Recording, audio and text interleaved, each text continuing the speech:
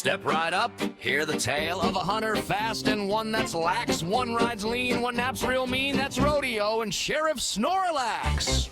Boots hit dust at the edge of town, coins go jingle as the sun goes down. Rodeo grins, tips his hat low, another pound he's trying not to show. Posters say wanna in pixel ink, last seen running before you blink. Sheriff snores in a rocking chair, but don't be fooled, he's aware. From the saloon to the power line, every outlaw stuck in rewind. If it glitches, cheats, or tries to flee, Rodeo says that one's coming with me. Swing it wide, let the speakers crack. Bounty on a game, bring it back. Through PC City, neon glow with Sheriff Snorlax moving slow. From PlayStation Valley, dust and sand to Nintendo River's shimmering land. Hit pause, lock it tight. Rodeo rides through the night.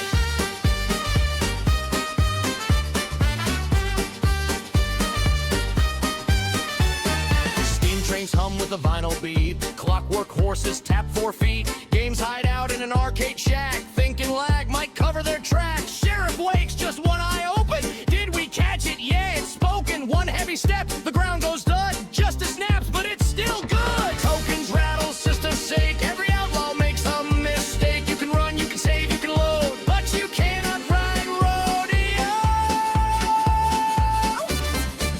Hair swing it hot, let the rhythm bite. Another bounty wrapped up tight. Across controller canyon, past joystick planes. They chase those pixels off the rails. Sheriff Snorlax guards the gate. Dreaming justice wide awake. Hit pause, lock it tight. Rodeo night. Static buzz and a record scratch. Outlaw games try one last patch. Rodeo laughs, spins the cord. Son, you respond and just got floored.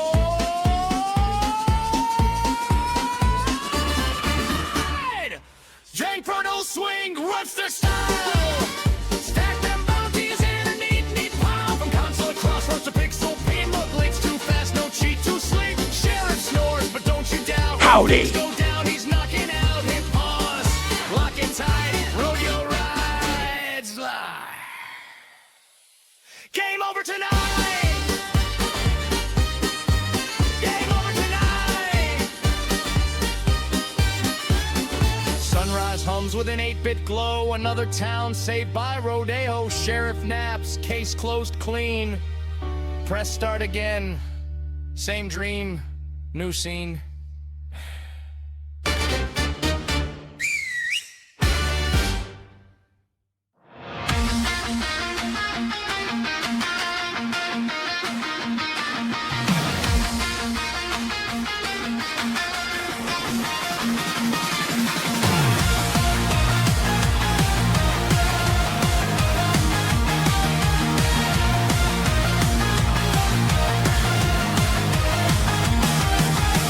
Red sky burning on the highway dunes. Debt collector singing doom and gloom. Empty pockets busted, reactor core. So me and my bot go to settle the score. Built her frame from scrapyard steel. Every dent and spark made her real. Now we rock it through the wasteland hot. Just a girl and her giant bot. Every raider tank we blow apart puts another credit on my card. Every outlaw crawling in the dust means me and my bot can fuel back up. Chase, stick, giant robots, neon engines making black tops pop.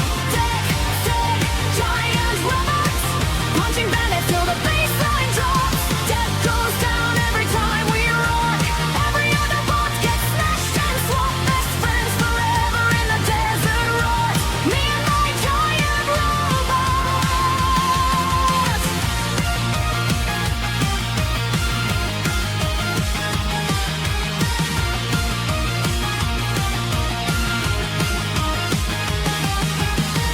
Rocket boots kicking up the sand. Chain gun blazing from her metal hands. Took down 6 bots at the canyon ridge. Sold the scrap at the trader bridge. People say that the world's gone bad, but honestly we're having a blast. Nothing beats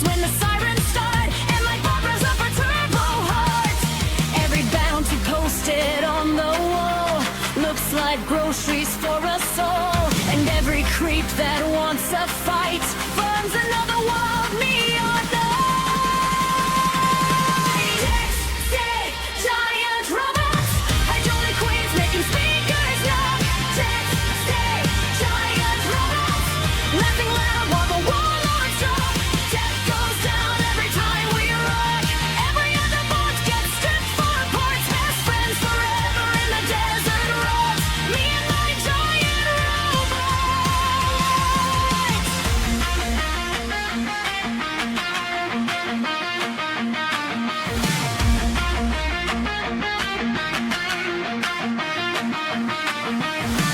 Maybe someday we'll be rich and free.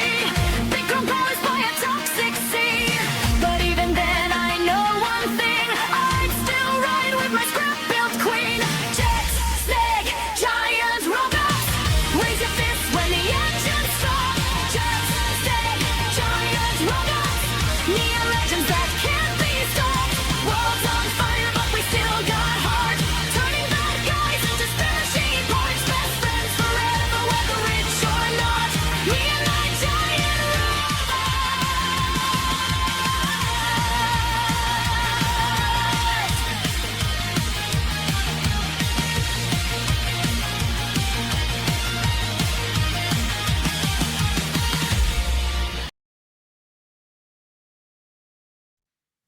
Hello, everyone. Welcome to the Retro Rodeo, where we are retro. I am Rodeo, and today we start a brand new game.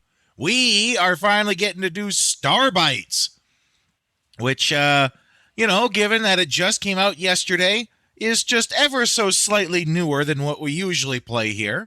But we are playing this today thanks to Vagrant Dart, who made a bounty out on this game. He paid the $100,000 dues to have this be the next game that we play here. And I think that's because he knew also it was a game I was interested in playing.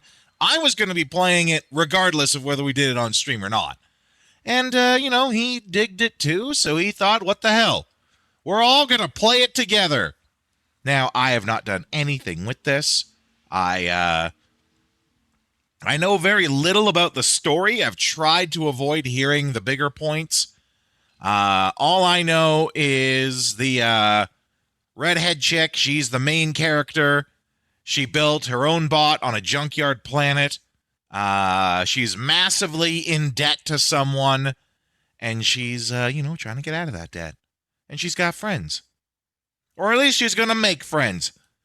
Regardless, let's hop right in. I hope everyone's having an excellent Friday.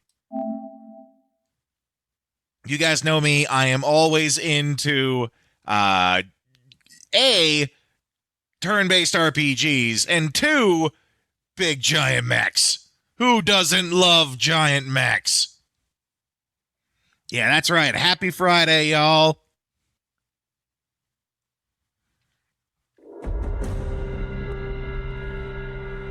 Okay. As always, whenever we're starting a new game, if the audio levels are going nuts, feel free to tell me. I haven't got the PNG tuber fixed yet, so I am aware about that. I think it comes and goes with it being in sync properly. I don't know how to fix that. That's on my list of things to do.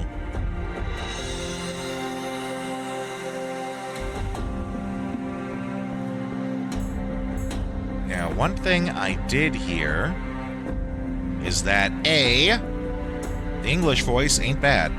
Yeah, in sync, you say. It's gonna be me. I do hear the English voiceover is not bad at all. We're gonna do that. I'm generally a fan more of the English dubs than the Japanese. What I do hear, though, is that the game could be a lot harder. That it's kind of too easy. So we're going to actually start out on hard. I don't usually do this. Normally my thought is that the normal difficulty is the difficulty that the developers intended most players to do.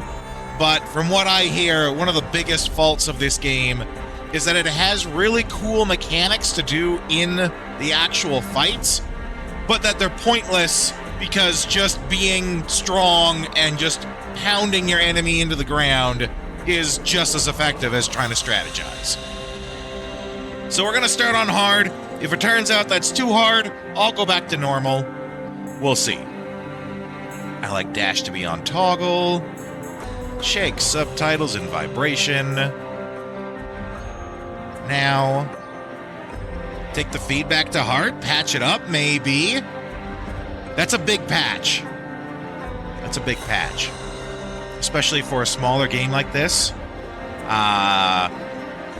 I think the more realistic one, which, you know, I'm with you. I hope they do it too. I think the more realistic one, though, is the developers take what was learned here and apply it to a new game, like their next game, and they don't repeat the same mistakes again, hopefully. Okay, so what I'm going to do, this is kind of how I like to do, audio. I like to have the music down 60, special effects at 80, the voice maxed out. That way, it helps to make the voice lines a little more clear. I do this for pretty much all games, actually. Gonna save those changes. I like how it's asking me to set the difficulty after I've already set the difficulty.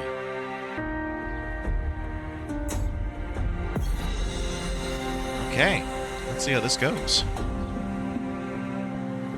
We have made our mistakes, and now our universe is on the brink of its demise. In an age-long past, mankind made its departure from Earth, intent on finding resources in the stars beyond. A cosmos teeming with raw materials at their disposal. Scientific progress advanced in leaps and bounds, bringing about the widespread commercial use of teleportation and cybernetic technology. Goddamn Humanity corporations. was thus ushered into a veritable golden age. It was only a matter of time, however, before it was plagued once more by resource depletion, overpopulation, famine, and class stratification. As human lifespans increased, so too did mankind's resistance to change, with wealth and power monopolized by a select few. The struggle to protect what one possessed and to take what one didn't continued. These societal ills came to a head when a long-running conflict between the Interplanetary Republic and the corporate coalition erupted in war, plunging the entire universe into a living nightmare. Pretty normal corpo shit. Then came the silence of the stars. For reasons yet unknown, starships dotting the atmosphere of a remote planet known as Bitter crashed down all at once, bringing hostilities to a close. Until then, the planet had been a frontier of civilization, hailed with hope as a paradise for interastral immigrants. Once devastated by the Modern tremendous day, aftermath, just somewhere else. Bitter Same fell shit, silent. different planet. Now, 45 years have passed since the war's end. And much like flowers resolved to grow through concrete, there are many who seek to build a future on Bitter's ruins. Okay. I think that's gonna be us. Well, that's definitely us right there.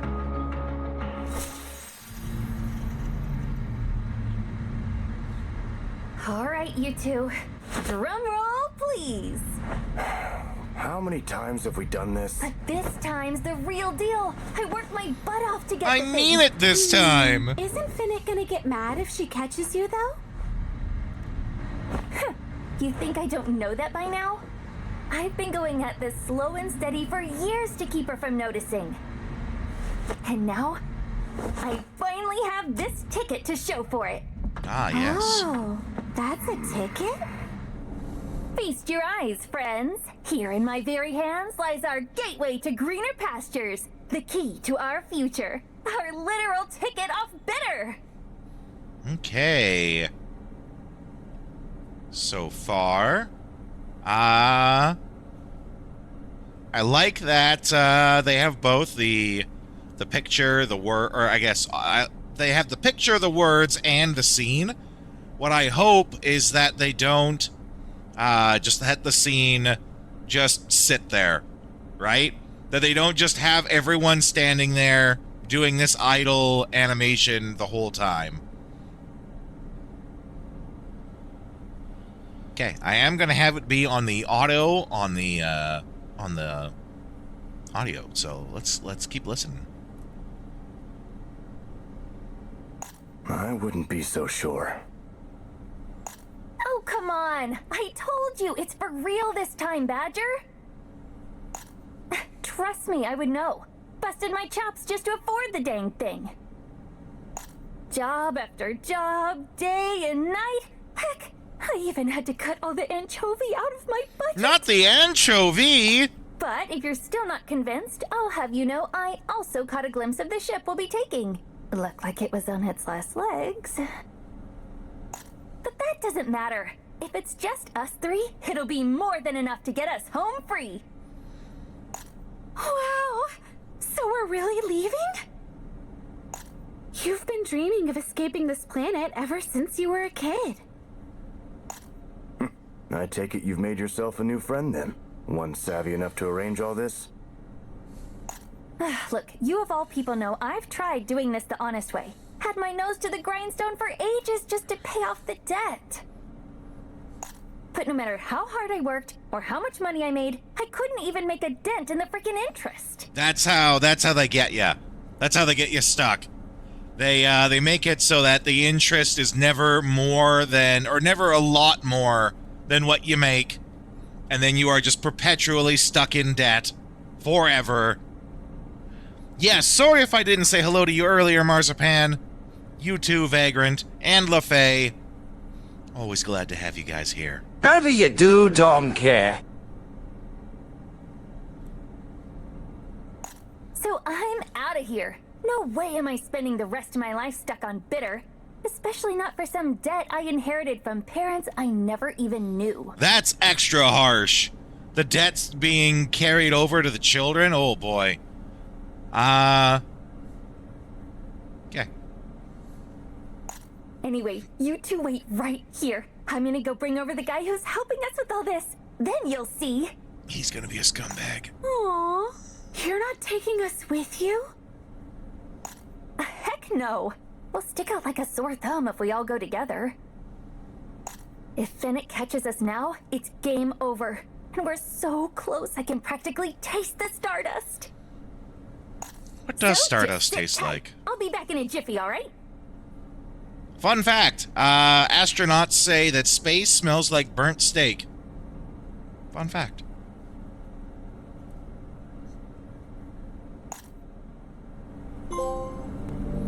Okay, trophy just for starting to play. So, there were some comments made in the reviews about the graphics of the game. A lot of people are saying, that it's like PS2 graphics, and they don't mean that as a compliment. That it's kind of, like, this game could have been a PS2 game, and you wouldn't be able to tell. Which, maybe that's a little harsh.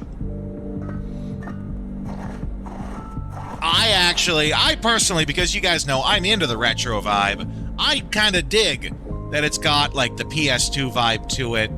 Yeah, the graphics could be more sharp or something like that, right? But, like these cables on the wall here, instead of being just like a flat line and then another flat line and a slightly curved flat line and another slightly curved flat line, like that's pretty low grade, right? That's probably the kind of stuff that they're calling out with that. That sort of thing could be fixed. They could just make it one solid curve, you know, do that proper. And, you know, you can kind of see that in a few other places. But if we're talking, like, the models that are here, the actual characters, I dig this. I like, it feels like a colorful PS2 game. And for everyone who played PS2 games back when they came out, there's a vibe to them. Like a more carefree, we're going to experiment and we're going to do wacky things, crazy things. We're going to have bright, colorful outfits on our characters, and we don't care, right? Like, we got this bright yellow and orange, bright red on her. We got some blues and some oranges, some whites on him. The bright colors, I think, really help out to help establish a style for the game, right?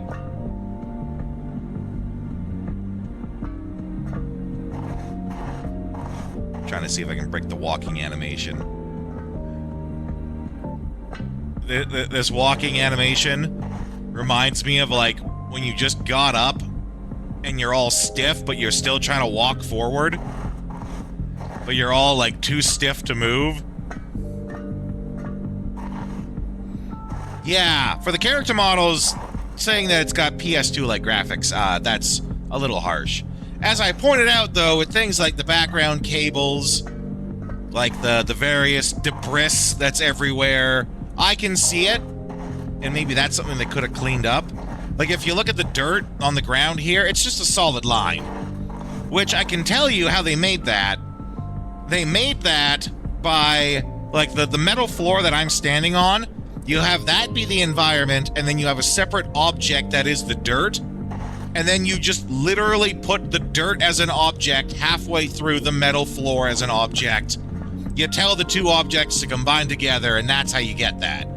And it's kind of a lazy, it looks like the dirt's piled there, but because of the rough lines, because those are the only parts that go over top of the metal floor, it's just a solid line, right? Whereas if you wanted to clean that up, make it look nice, you would then put, you know, some other stuff around, some more dressing around to sort of hide the rough lines.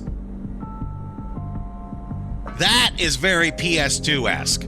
Because, you know, back then we were limited in the memory, the capacity, and everything that we could do. Shortcuts had to be made. That's fine. Nothing wrong with that in that case, but with things like this, that's how they could have cleaned this up and done it better. I do think this is a smaller team that made this. It is NIS or NIS, I can't remember how you pronounce it. They're the publishers. And, you know, they are a competent publisher. They shouldn't be putting out games that they don't think are good. There does definitely... They're a big enough one that there has to be a quality check to everything. Like, especially if you look here. Like, if you look at her feet, just, like, going into the model. So there could be some quality assurance done there on that sort of stuff. I'm only going really deep into it right now. Just get into it early on, rip that Band-Aid off so we can enjoy the rest of the game. But still have the, you know, appropriate discussion. Akina Games made it. Their track record is largely unknown, yeah. I feel like we'll get similar situations as we go through the game. So I'm just sort of focusing on it now, and I'm not going to draw too much attention to it later. But if that doesn't bother you, right? If that sort of stuff in the background doesn't bother you, you care more that the characters look nice. We also haven't seen the bots yet, right? The bots might look really great. Also not a fan of, if you look at the robot on the left, how, I can't remember what that's called. They intentionally fade things out so they don't have to render them. Not a fan of the fact that the render distance is really short. Like, I got it set here now so it's like half the robot's head. And you do that mechanically by just literally giving the programming, you know, you say, render objects this distance close to me at a higher whatever. But I don't like how short that distance is the point I'm getting at. Especially with something in the foreground. They should have it be really short for things in the background and a longer distance for in the foreground, because it's right at the front and center, right? Looks really bad. We should be... There's no reason on a PlayStation 5 game that we shouldn't be able to see the entire model. A large patch addressing many concerns would do wonders, I'm sure. And we live in an age where that's possible, right? Talk about things on the PS2. You couldn't do that on the PS2, or it was extremely rare. There was only a few games that ever benefited from that sort of thing. And it was pretty rare back then. But there's no reason on a modern console that we should have this issue, like the rendering distance there. This is like something they'd have on the Switch, right? On the Switch with its lower capabilities, they would do something like this. But on the PS5, there's no reason that we shouldn't be able to see everything crystal clear. And what's weird is, or not weird, but funny, you look at the half of the robot there that is rendered, it looks nice.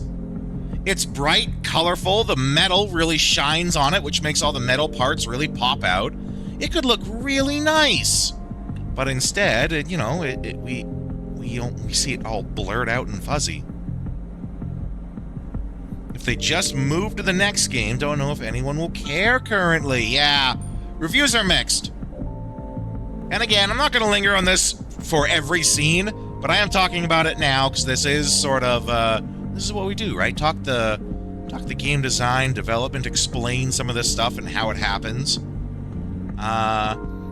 But the models, like if we look at this robot in a whole, looks great. I love that. And I love the PS2 aesthetic of the characters, right? I said that before, bright, colorful, everything stands out on them. Okay, we're not going to linger on anymore. I'm excited to see the bots. Oh, I don't like how it stays on the auto when there's no dialogue, when there's no voice line for it and it's just words. How about a few rounds of shots to celebrate? Okay. One of the other comments I heard is they don't really... The characters very quickly establish their tropes. No, not tropes. They establish their roles in the story, right? Gwendol, as we could see, she's even now obviously the ditzy blonde. She's probably a lot of fun, but she's the ditzy blonde. Badger, I think this guy's name was. Badger's the more serious, grounded type. And from what I hear, what? Lucia? I can't remember her name. The main character. Lukita. From what I hear, she's the hopelessly optimistic type. Which is great. You know, there's nothing wrong with that. But there's nothing wrong with sticking to those stereotypes and archetypes, tropes of characters. Let's see if they do anything with them, though.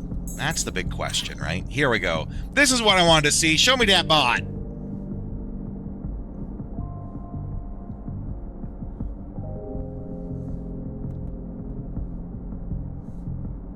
Right. Uses a slingshot, I think, as its main weapon. Which is a little weird, but weird is good in this case. I do like the stickers on the bot. I do wish they were a little more vibrant in the colors, because as I was mentioning before, you know, that's helping to establish sort of the vibe of the game. But, you know, this is okay. We can't see the others, unfortunately. Alright. How exactly did you find this, smuggler? Oh, you know, a girl's got her methods. Oh boy. I do think we can customize them. I'm pretty sure it's the classic situation of, you know, different parts will have it look different on the bot. And as opposed to having equipment, we have parts. Oh yeah, what's the deal with the bot? Can we see? No, he's just there. He's chilling. There we go. There's our run. I do like that run animation.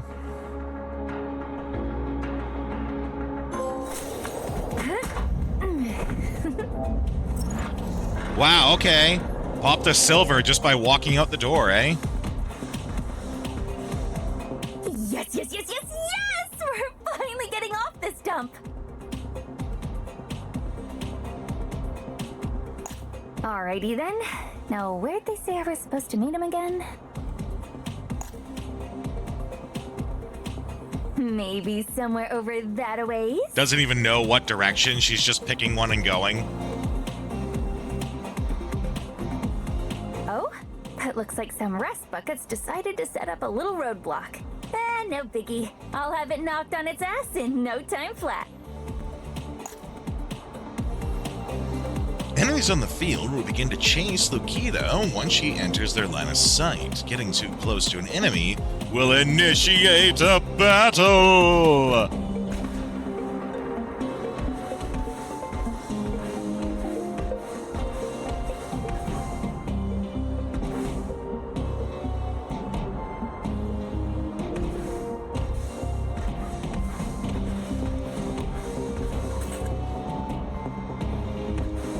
The trophies need to be more chill. Having a bronze trophy for starting the game, that's cool. I'm okay with that.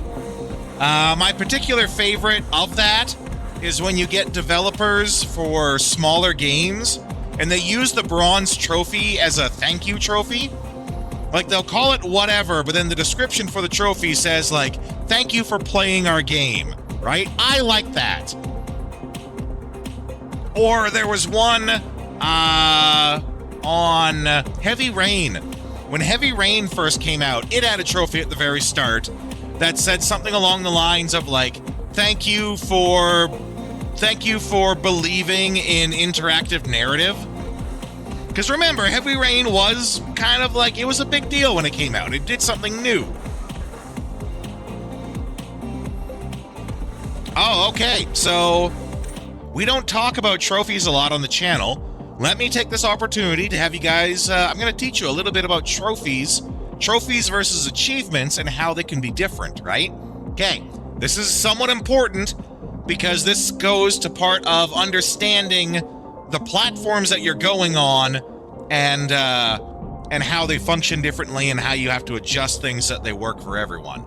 So on PlayStation consoles, there is no set limit to the trophies that you can get. There is kind of a loosey-goosey in the background like total that goes there, but you could have a game that has like a platinum trophy, a gold trophy, and then just literally every other trophy in the game is a bronze. I've seen that in games.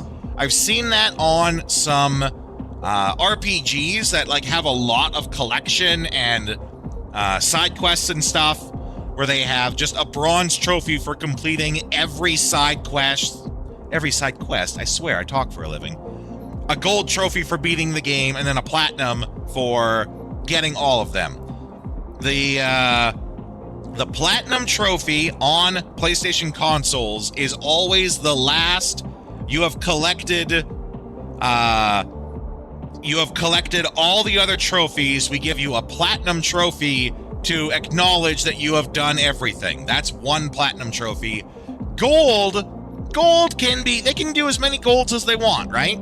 I've seen some games that do, you know, a platinum trophy and 5 golds for getting through the entire game. Now, I don't know the exact numbers, so those numbers will flux. I don't know them off the top of my head. But, loosey-goosey, they can pretty much do whatever they want on PlayStation, and there's just sort of a loosey-goosey guidance system, but nothing's set in stone, right?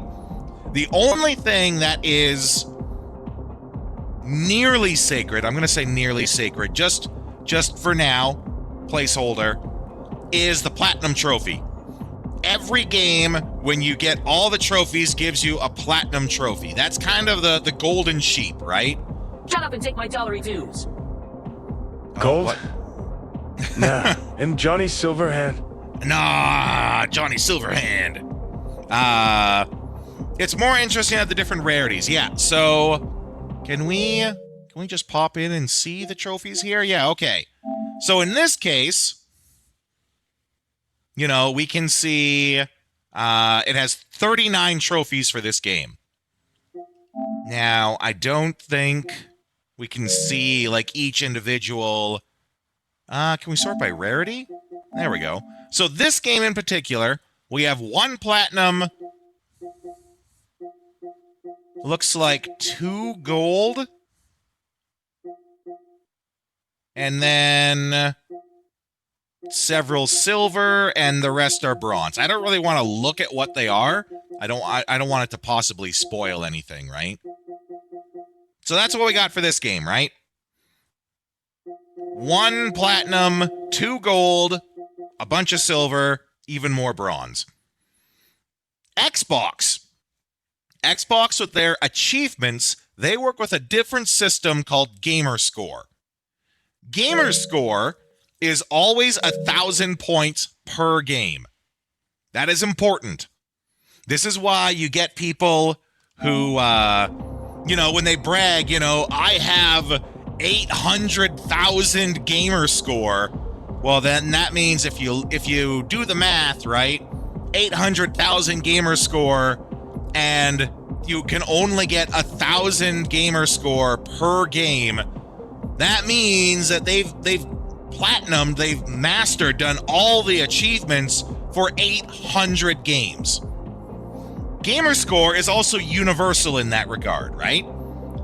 Now, that's how that works. They just give you a certain number of points. The points are arbitrary. They don't have a set number of, like, a gold trophy is worth 200 Gamer Score or 400 Gamer Score. They don't have a set total for it. Again, they can kind of just do whatever they want so long as it never goes over 1,000 Gamer Score for each game. Okay? Now remember, these are the same tasks that are getting completed for each game. The game developers, they are the ones who send Sony and Microsoft, send them the list of accomplishments that need to be done. Now, on Nintendo's part, because I'm sure the next question is, well, what does Nintendo do? Well, Nintendo, they don't do it at all. Nintendo is actually staunchly against doing any sort of trophy, achievement, anything like that. They are absolutely against it.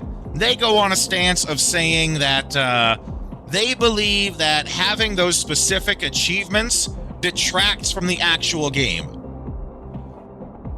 They think that achievement hunting, trophy hunting, actually takes away from the game, and that the game should just be enjoyed for the game, and that doing specific things just for the sake of getting a trophy or an accomplishment detracts from it. That's their official statement, at least. So Nintendo doesn't do it at all, though the funny thing is there are many Nintendo games that have the same, like, achievement list in their game, but it's just integrated into the game. I can't think of one off the top of my head, but it's literally the exact same list of trophies, but it's just like an in-game system that marks it for no additional benefit. It's just there so that people who are playing this game on a Nintendo console can still do it, right? It's weird. It's weird. But you guys know I always like to add a little bit to it. This is me just explaining how trophies work. Trophies, achievements. So for all of you who already know this, these mean nothing to you. Let me get a little twist on this then. What do you do when it doesn't match up? Because I made it very clear that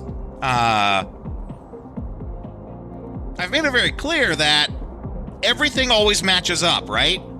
Actually, one addendum to that, where it doesn't match up, is on Xbox.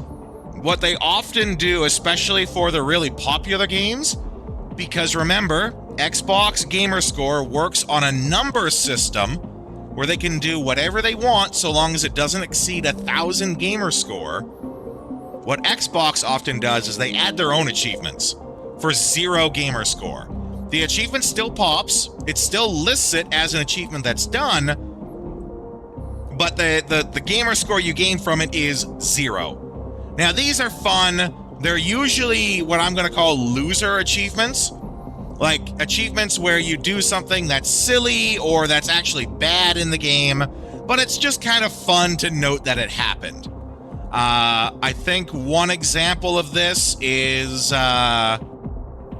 No, actually, that's not right.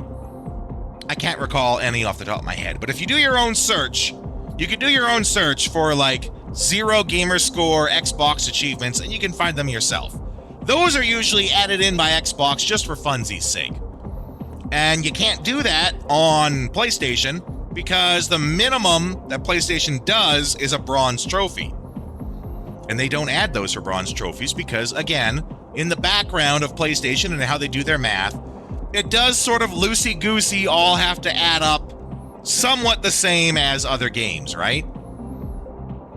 But there is one extremely prominent game that actually this system is broken on across different platforms. The original, or I guess it'd be the HD remake, not the new one, Resident Evil 4.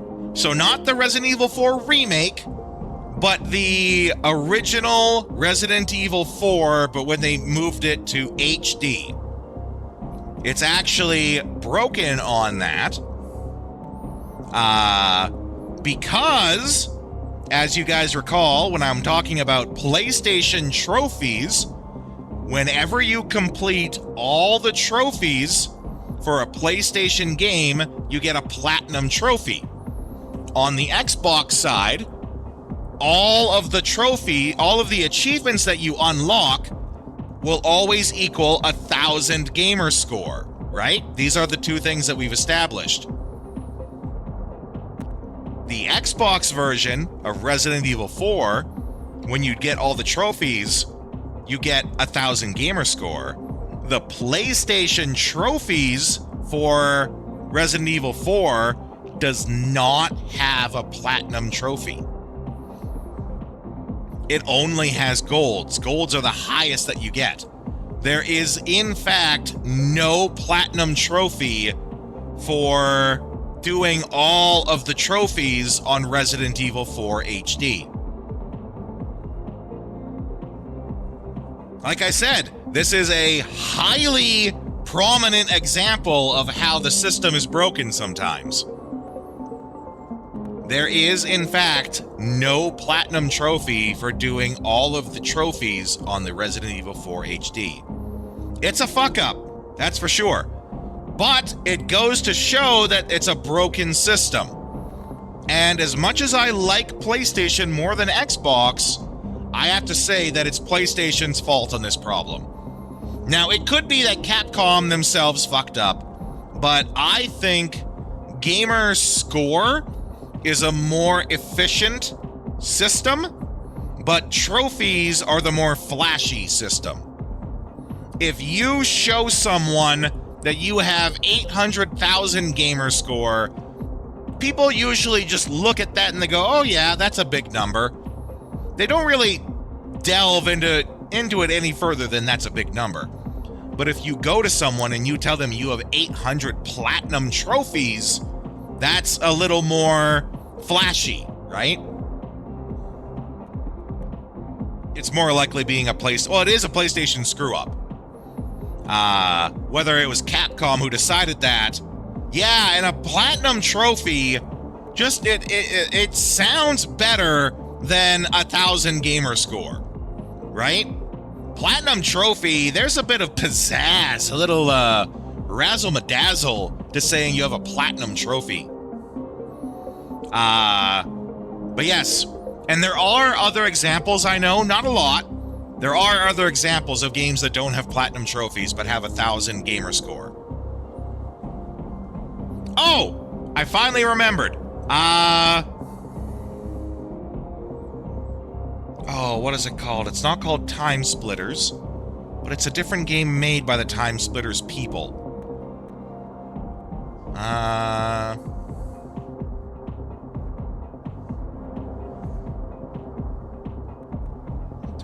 Free Radical Design. Okay. Free Radical Design Games. I'm gonna know it in... No, it's not Crisis. It's a silly, goofy game. Maybe it was Time Splitters.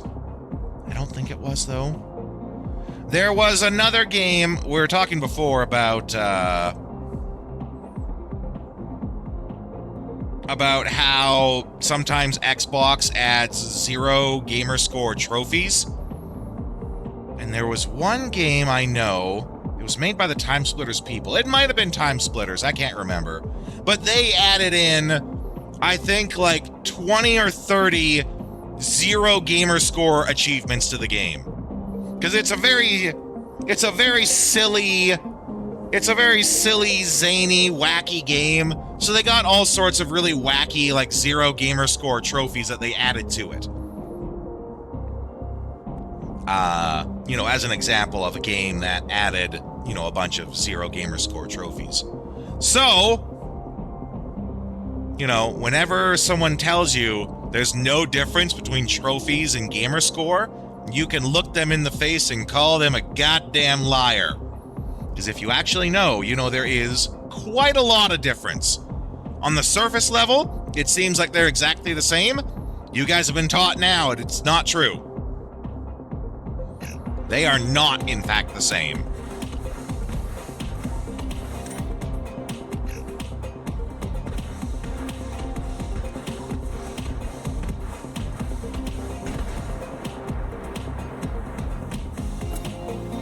That was a delightful little tangent we went on. I enjoyed that.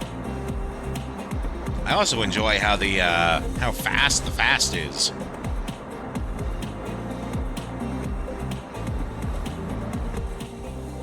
Whoops! Definitely not the right way.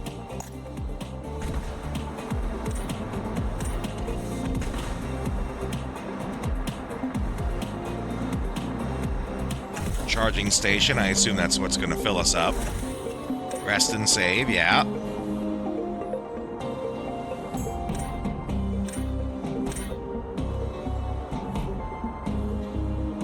So if you guys have any more questions about trophies and achievements, feel free to ask them.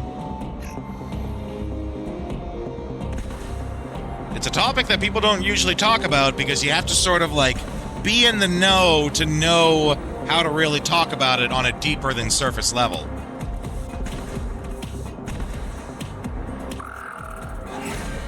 Let's do this thing.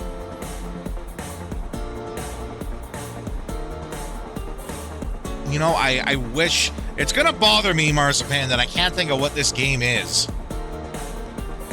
All I remember from it, very weird, very wacky. I remember there was sniper sections in the game. There was sniper sections in the game, but instead of just, like, handing you a sniper rifle, what they did is, if you guys have ever played Silent Scope, like Silent Scope and how it has like the mounted sniper rifle in the arcades, their sniper sections in their game is basically Silent Scope, where it's actually like a mounted arcade console that has the sniper rifle built into it, and that's where you do your sniping sections of the game. The game is very comical, very tongue-in-cheek, very self-aware. And it's basically making fun of other video games throughout the whole thing. But for the life of me, I can't remember what game that actually is. Okay. Attack, skill, guard, items, escape. Yeah, please do, Marzipan. I wish I could remember.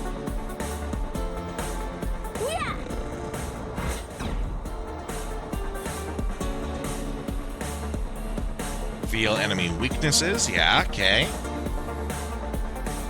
All enemies have weaknesses that can be exploited. So this system, I believe, it wasn't Haze. Haze was the one with the guys that were on the honey or the nectar or whatever it was called, right? Wasn't that? This was also a PS2 game.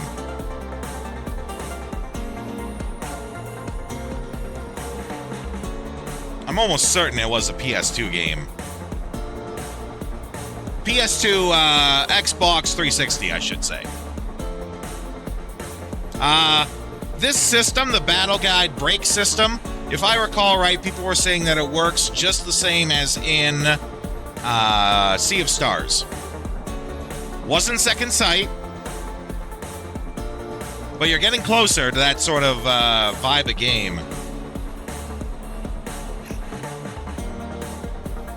Okay, we got the turn order in the corner.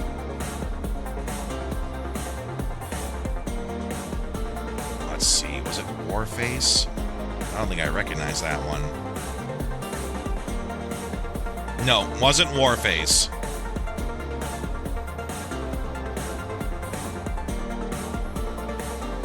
Turn order in the top left.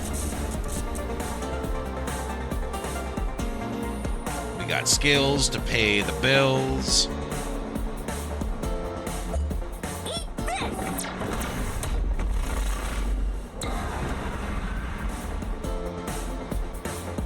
Yeah, so driver's high. Kind of their overcharge. Limit break, if you will. Hit an enemy, driver's high gauge will charge. Once it's full, you activate. Lets you immediately do another attacker skill. Your skills will be upgraded, granting more power and altered abilities. Okay. It might have been a Time Splitters game. I don't recall.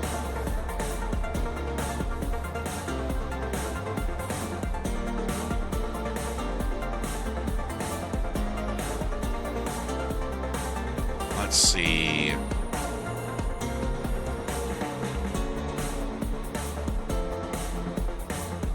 Time Splitters sniper rifle. No. Because Time Splitters has an actual sniper rifle.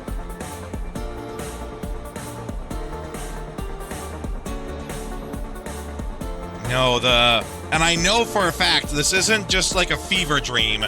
The sniper rifle sections in the game I'm thinking of, the sniper was stationary. It was actually like they were making fun of Silent Scope. They were making fun of Silent Scope, and the sniping sections were basically just Silent Scope, but with a real gun.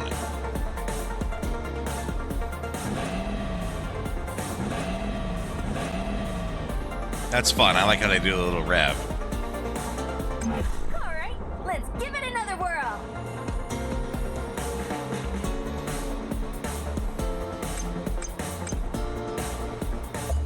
Eat this! Yeah, so that is much more powerful. It added a second ability to it. Another mission accomplished. Okie dokie. Now with that taken care of, I think it's about time I got moving.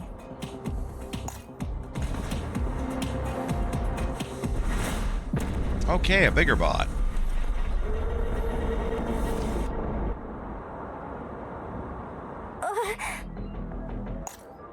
What the? Where the heck I don't did think it was this thing come Crytek. from?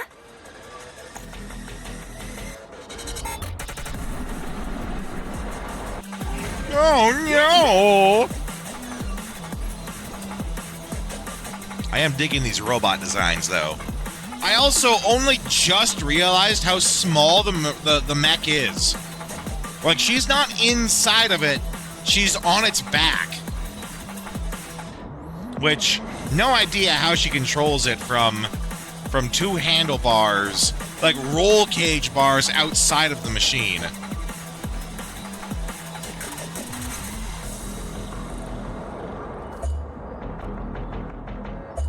Bam! More where that came from.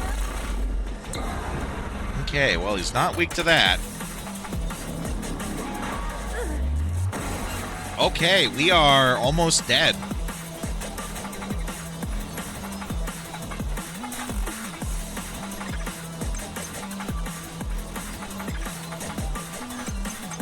Well, I did just save, so if it turns out I just die here, then we know that, you know, this big fight's coming.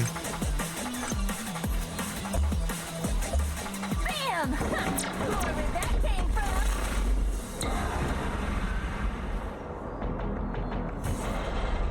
No, not like this. So is that really it? No, that's what I thought. It's a scripted thing. Why is it so strong? No, I can't. And this is go when her down friends are going to there. come in and save her.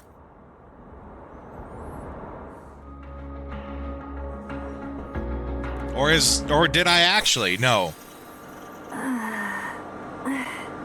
Oh. Yeah, I think it was scripted.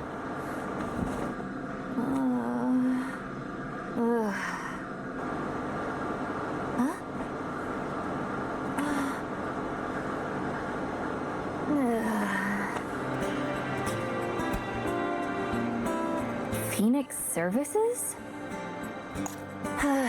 Guess that explains why my pockets feel so empty. Wait a sec. They shouldn't feel that empty. Uh-oh. No way. Don't tell me. The ticket! It's gone! But how? Did the rescue people take it? I have to find Fennec. Well, shit. Phoenix Services rising from the ashes. Unpaid fees will be added to pre-existing debts via our deferred payment system.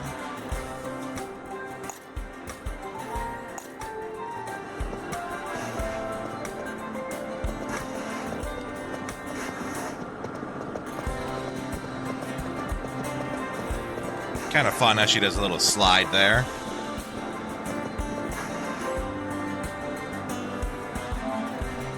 View the diary. Bounty Hunter. Gwendol, Bounty Hunter. Her switch totally flips whenever a fight breaks out. You gotta bring the target in alive to collect the bounty, idiot. Her earnings are decent, but not enough to cover the cost of her drinking habit.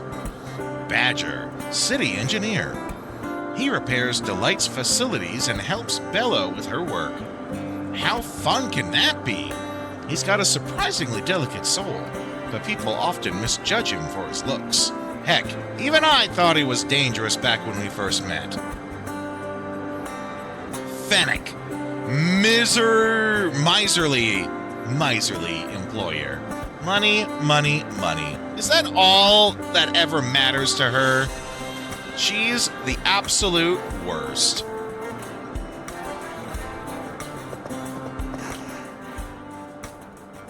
When did you get back?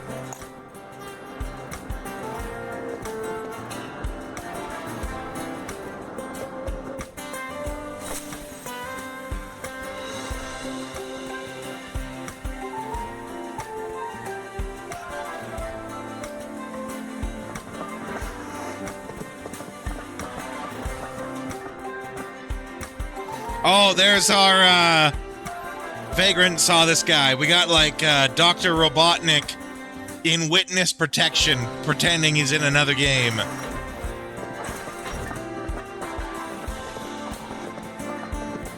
I guess he's not pretending he's in another game. He's in witness protection in a different game.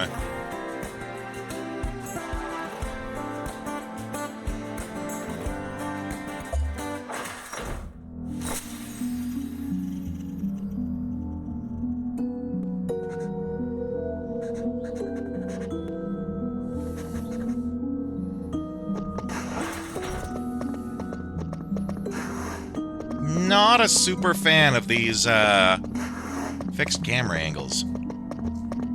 There's a time and place for fixed camera angles, and this isn't This isn't one of them. Fennec!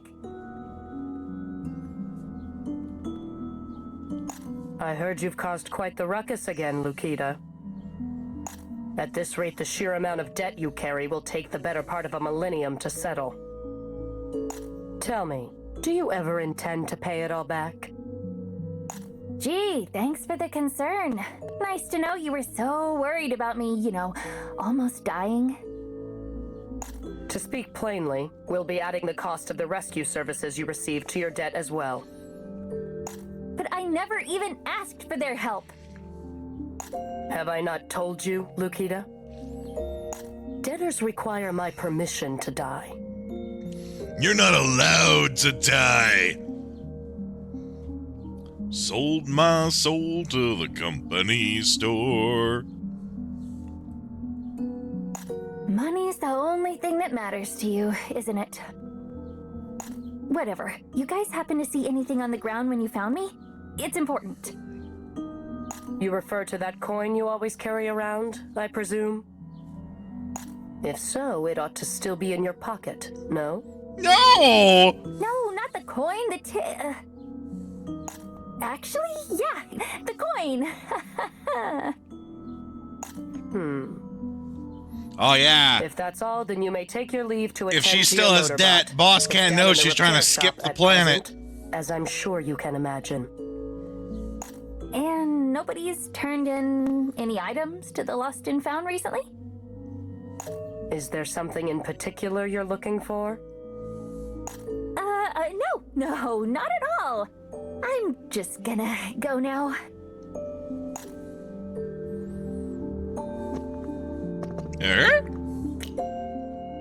Wonder how much I could get for this.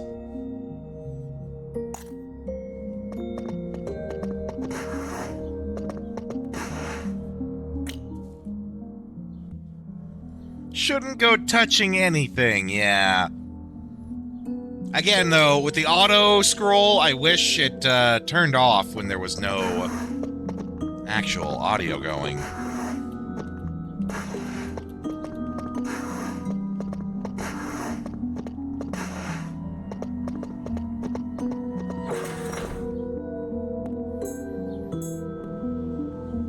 The Delight Tower. Something tells me it's quite the opposite. Lots of robots, eh?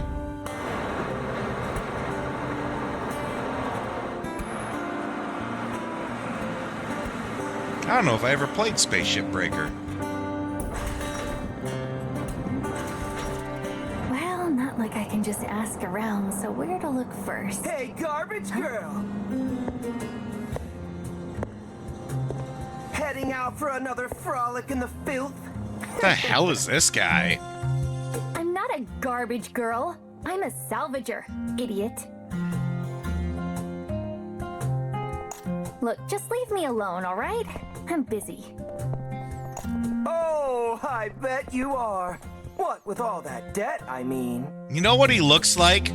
He looks like if Tintin put on 100 pounds and dyed his hair blonde.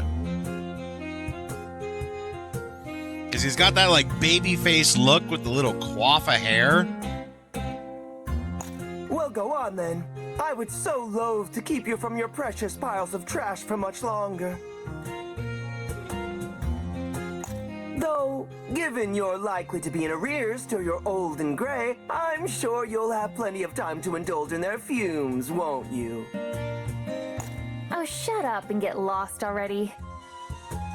Oh, fine, fine. I don't suppose I should be associating with someone so far beneath my caliber anyhow. If you're so special... Oh, the slime what are ball you doing prosecutor trapped on from this planet with Phoenix the rest of Wright? us? Which one? Aren't there lots of them?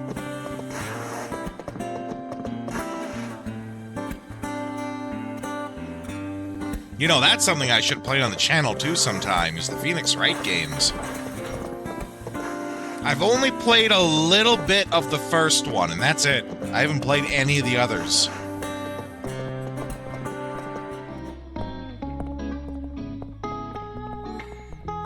Feel on top of the world. Oh, it's a toupee. Nice.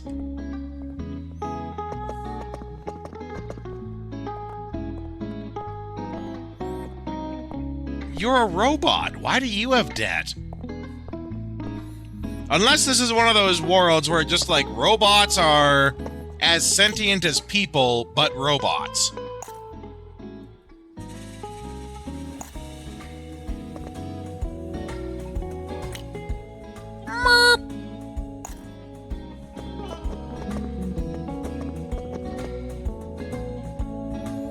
Oh my god, the cat doesn't even move, it just rotates. It rotates on its central point. Oh my god. Come on, game. I'm trying to find... Okay, if I push it, it does a little bit of an animation. But if I'm just, like, sharing it square, it does a pivot on its central axis.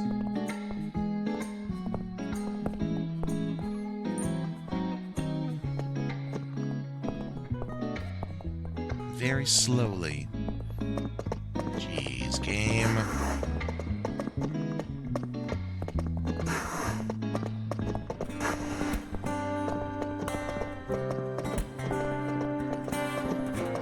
I do want to hear more about why is it that, like, people are... robots are people?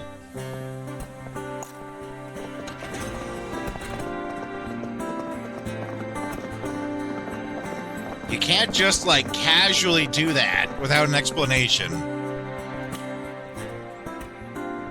Rest assured, you will always be safe in delight. As long as Fennec is around, no one will dare lay a hand on the city. Also, I can apparently claim a gift, okay. I am afraid I don't have any packages for you today.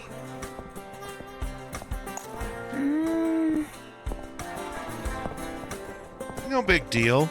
Not like anyone sends me mail. Ooh, except for Uncle Manta.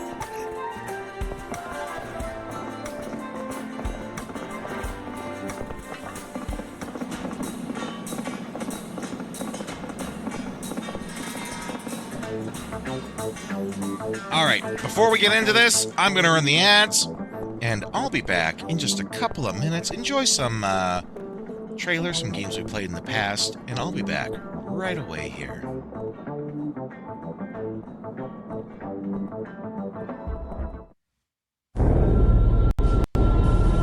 One year has passed since the Third Energy incident. Dr. Kirk's research on Third Energy has been taken over by a government agency, and massive research has begun at a base somewhere in the Midwest. However, in their pursuit of immediate results, they have failed to take the necessary precautions, and once again, an accident has occurred. This time, the entire research base, military institution, and a small town close by have disappeared. In their place, there now lies a jungle from another time.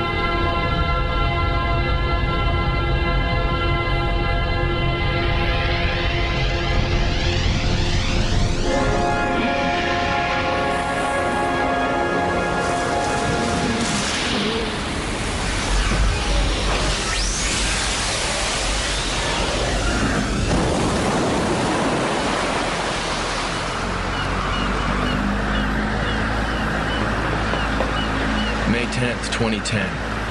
I'm about to step through a gate into another time. Or maybe it's another world. I'm being sent in with other members of TRAT. Our mission? To rescue 1,300 survivors and collect data on the Third Energy Project. Hey Sarge, where do you want this? Did you organize a transmission on this GPS? There's something wrong. Hey. Huh?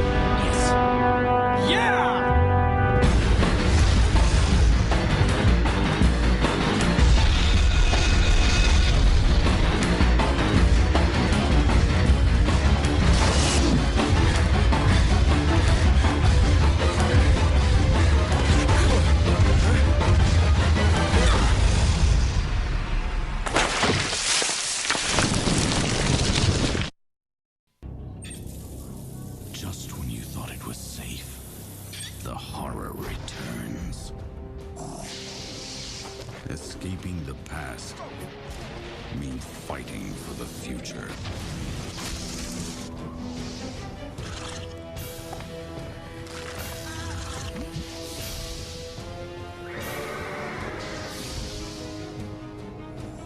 Parasite Eve 2, rated M for mature. Sega.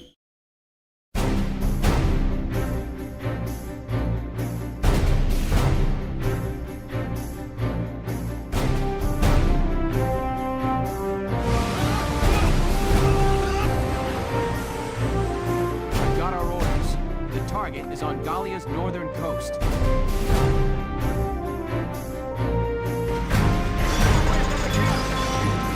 Enemy sighted.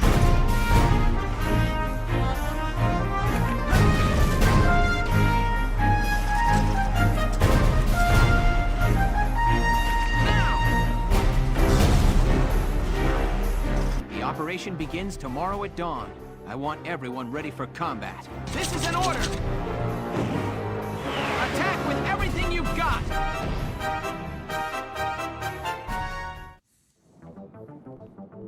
Okay. Let's get back at it here.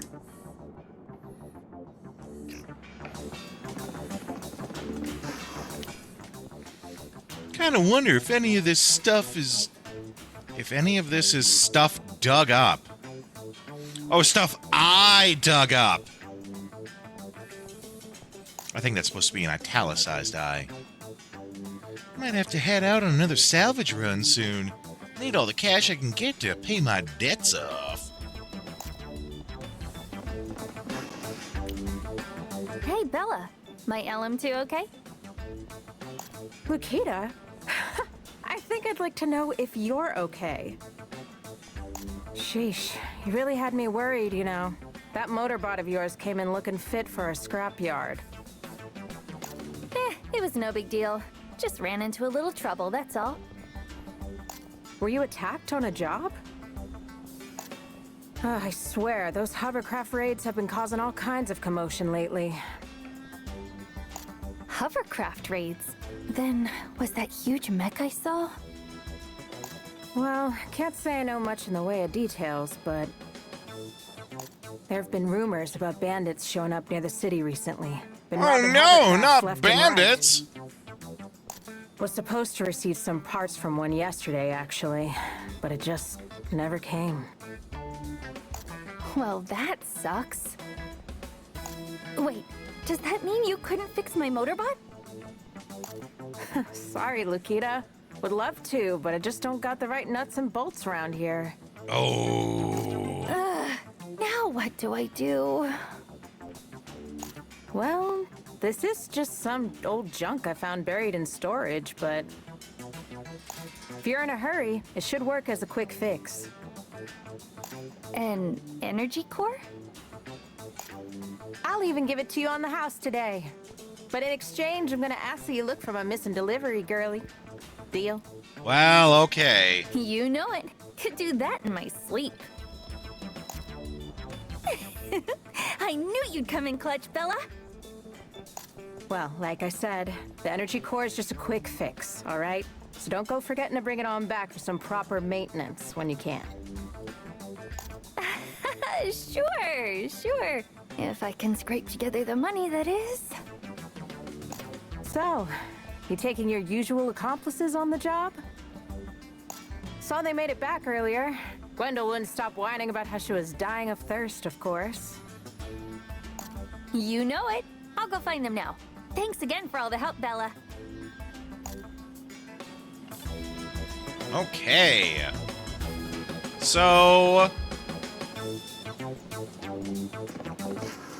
if I was to wager a guess, I'd say the three of these are our three characters' mechs. I know, crap, I can't remember her name. I know the blonde chick doesn't actually ride a mech, she rides like a bike. So I'm guessing that's it right there.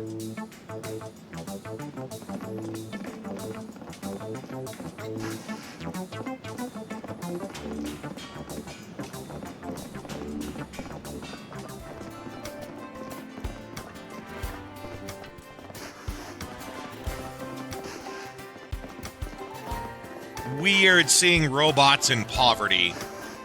Gwendol, that's it. Oh, there's our guy. There's our Dr. Not Botnik there.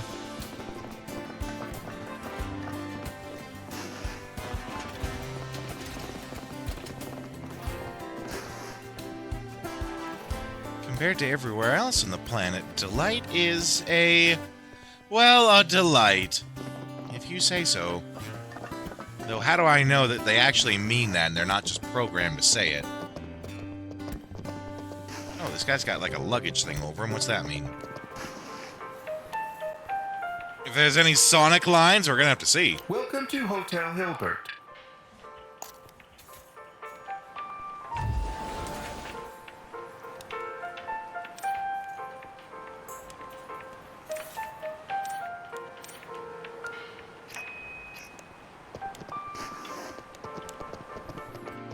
Weird that there's more robots than people.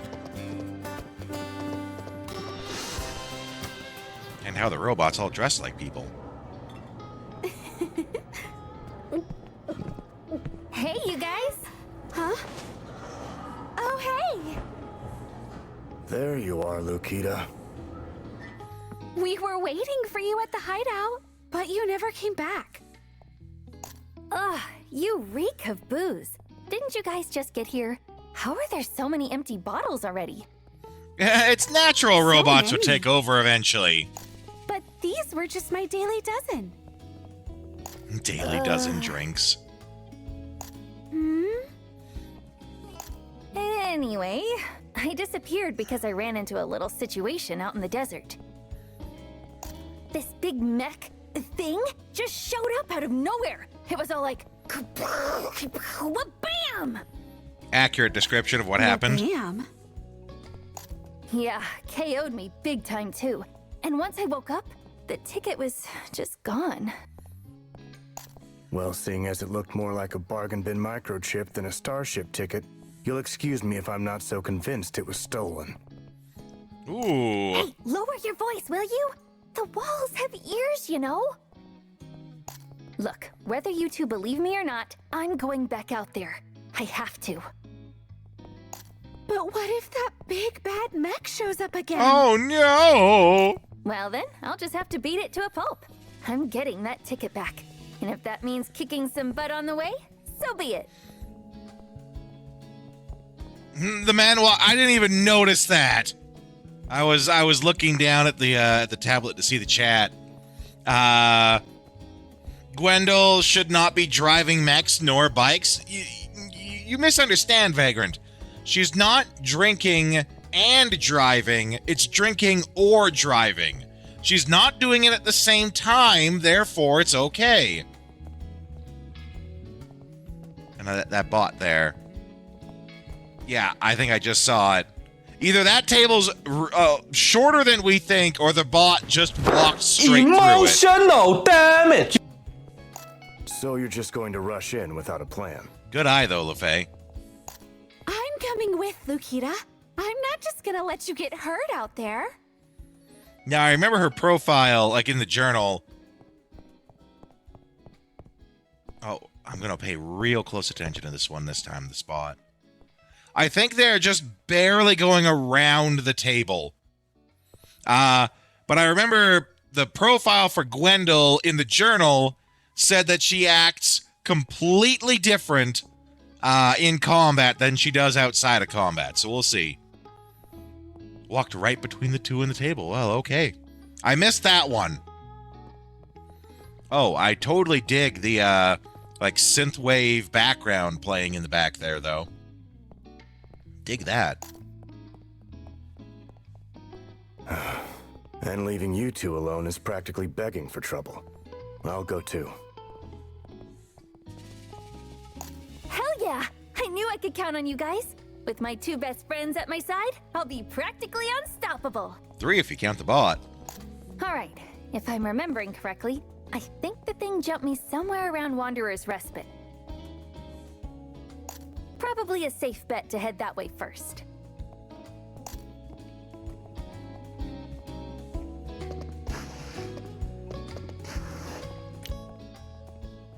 You know, Salute, I don't think I've ever seen you deny Gwendol a single drink, and her tab must be in the trillions. So why'd you cut me off last time? Because Gwendol's our #1 customer. We can't afford to lose a big spender like her. Jekyll and Hyde, but a hot blonde. That's what I'm thinking. I'm thinking she's all like ditzy and drunk outside of combat. This is weird. This walk cycle at this particular speed, it looks like she's skating. The gliding just doesn't quite match up right. She glides a little bit before she takes her step, and it makes her look like she's skating.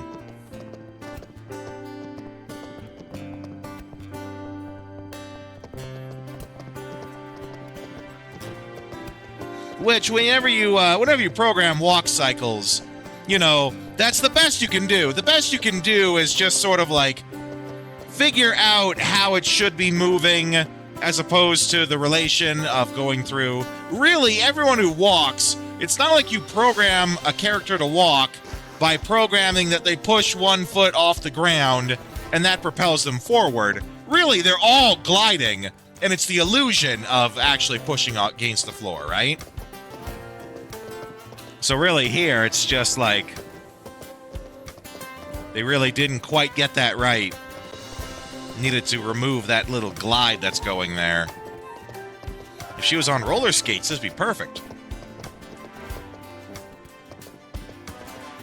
But this is a nitpick.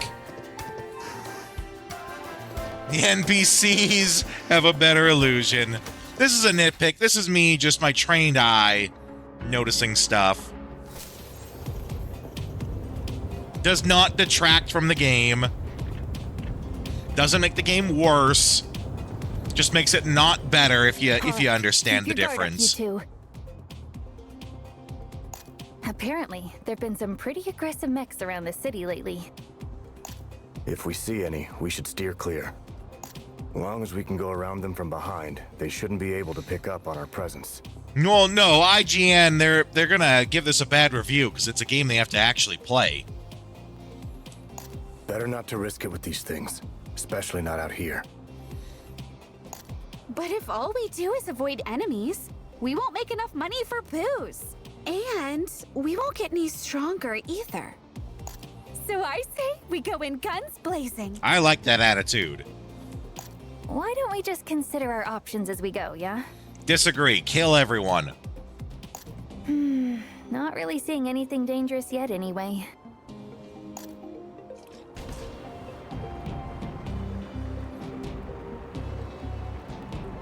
I think Gwendol has just accepted her fate. Oh, I went the wrong way. Ha, funny. That's a me thing.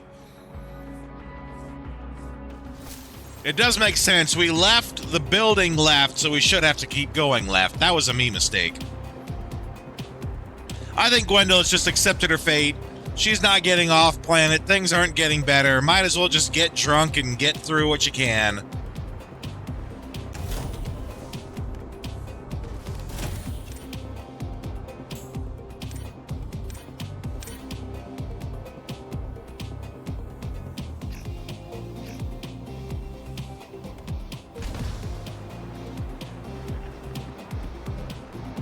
Okay, let's see how combat really goes.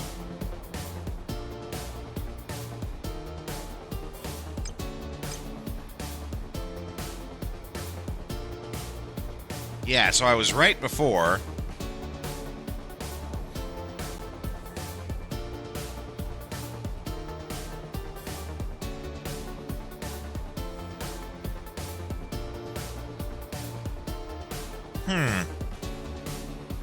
Okay.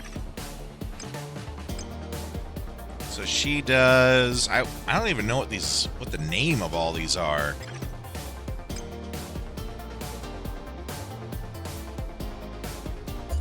Like the different types of attack, I mean. Locked and loaded. Oh, that's fun, though. How she, like, jumps off it, uses it to steady her aim. That's fun. I particularly like the teddy bear she has attached to the side of the bike, and how she rides it side saddle.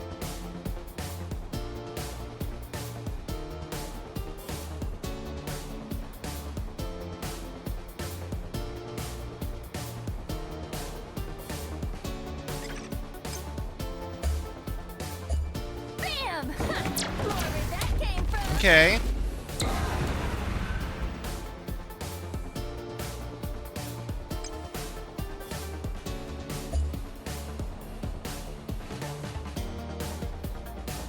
Oh, his hammer is built right into the arm.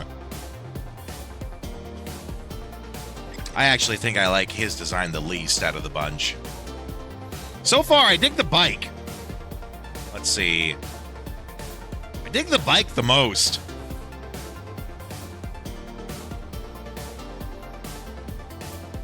So he must be, yeah, I can see the back of his head. He's actually in his mech.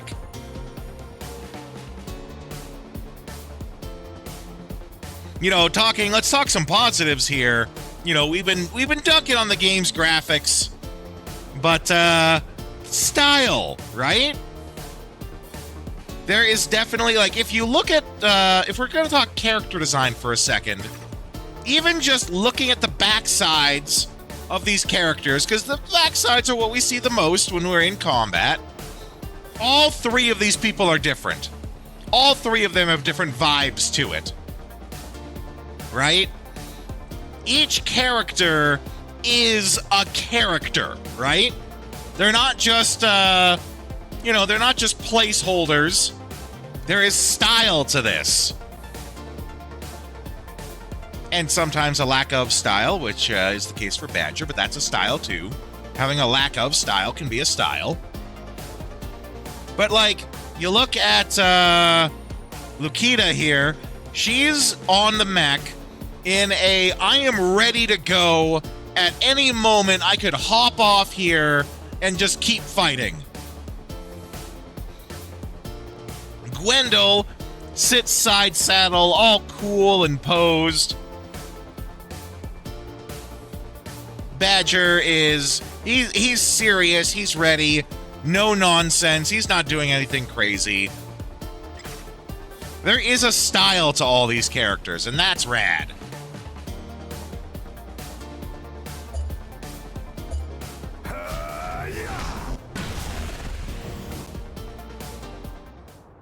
Think I've got the gist of their tactics.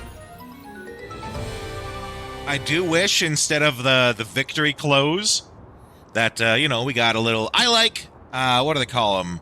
Flourishes? Like, when you finish a fight in Final Fantasy, everyone does a little dance, or they do a pose, they strike a pose. I like that, so I wish they had that. And they don't. We just see these static images.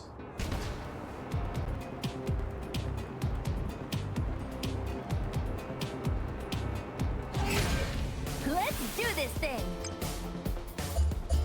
Eat this.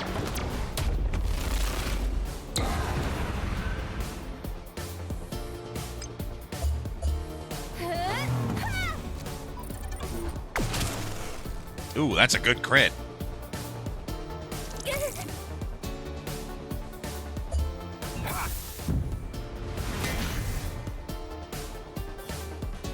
Oh wow, it must have like one hit point. Slingshot's a little weird. Slingshot's a weird choice for a weapon for your main character. I kind of wish instead of a slingshot, she, like, had a junk launcher. Oh, actually, maybe that's something I should pay attention to. Maybe the slingshot doesn't shoot balls, it shoots, like, junk. That would be more appropriate. Because, you know, she's so broke she can't afford ammo, right? So she just hucks whatever junk she can find at people. Remember our strategy. I'll have to pay attention to that.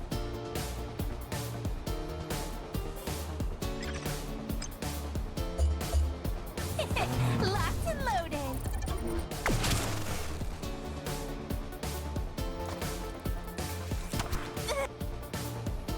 Okay. Do just a standard attack and pay attention. Okay, so it's a ball of energy. Okay. I do wish it was just like a ball of scrap. Double style points if she has like a little side pocket that's just full of scrap, and she holds the slingshot with one hand, just grabs a handful of scrap from the pocket with the other, puts it in the slingshot, and then shoots it. You don't even have to like show what the scrap is. It could be the same model. It's the thought, right?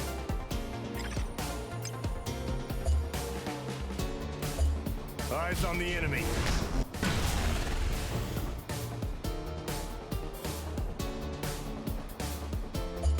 Bang!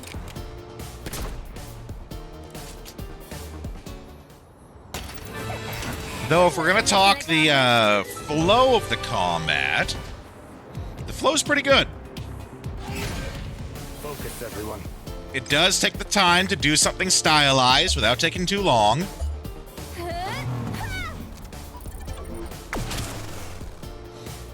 About 5 or 6 seconds for a special move. That's acceptable. That's perfectly fine. Bam! Whoever that came from. So that one was about 6 or 7 seconds. Eyes on the enemy. That one was 4. The flow of combat's good. They do something, but it doesn't linger too long. Because remember, the issue is we're gonna see these moves a million billion times throughout the game, right? You're not gonna have unique animations for it, so you get sick of it eventually. So having something that is good to look at while it's fresh in the mind and enjoyable, but also doesn't stay too long, drag out the combat. Nothing worse when you're playing a game than, casting Knights of the Round and it takes 11 minutes for you to go through the entire cutscene. I don't think it's actually 11 minutes. I can't remember, but it's long. But you have to do the move because it's your best move, but it takes too long to do. That's the worst. Calling out, Final Fantasy VII for some of its obvious faults. Because clearly no one else is gonna do it, so I gotta. Woo! Let's take him down! Bang!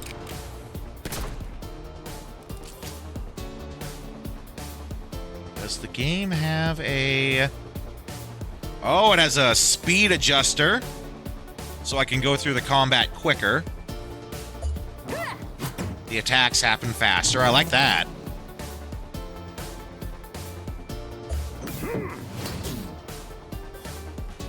Fire! It doesn't have an auto combat button, which I do like auto combat, actually. I do like auto attack for those quick battles.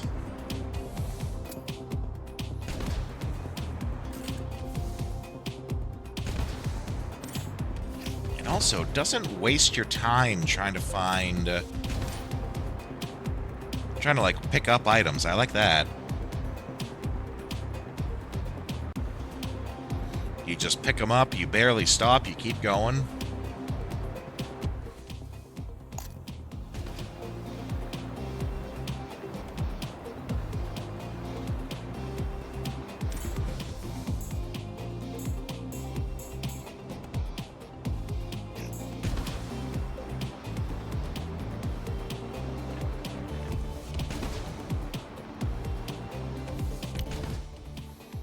Hard to believe Bitter used to look like this, huh? Tourists would travel across the galaxy in droves to see its sights. But then came the war, turning it all into waste, and no time flat.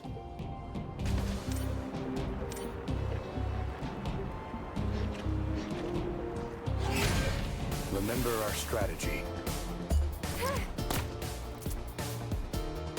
Yeah!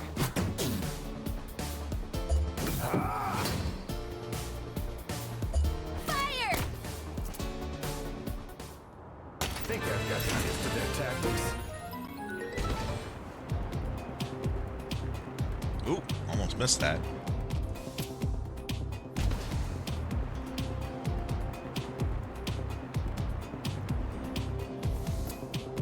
I said it before, but I do really like how fast you move through the environment. Especially since it's a fixed camera, right? Fixed camera means I'm limited in how much sightseeing I can do.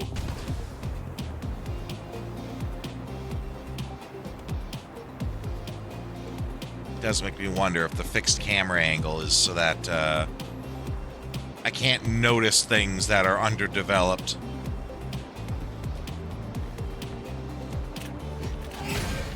Focus, everyone.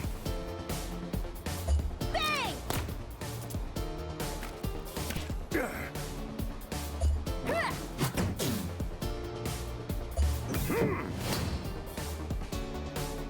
Bang! That was nothing.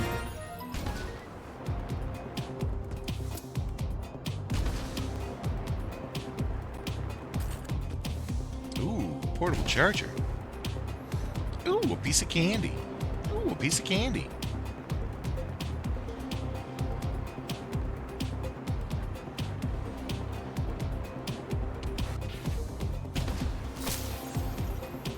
Okay, now we're in like a different zone. I think I remember hearing this in the reviews too. That like it's not actually open world, it's just several large zones connected to each other, which is fine. That is another way how you can help keep things manageable. Bang!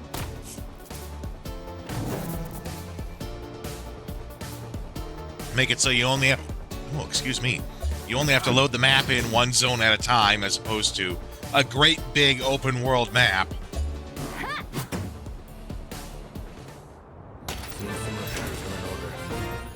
Which again, that's something that you would need to think of when you're like making it for the Switch, because remember this came out on the Switch, not Switch, well, it's also on the Switch too, but it's on the Switch. So in that regard, I think my complaint on that is that all the ports are the same. You know, if you have the power of the PlayStation 5, there's no reason why you can't utilize that. You know, I talked before about some of the things they could do to change that, but I understand the limitations there for other systems, but take advantage of that when you have other consoles that are more powerful. There's really no reason not to. Well, okay, there are reasons not to. You know, it could be a cost thing. Maybe they don't have the cost to do all of that. I can't think of what the word is. There's a word for that. Optimizing. Maybe they didn't have the money to optimize for each individual system.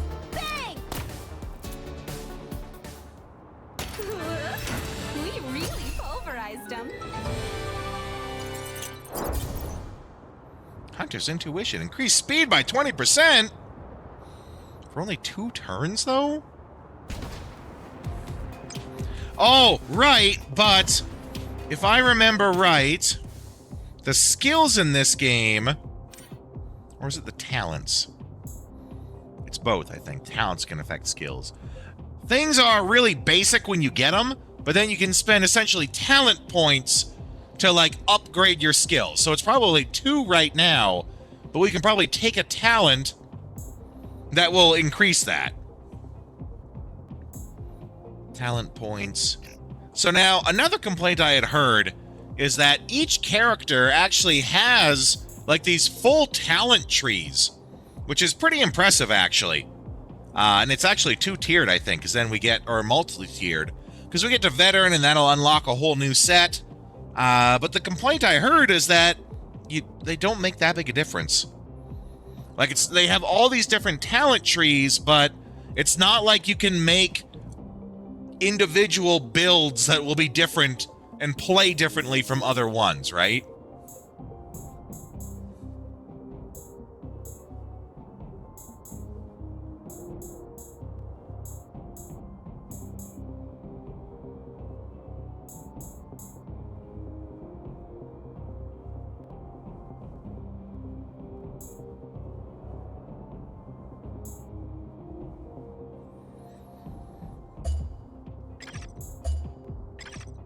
also wonder... Skills and core effects can apply to status conditions. Yeah, okay.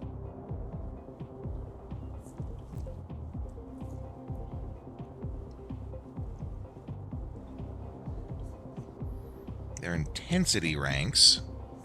Okay.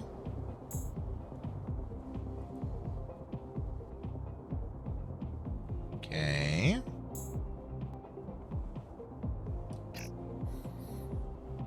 So I'll have to pay attention to that, I guess. I'm wondering if the stats go up on their own passively as I level, or if it's all based in the talent system.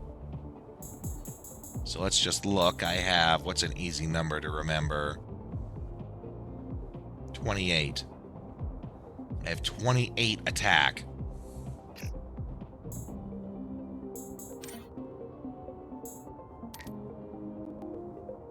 Also, didn't we get a core from what's-her-face, the mechanic?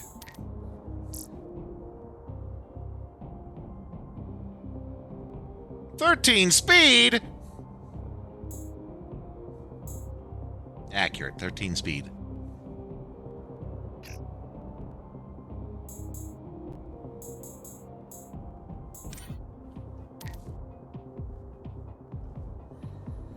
A slingshot Lukita often shoddily repairs herself, since she can't afford proper maintenance. It only seems to get worse each time. And then there's the oily funk from the anchovy she always spills. Yeah, I read that right. And then there's the oily funk.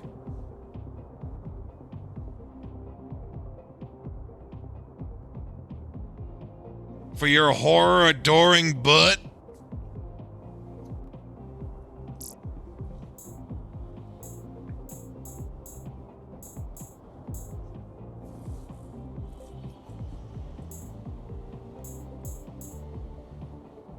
Okay. Weirdly, all their parts have the same name. Except for the weapon. But like the armor...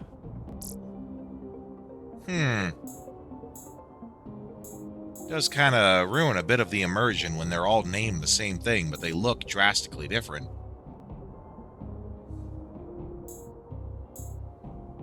Their descriptions are the same, too.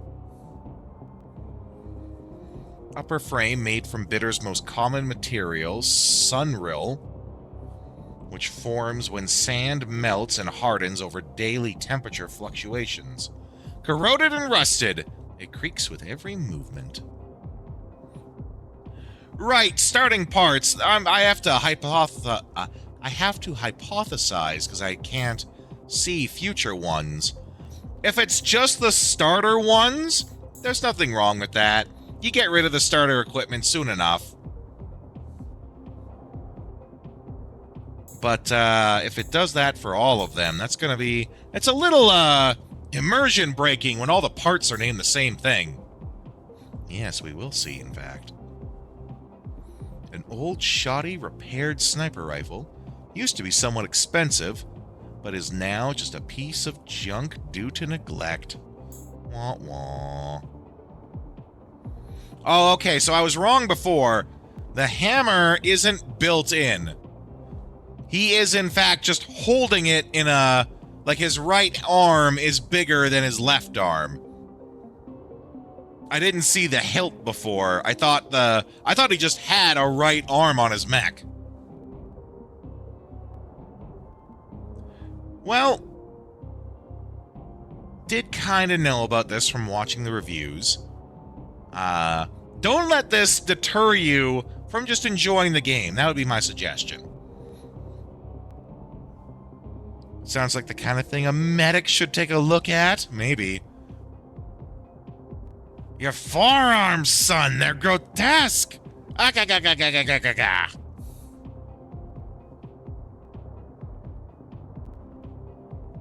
he is actually holding the hammer. We all knew this wasn't gonna be like 10 out of 10 Game of the Year RPG, right? We knew there'd be flaws going in.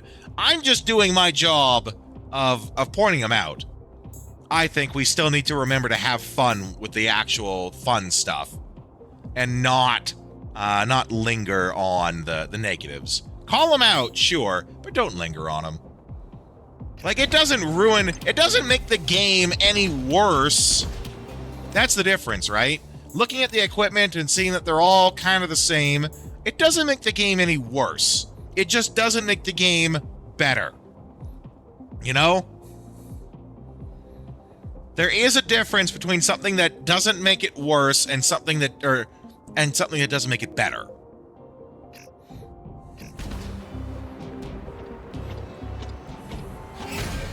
Let's do this thing. Fire! Ha!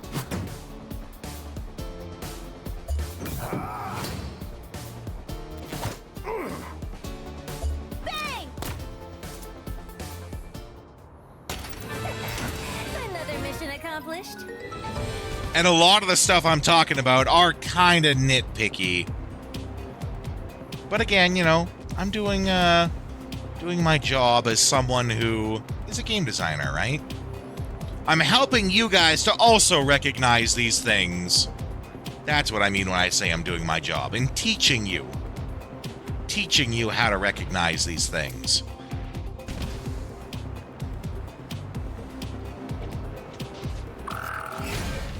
Focus, everyone. Just don't get hung up on them.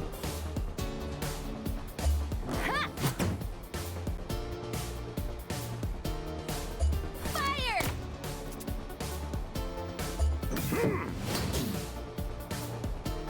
Yeah! That was nothing. You know, if I wanted to get really nitpicky, I could comment about how when we kill an enemy, they don't just fall to the ground immediately. For a fraction of a second, they actually just go back to their normal stance, and then they fall to the ground, looking almost as if they forgot that they're actually dead. You know, that's the sort of thing I would say if I was nitpicking. Bang!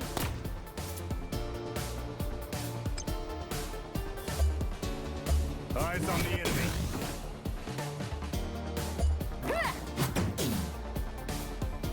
Pay attention to it when I beat this guy here.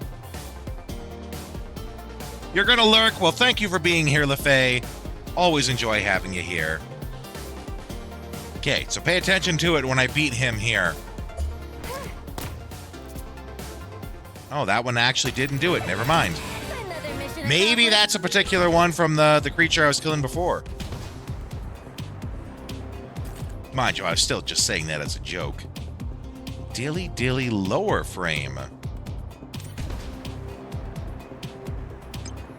So let's see this here.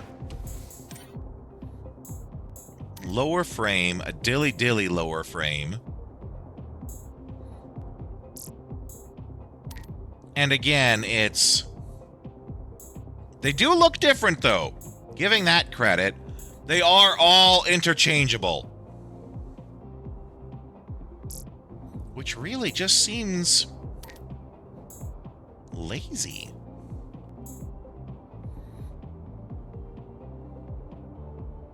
They could have just...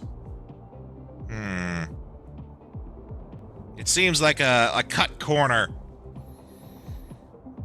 So all the parts are interchangeable, but they do look different when they're on the mechs. I think I would have rather they just gave everyone different parts. There is an ease of use to this, in that because all the parts are interchangeable, you could put them on whoever you want. You know, if you have a particular character you like, you could put anything and everything on them. You know, that's nice, that's good. But I think I would still rather just... I'd rather still just they had different parts for different people.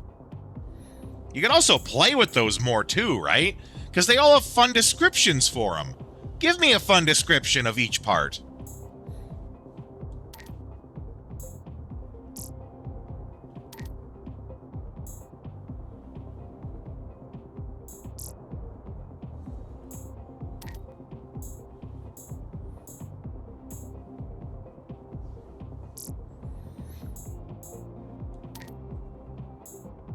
See, now, actually, I talked before about how Badgers was my least favorite, but I really like the standard one here. The head has kind of like this football helmet vibe to it. I do like how he gets a different head when we work with this armor. And actually, I really like that look.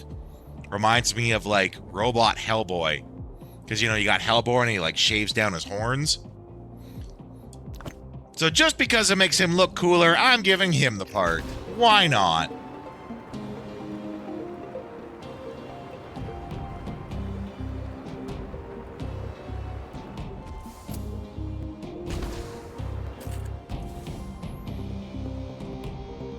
Okay, we got a new upper frame.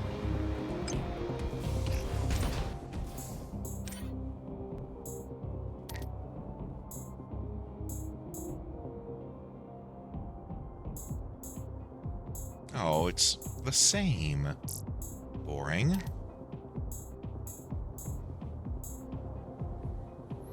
The ease of use would be really nice if this was like front mission, yeah. Where you easily had a dozen mechs or more to choose from. I can't help but making comparisons to front mission. They are different, it's different vibes. But, can't help but make comparisons to front mission.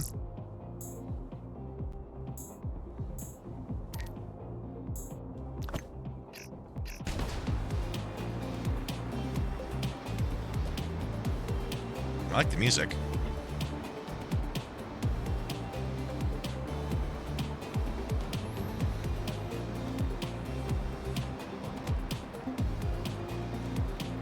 Geez, I really went far out of my way to get over here, didn't I? Strategy RPG, and definitely let you see more than 3 units, yeah. This is what, different zone? Okay, let's not wander about yet. Remember our strategy. Fire! Ha!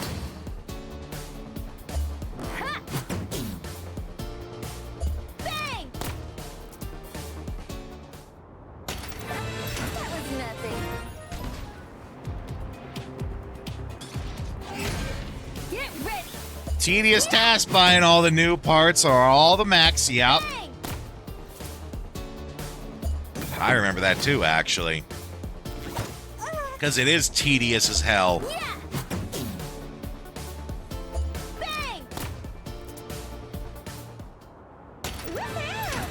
Oh yeah, you probably can't see the pause on the drop because I have the combat sped up. Okay, I'll slow down the combat for the next one. And pay close attention when I knock them to the ground. They, like, go back to where...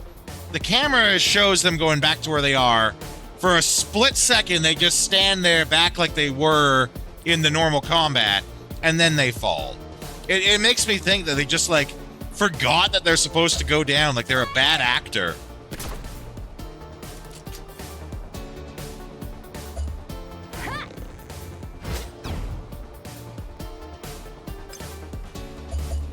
Eyes on the enemy. Okay, watch it here.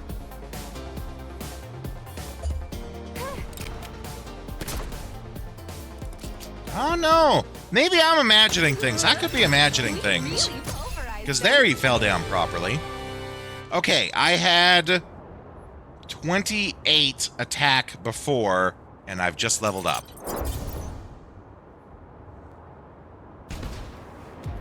Could be an inconsistent bug.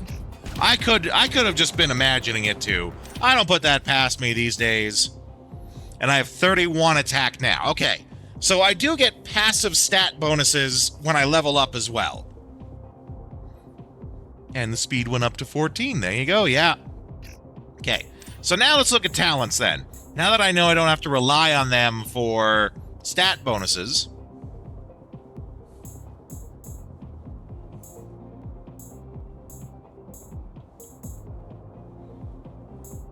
Probably gonna go into the attack in here.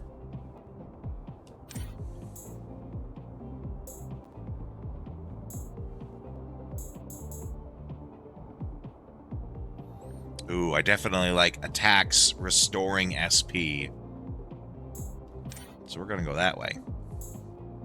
All right, what do we got? Attack goes up. Trick shot costs less. Inflict status buff or debuff.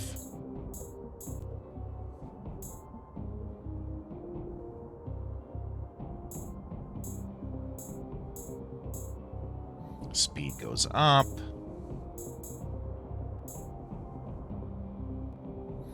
Ooh, again, attacks restore SP.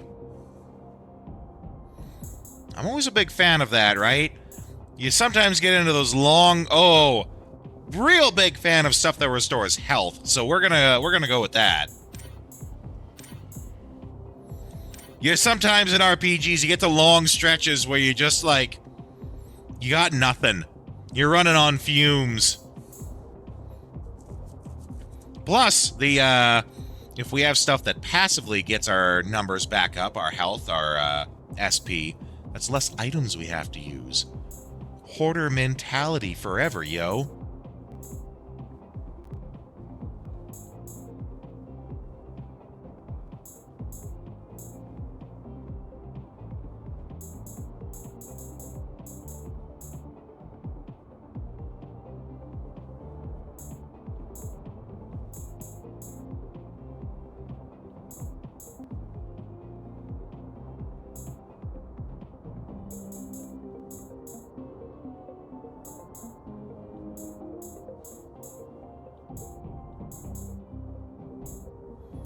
Apparently, I get some move called Warlord. Let's,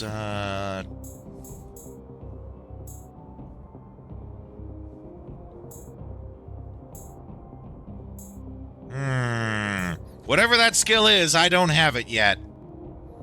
But he gets a lot of stuff that modifies it in his talents.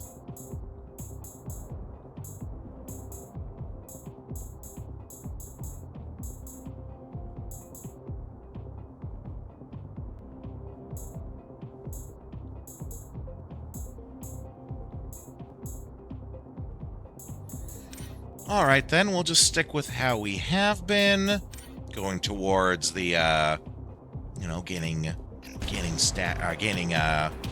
points back.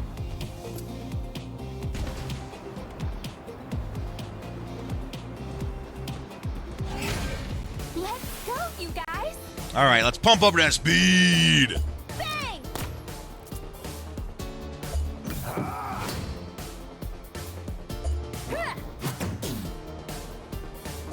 Fire!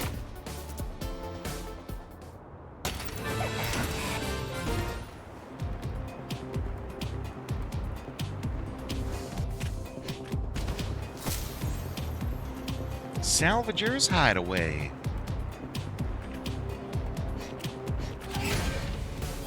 Focus, everyone. Fire! Yeah!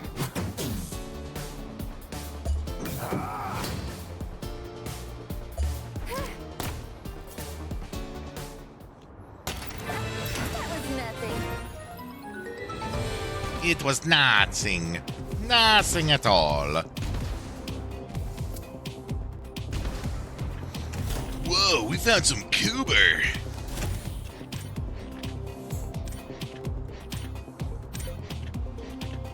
Though the word Coober to me sounds like something, like surfer lingo for something that's cool.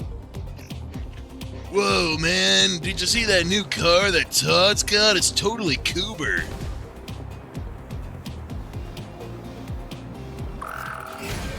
Remember our strategy. Oh, okay, now we're starting to get into multiple enemies.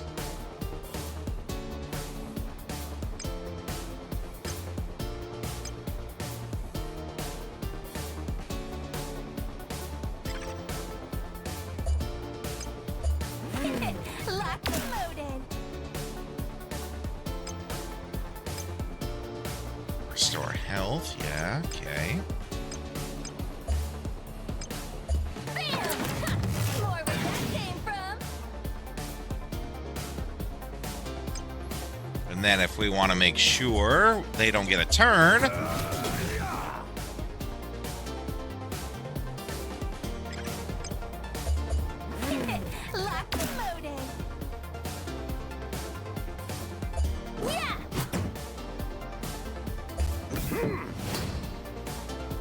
There we go. Another mission accomplished. Goober sounds like goober? I mean, really close. You're not inaccurate on that.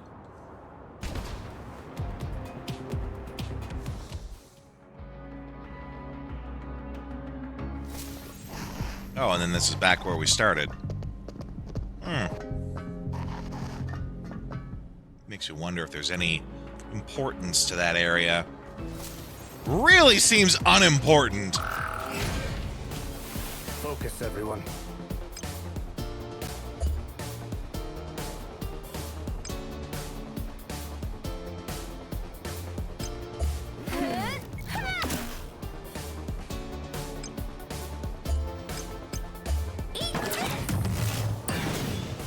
Break!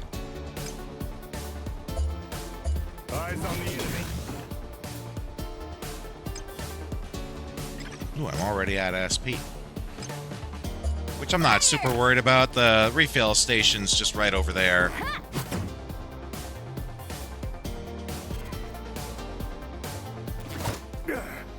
Okay, so when you break it and it comes back to its turn, it does still get that turn.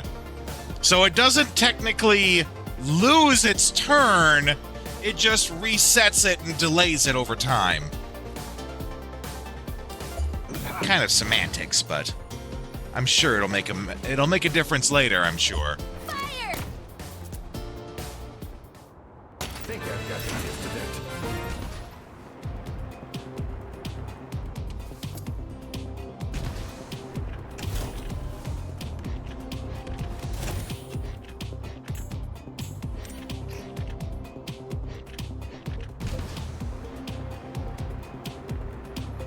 I think this is the bridge, yeah, where we went down before.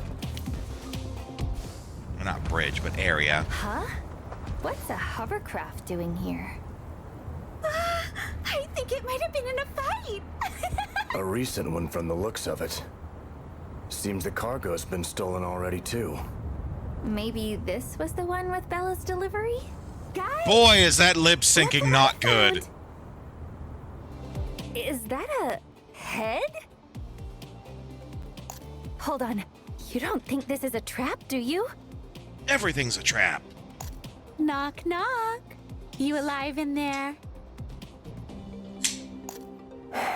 Gwendol, you're not going to get an... Alive? Of course I'm alive, you nincompoop! Oh, wow, there you go. Ah! Those dirty, rotten thieves! Mark my words, I'm getting my body back even if it kills me! Well, Holy! define Was this kills. thing one of the deliveries? Aw, look how round its eyes are. It's kind of cute. You think it's cute? Shut up! Don't you dinguses know when to listen? I just got knocked around by some giant mech freak! Crushed my here hovercraft like a tin can it did. And to make matters worse, that's when Rockbot swooped in to steal all my stuff! No, not Rockbot.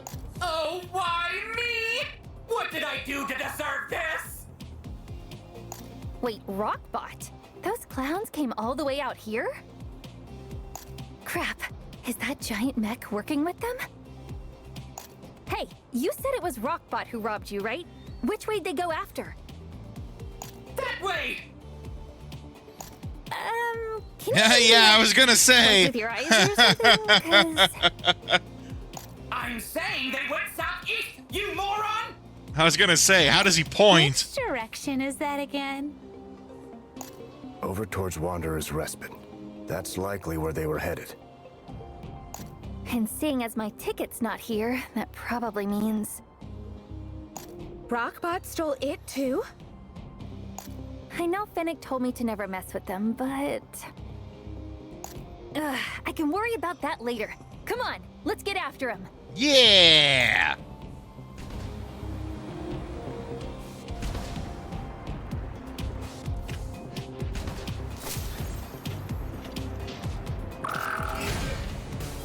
Remember our strategy.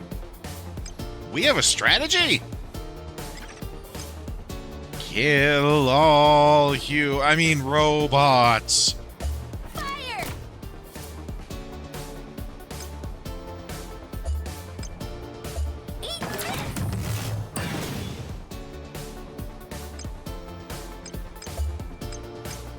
Eyes on the enemy. Ugh, butter check. Fire! Yeah!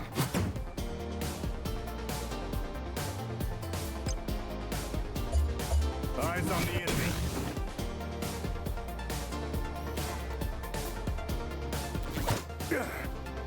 Oh, well, his driver's high is ready.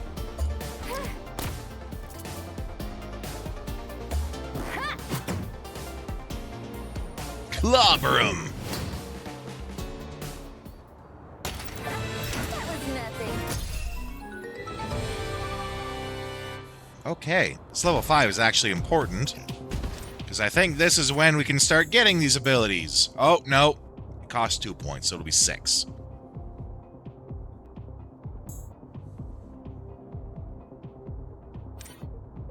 Oh, but you can reset. You can reset at any time, so we'll just enjoy the benefits of, whatever the 1 point is, and then we'll reset when we level. Super! I like that.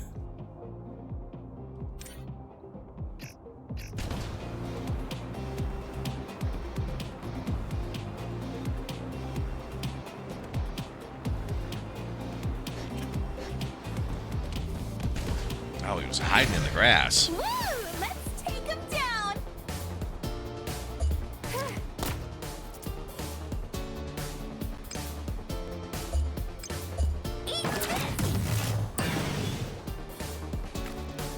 Ugh, scrap metal.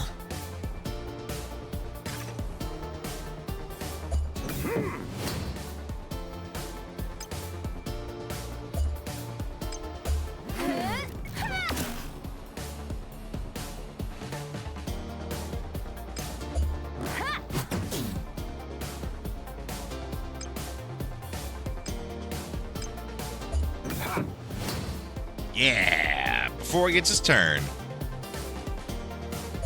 Fire! Another mission. Okay. Focus, everyone.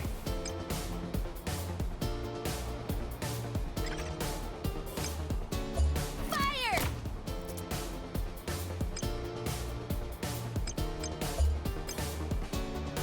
Bam! Ha! More where that came from.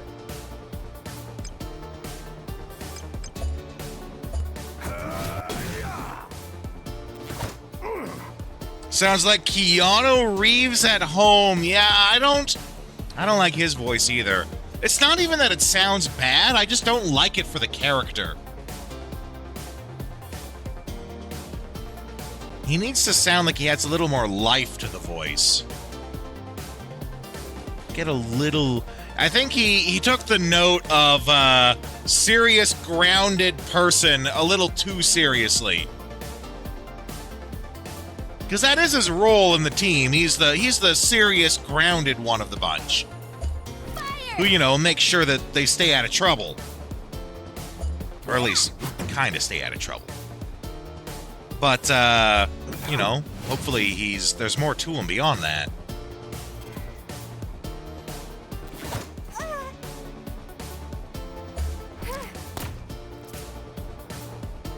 Yeah!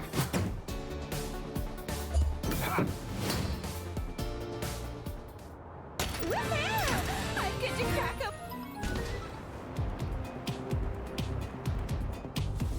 We'll see, yeah.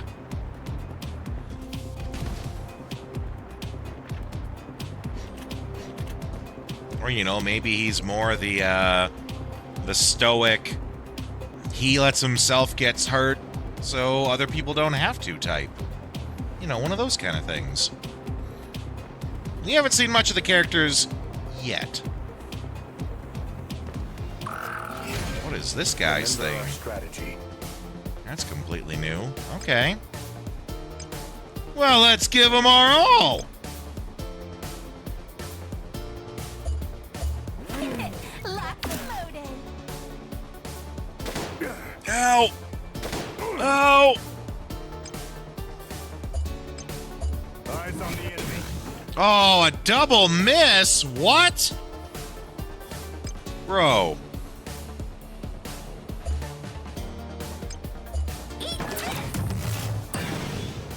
Jeez, I am not hitting these guys very effectively.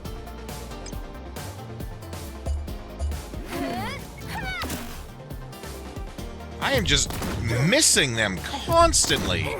I don't think I'm supposed to be here. Oh, escape impossible. I don't think I'm supposed to be fighting these guys.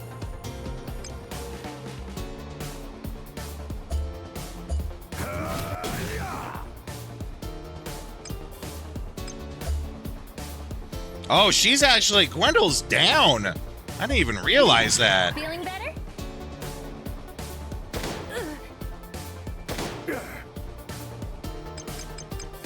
Yeah, escape. Apparently, I ventured a little too far.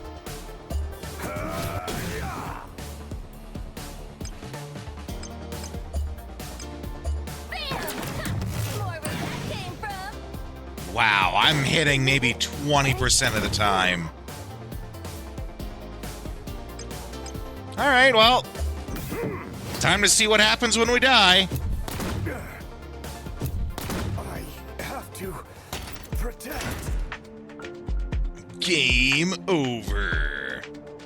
Back to title screen. Well, that's very old school of them.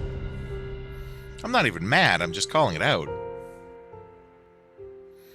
User wins. That's right. I hope I don't get cubed. Okay, but it looks like you just go back to... It's not actually like back to your save point. It's back to the start of the area. Which isn't so bad. Let's go, you guys. Bang! Ha!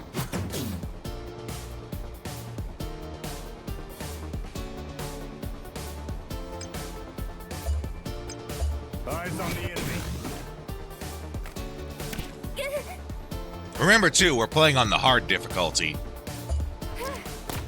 Though I do feel like that was just, like an event character, like an event boss. Like the start of the first RE movie. Yep, that guy got cubed. That's an accurate statement. We're playing on the hard difficulty because I think the hard difficulty is actually a more appropriate one. So far, I'm fine with it. Even with how we just died there. I think we're not supposed to fight those guys yet. I think we just stepped a little too far out of our comfort zone there. Wandered into an elite enemy, one might say. Bang! We really pulverized them. Right, and this level 5 is... where we're going to branch into these...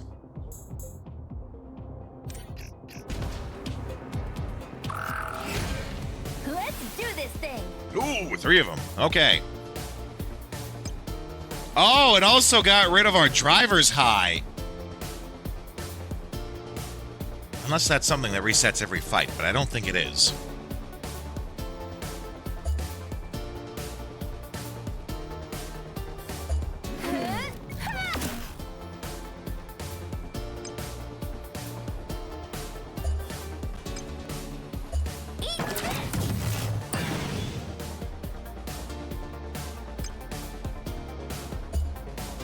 Eyes on the enemy.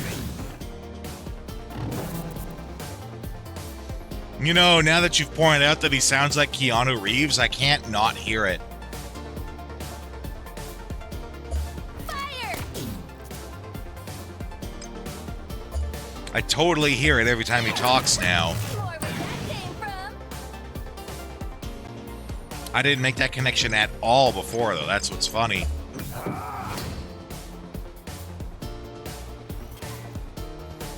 I bet you he does do a really good Keanu Reeves impression.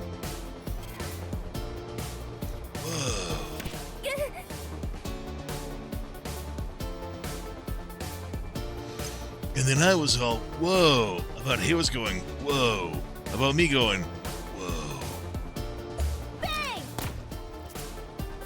Ah, damn it, he's got 1 health.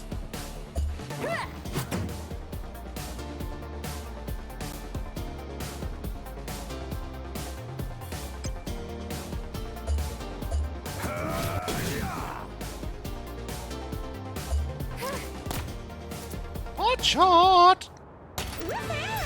I get to crack open a cold one now, right?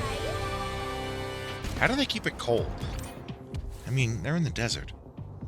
Questions we can ponder while I run these ads. I'll be back in just a few minutes, guys.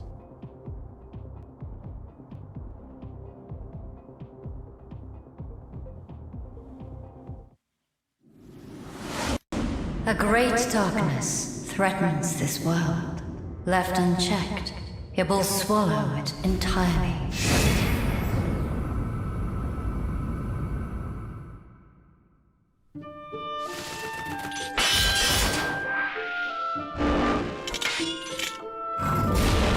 Tis true, of course, that the times in which we find ourselves are grave, but there is hope yet. We might finally succeed in breaking thy spirit.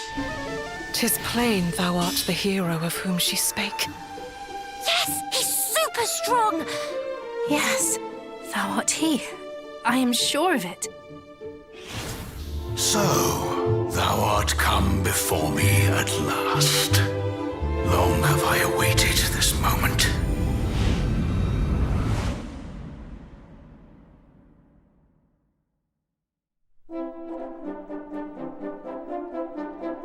Together we shall restore peace to this fair realm. Come, let us take flight. 'Twas almost like being a hero.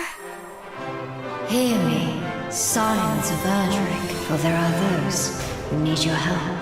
But the time is now. The fight is now, and I must fight. Witless brats.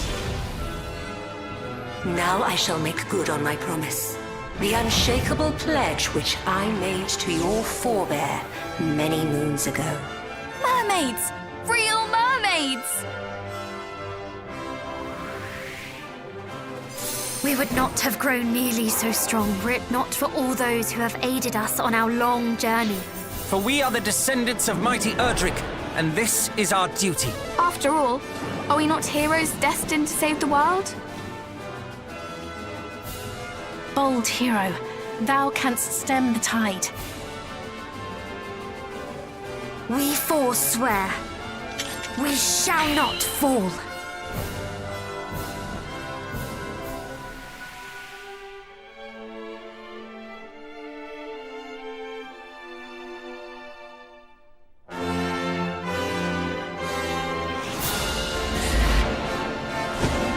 Dragon Quest 1 and 2 HD 2D Remake.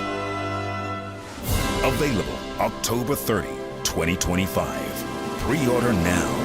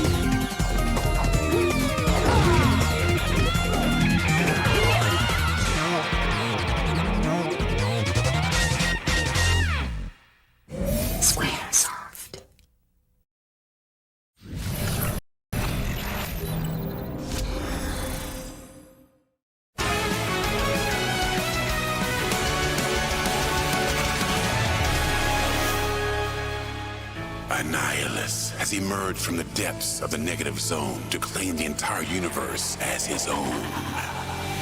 Let's dance, Mum. Repulsor blast.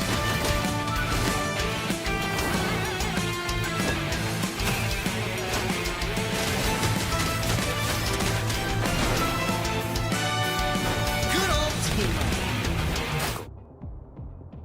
Okay. Let's go.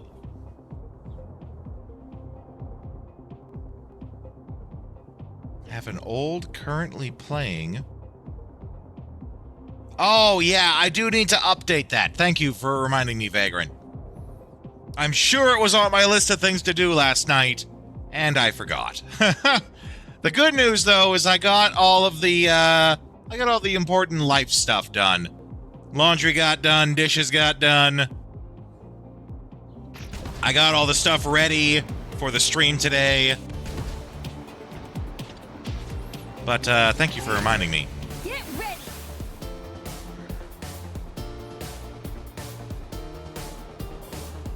Fire. Double sweep.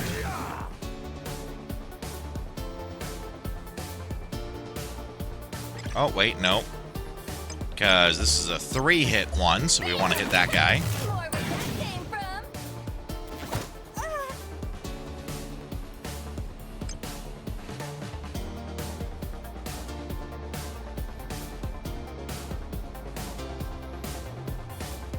You know what I would like to have seen is the abilities having extra effects when they're broken. When you attack something that's broken when you hit them.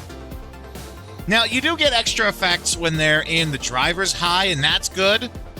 But, like, maybe have it so that when, like, you use precision snipe, if you hit it while someone's broken, it does more damage.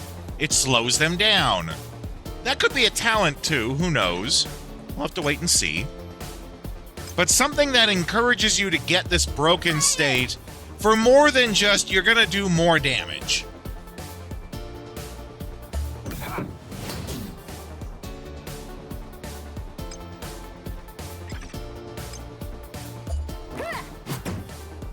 That could very easily be a talent, too, so let's just, I guess we'll wait and see.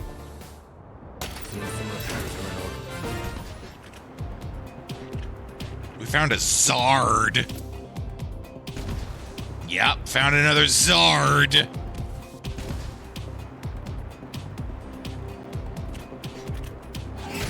Unless we're being all Canadian about it, and then we found a Zedard.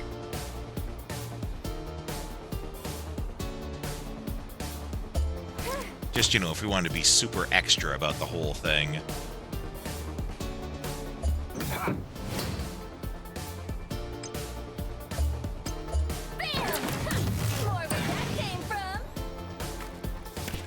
How about a Zaku? You mean Zadaku?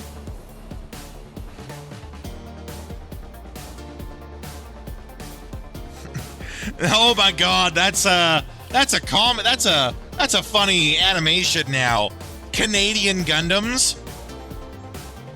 It's just the names, but you, instead of having, because I think there's a lot of Gundams that have Z's in their names. Instead of saying it Z, you say all of them Z. Like, forcibly say the Canadian Z instead of the standard Z. So instead of a Zaku, it's a Zedaku. Instead of Gundam Zeta, it's Gundam Zedata.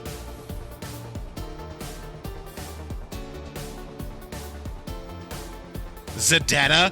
Gundam Zedata.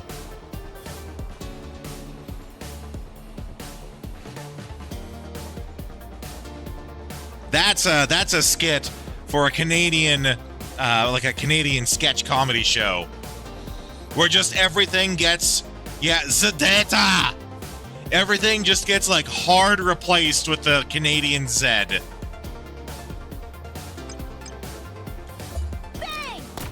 It's like you're at school, it's a Canadian school with a new curriculum focused more on the Canadian way of doing things. One of the things is that everything is now Z instead of Z. And you just like have the teacher listing off various things, leads to the students listing off various things.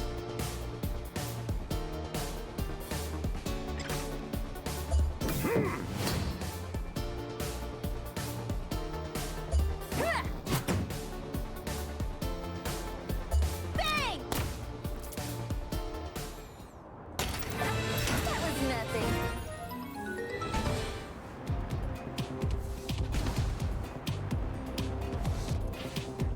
Okay, we're going over here. I think we're one fight away from leveling up again. Woo! Let's take him down! And this will be the one if we're fighting 3 of them.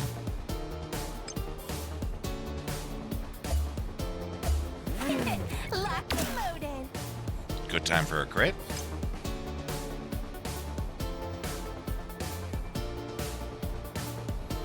Okay. So I wasn't paying attention to it before, but I think the driver's high resets with every fight. That's good to know. So there's no point in holding on to it, no point in saving it. You might as well use it when it happens. Eyes on the enemy.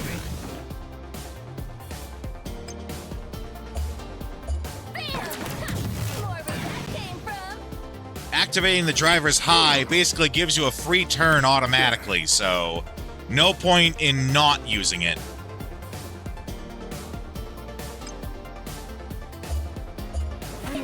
Locked and loaded.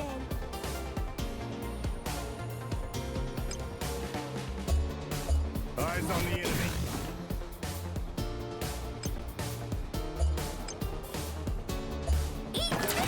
Getting high while driving is almost as bad as drinking and driving. No, they're not. I assume what they're talking about is a sort of, there's an actual term for it, but like in sports, it's when an athlete gets in the zone, right? I'm sure you've heard of a concept of people saying like a runner's high, a driver's high. You just get in the zone, you know? And driver's high is not a bad name for it either. It does roll off the tongue well. Locked and loaded. They also could have called it locked in.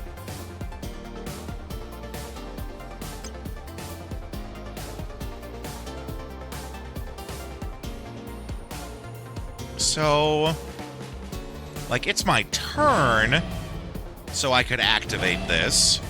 Make a terrible joke. Hey, this is the place to do that. So is it that, like, I just right now get a free turn? Or is it like I activate it when it's not my turn to suddenly get a turn?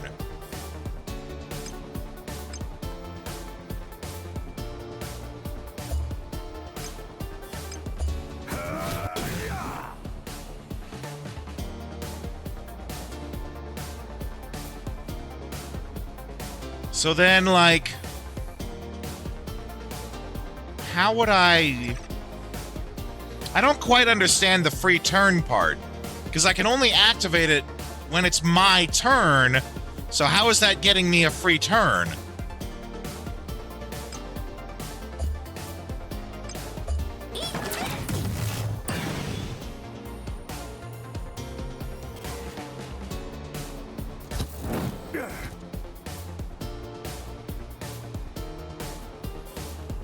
When you end, it will go straight into it. It doesn't. It has to be activated.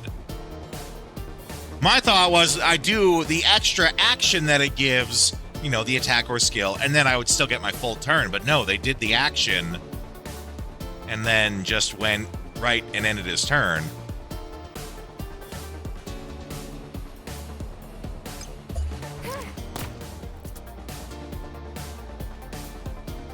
Okay, so her runner's high, not runner's high, her driver's high is currently active,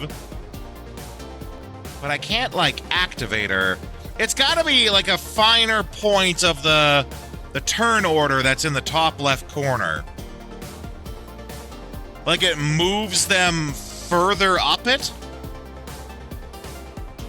It's got to be something like that. So let's try to figure this out. Let's just guard. And guard. So now he just went. I will take my turn now, and that puts me to going just before him. But if I activate the... I almost said runner's high again. So I'm free to go wild, right? The driver's high. I go attack. Fire! And I still go before him. Like, it'd be different. I thought what I was going to do is move it so that I then moved her marker ahead of the robot. But it didn't actually move her at all. Let's check the details on that. We really pulverized them. Because that seems like it does nothing for getting you like a free turn like it says. Okay, so we reset to that. Reset to that. I do like that I can just reset the skills anytime I like. Didn't cost me anything, I was just able to do it. Okay. Guides. Driver's high. Upon attacking using a skill or being hit, the driver's high gauge will charge. Once it's full, you can activate driver's high. Upon using driver's high, you can immediately perform one more attack or skill, regardless of turn order. But I don't think that's what happened, because I did the driver's high move, and then it immediately ended the turn. You get upgraded stuff. Okay, I'll just... confirm, it says immediately perform one more attack. So is it maybe when I do the actual attack, I don't get another turn or anything. It's just like I attack twice. The skill triggers twice. Okay, we'll have to pay attention to that.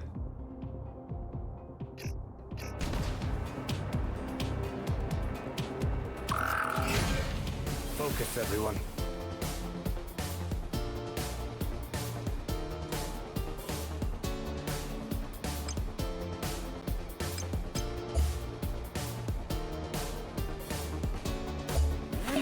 Locked and loaded.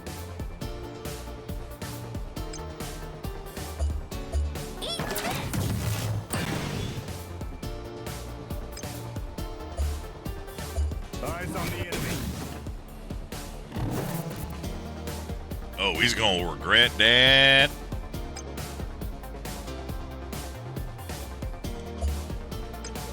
Precision snipe.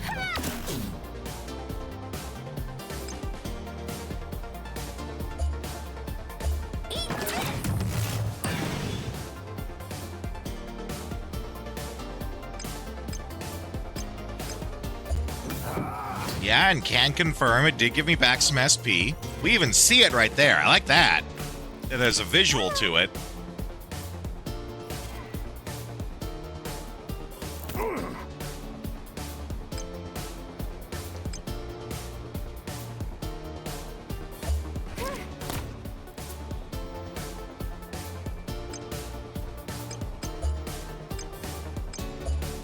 Make a supersonic shot out of you.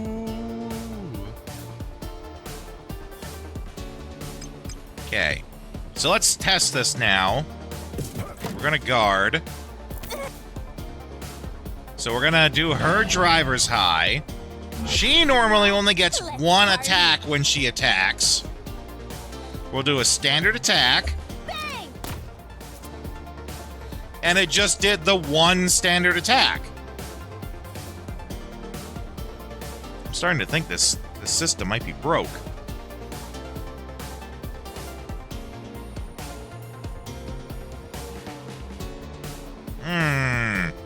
Maybe that's something to check on the forums or something, because as far as I can tell, it doesn't seem to do any extra anything. Not an extra attack, not an extra skill.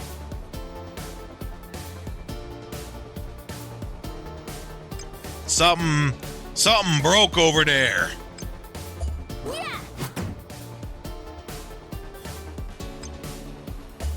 Eyes on the enemy. Think I've got the gist of their tactics. Okay, let's check that again.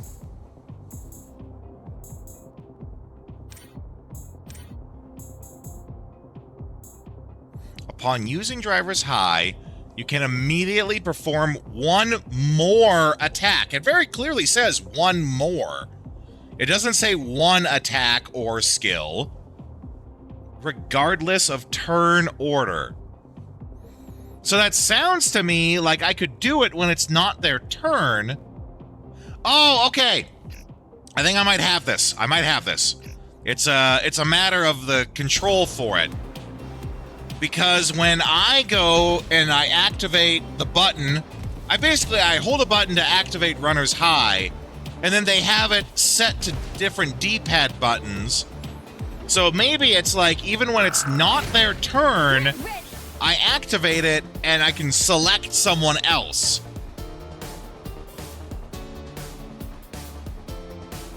So it does make sense. If I'm right, it does make sense. It's just a little weird on how you activate it. Okay, let's see.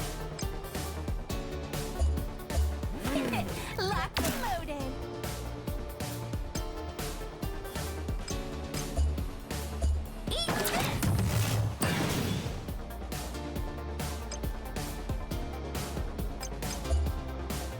Eyes on the enemy. They all just keep attacking her.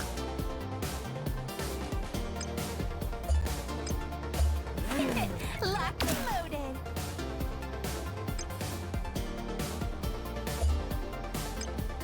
Bam! More where that came from.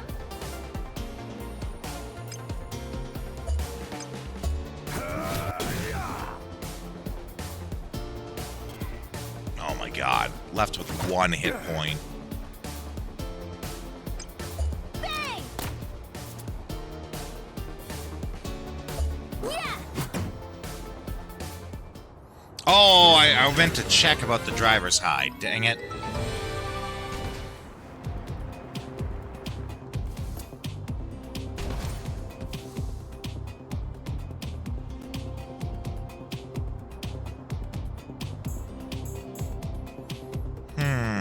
So they have a quick heal feature, but it's quick heal to select items. I don't like that.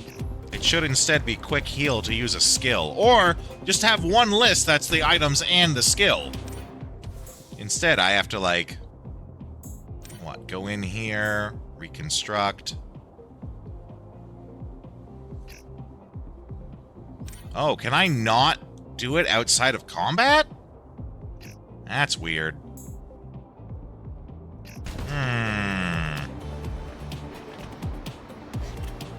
Oh, well, there's a charging station there. Handy.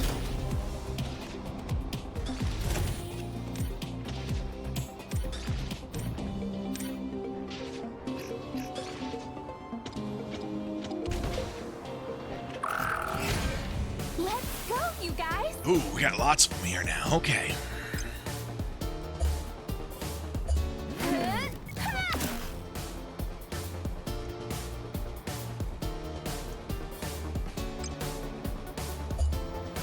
Eyes on the enemy.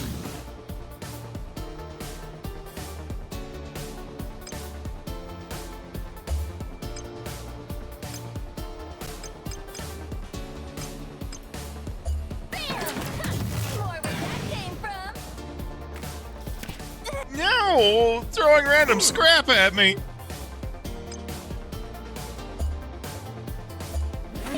Locked and loaded.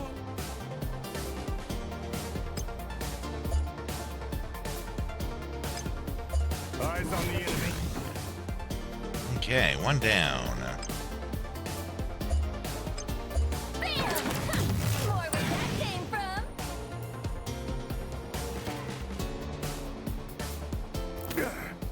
Okay. His driver's high is activated.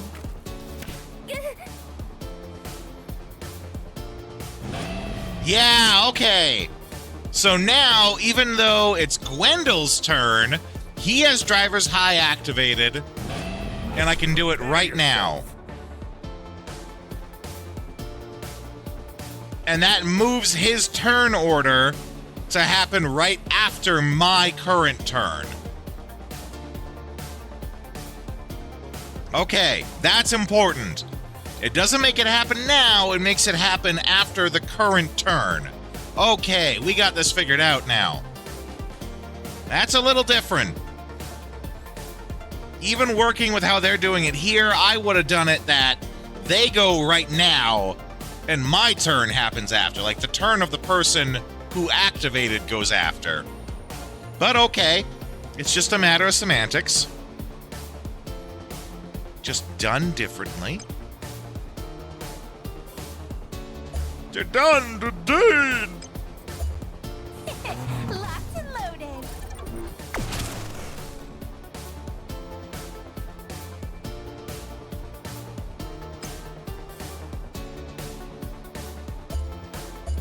Eyes on the enemy.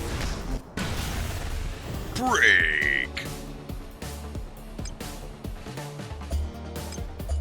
Bam! Wherever that came from.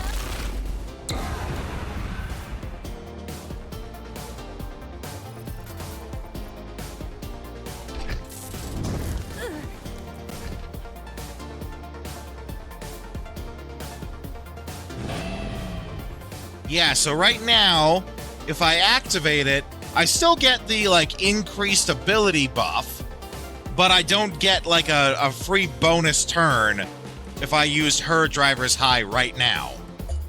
Fire!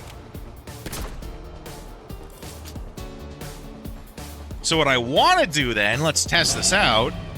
So if I activate for her to go next, Just gonna take that line. and then her to go next, yeah, okay. I can let them all basically attack on the same turn. Okay, we're figuring this out. I'm sure it does. It's just it's not described very well in how you do it.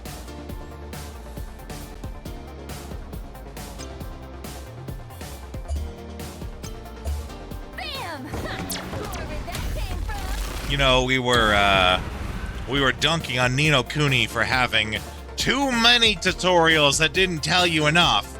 This game, they tried to minimize the tutorials, but then they leave out important information, like how exactly the turn order works when you do it. You know, tutorials are hard.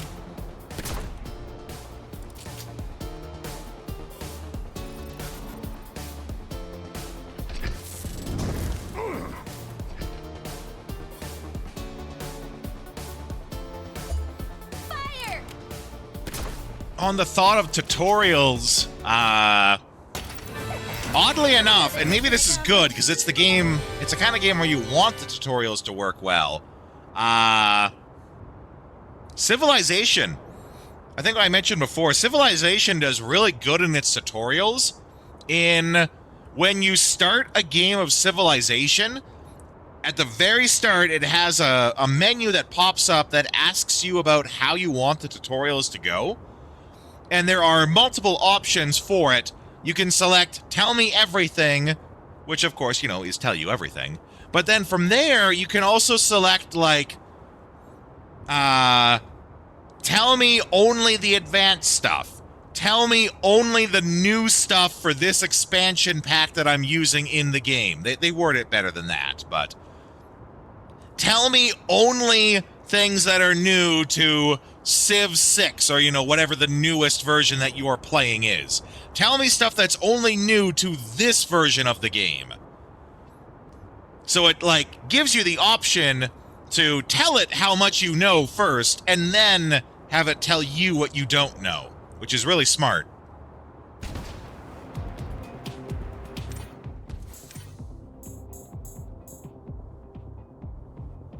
Okay, definitely want to save up for that. But because of the reset, we can always just Spend the point now, reset, and then do something else later.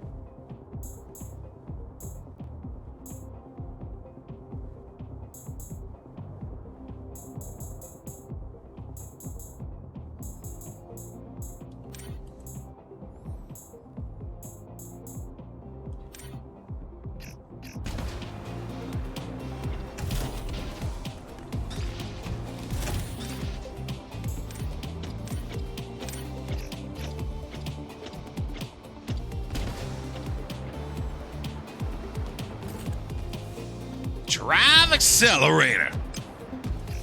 What is drive accelerator? We haven't checked our equipment in a minute.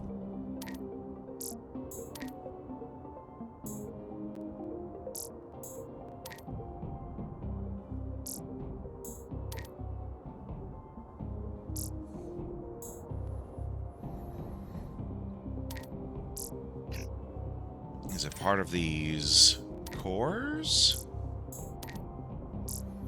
Is it just like a basic item and I wasn't super paying attention? Yeah, it just gives you some driver's high. Okay.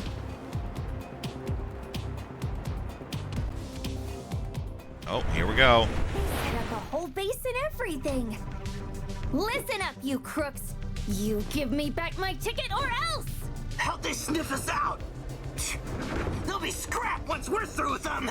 These are the junkiest bots around. Woo! Let's take them down!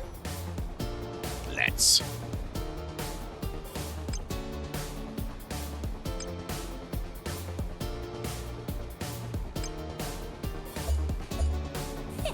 Locked and loaded.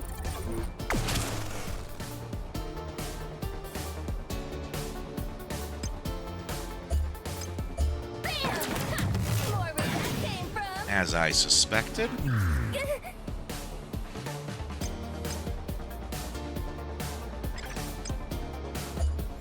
Double sweep!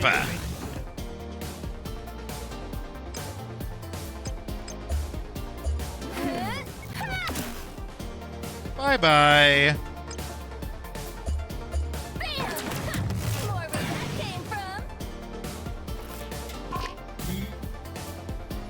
Oh, you're gonna regret that, buddy.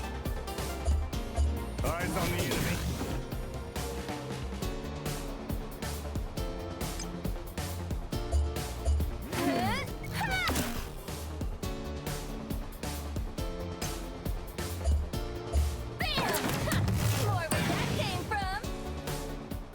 And down they go. Easy peasy.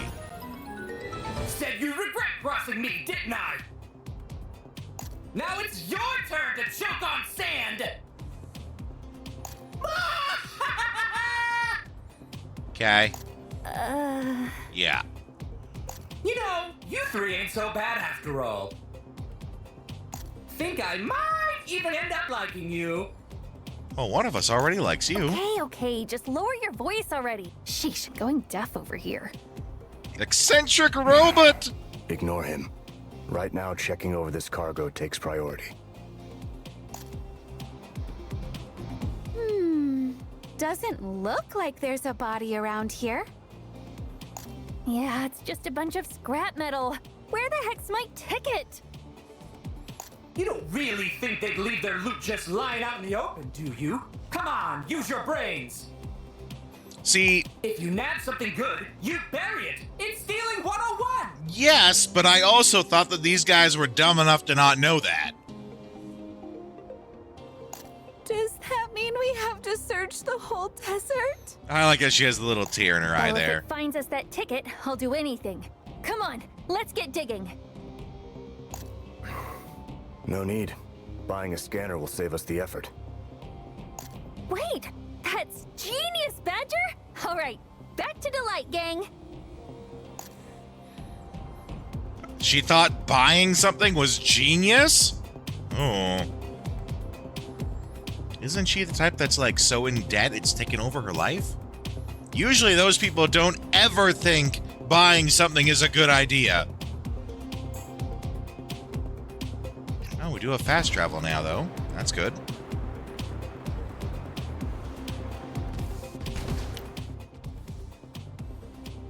Frames have been sold out for a while. Yeah, how'd they find these then?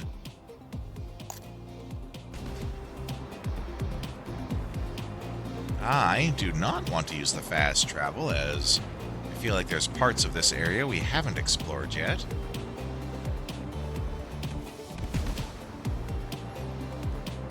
Also weird that, and maybe this is a realistic choice, if I suddenly shift direction, instead of just turning the mech around, like in a quick turn, it actually has them stop, touch the ground, turn, and then switch directions.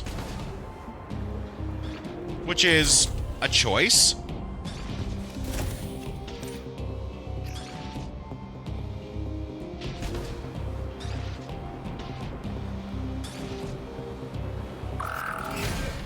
Let's do this thing.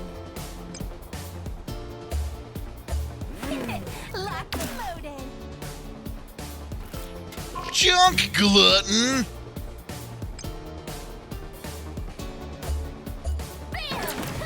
More where that came from. Eyes on the enemy.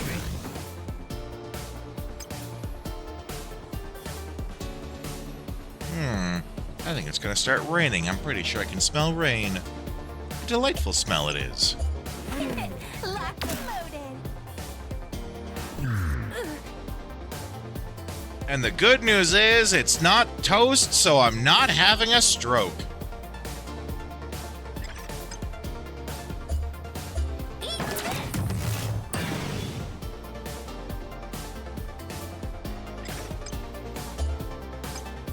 Eyes on the enemy.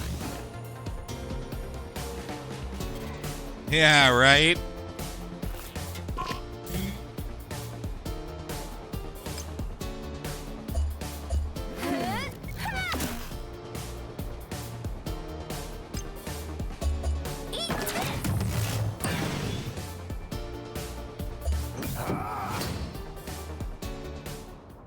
Okay.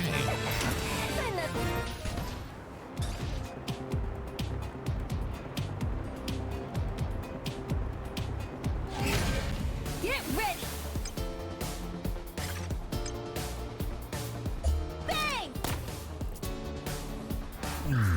Oh no!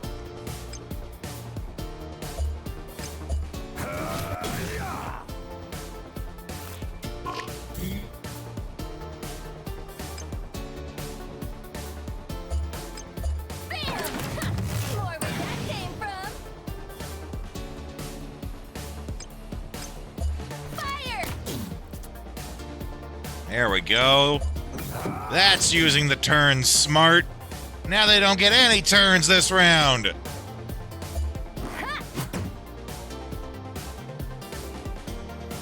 Fire!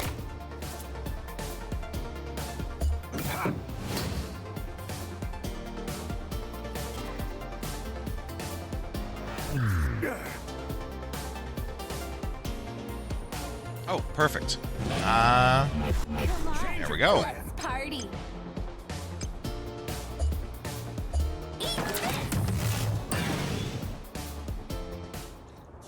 Woohoo! I'm good to crack open a cold one now, right? New skills. Ooh, encourage your party, increasing attack. That's nice.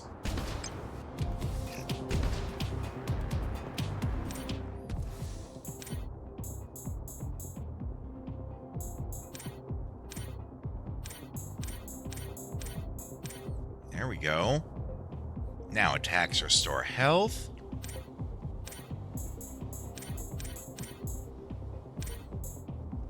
Same with her.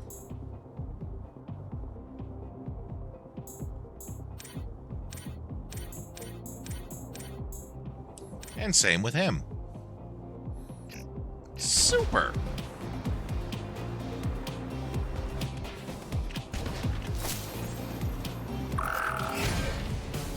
Remember our strategy. Locked and loaded.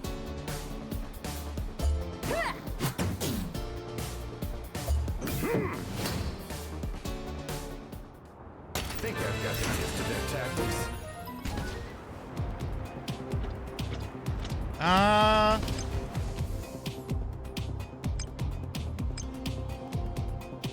Oh, it, like, tells you what items you can get from each zone.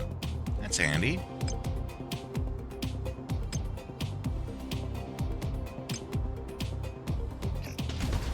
All right.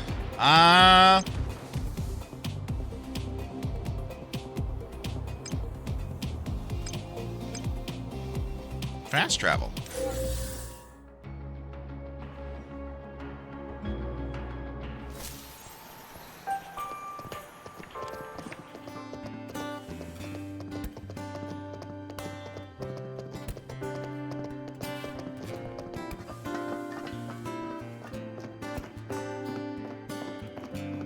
Hey!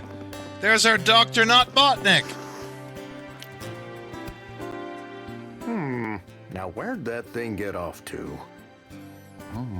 What you looking at, Uncle Manta? Well, he doesn't talk like Dr. Robotnik. Well, if it isn't Lukita. We're here too, you know.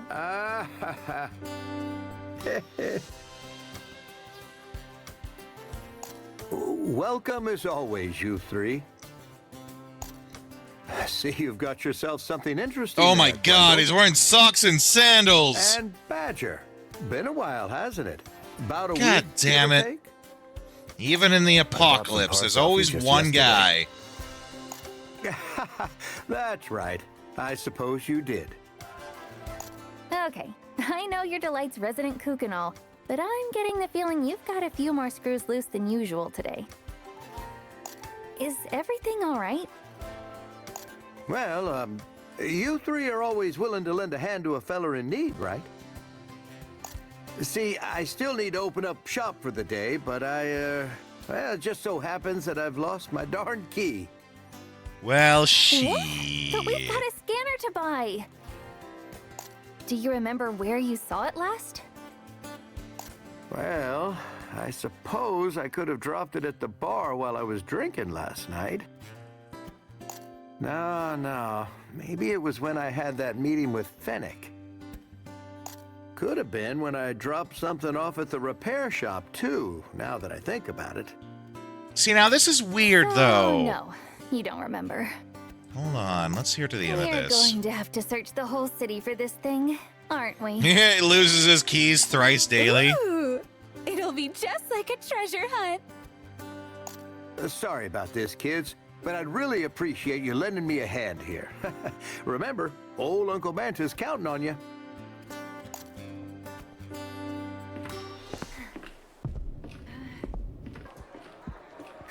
Okay. Where in the world did he lose this key? Okay, so that's not what I was expecting. Ah, my legs are killing me. From the sounds of the quest, it was a fetch quest and it gave 3 different locations for you to go to, and it sounded to me like the kind of quest you would get at the start of a game. Oh, excuse me. Maybe it might be time for some coffee. It sounded to me like the kind of quest they would give you at the start of the game to show you all the different locations in a hub, right? Oh, it might be at the junk shop. It might be at the grocery store. It might be at the inn.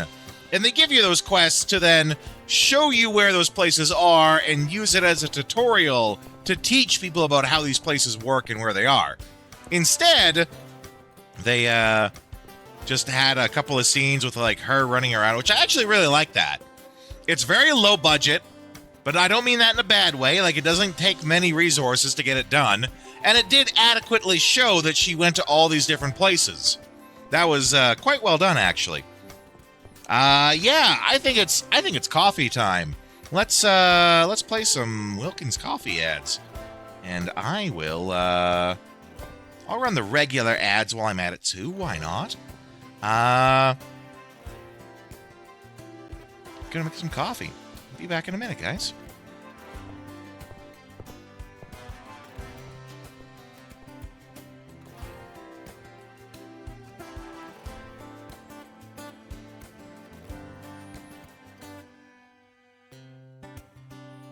Trying to figure out which one Which one actually has coffee from my tablet here?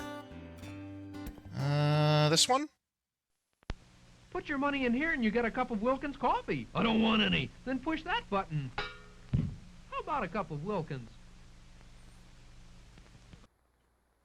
Red Diamond makes good coffee. Oop, better coffee. Oh, Red Diamond makes the best coffee. Congratulations. You want a cup of this coffee? It's Red Diamond coffee. No, give me brand X. Okay. Ooh, that's smart. Old man Donovan just hired me to sell his crummy Red Diamond coffee. Ooh, whoa, whoa, whoa. I think he just fired you, too.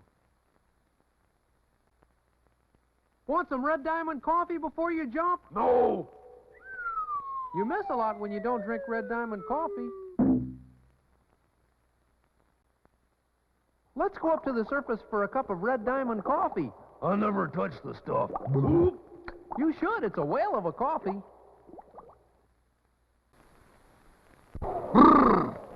Give me a cup of coffee. Community? No, any old coffee. Step right this way.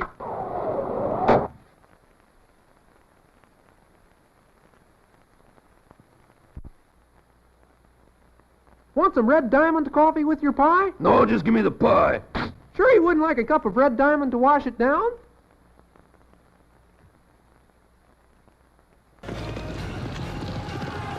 Want some community coffee before you jump? No! You miss a lot when you don't drink community coffee.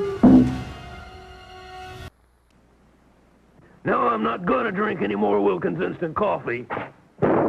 Now he's not going to drink any more coffee.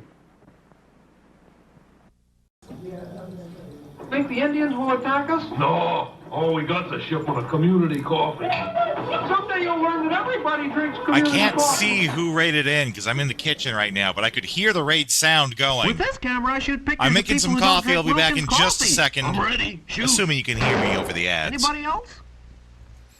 How about a cup of community coffee? Oh, let me have brand X. Okay. Ooh, that's smart. Okay, buddy, what do you think of Wilkins coffee? I never tasted it. Now, what do you think of Wilkins? Care for a cup of Wilkins coffee? No, I don't like coffee. This has been a public service announcement. We're here to persuade people to drink more Wilkins coffee. What's the club for? To get their attention. You getting on the Wilkins coffee bandwagon? Never. No! You either go with Wilkins or you just don't go. If you don't drink Wilkins coffee, you're not all there. Oh, that's a lot of... In fact, without Wilkins coffee, you're nowhere. I wouldn't admit this if I wasn't alone, but I really do like Wilkins coffee. Did you call? You know, people who don't drink Wilkins coffee just blow up sometimes. Oh, that's a lot of... See what I mean? This machine will make you want a cup of Wilkins coffee. Not me. I'll take mine with cream and sugar. Hello, everyone. Sorry, I was making some coffee. What? Who came in? VK, Virtual Ketchup. How you doing, my friend? Sorry. I mean, on the bright side, this does mean that you finally did get to be here when we did the Wilkins coffee ads. So, you know, now you got to actually see him. I don't know if you've actually got to see him before.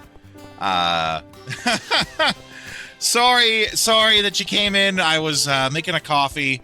As is tradition, whenever I make coffee while the stream is going, whenever I break from the stream to make coffee, I play the Wilkins coffee ads, and that's when you just so happen to catch me. But welcome in, Virtual Ketchup, VK, Crastabule. I can't quite see who was here before that, but welcome in, Raiders. We are here. We're playing some Starbites. How was Fallout 3?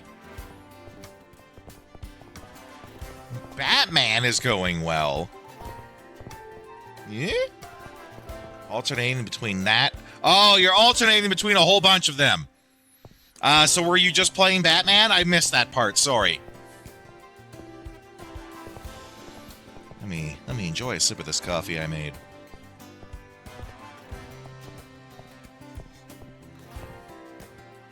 Arkham Knight. Arkham 2 Knight.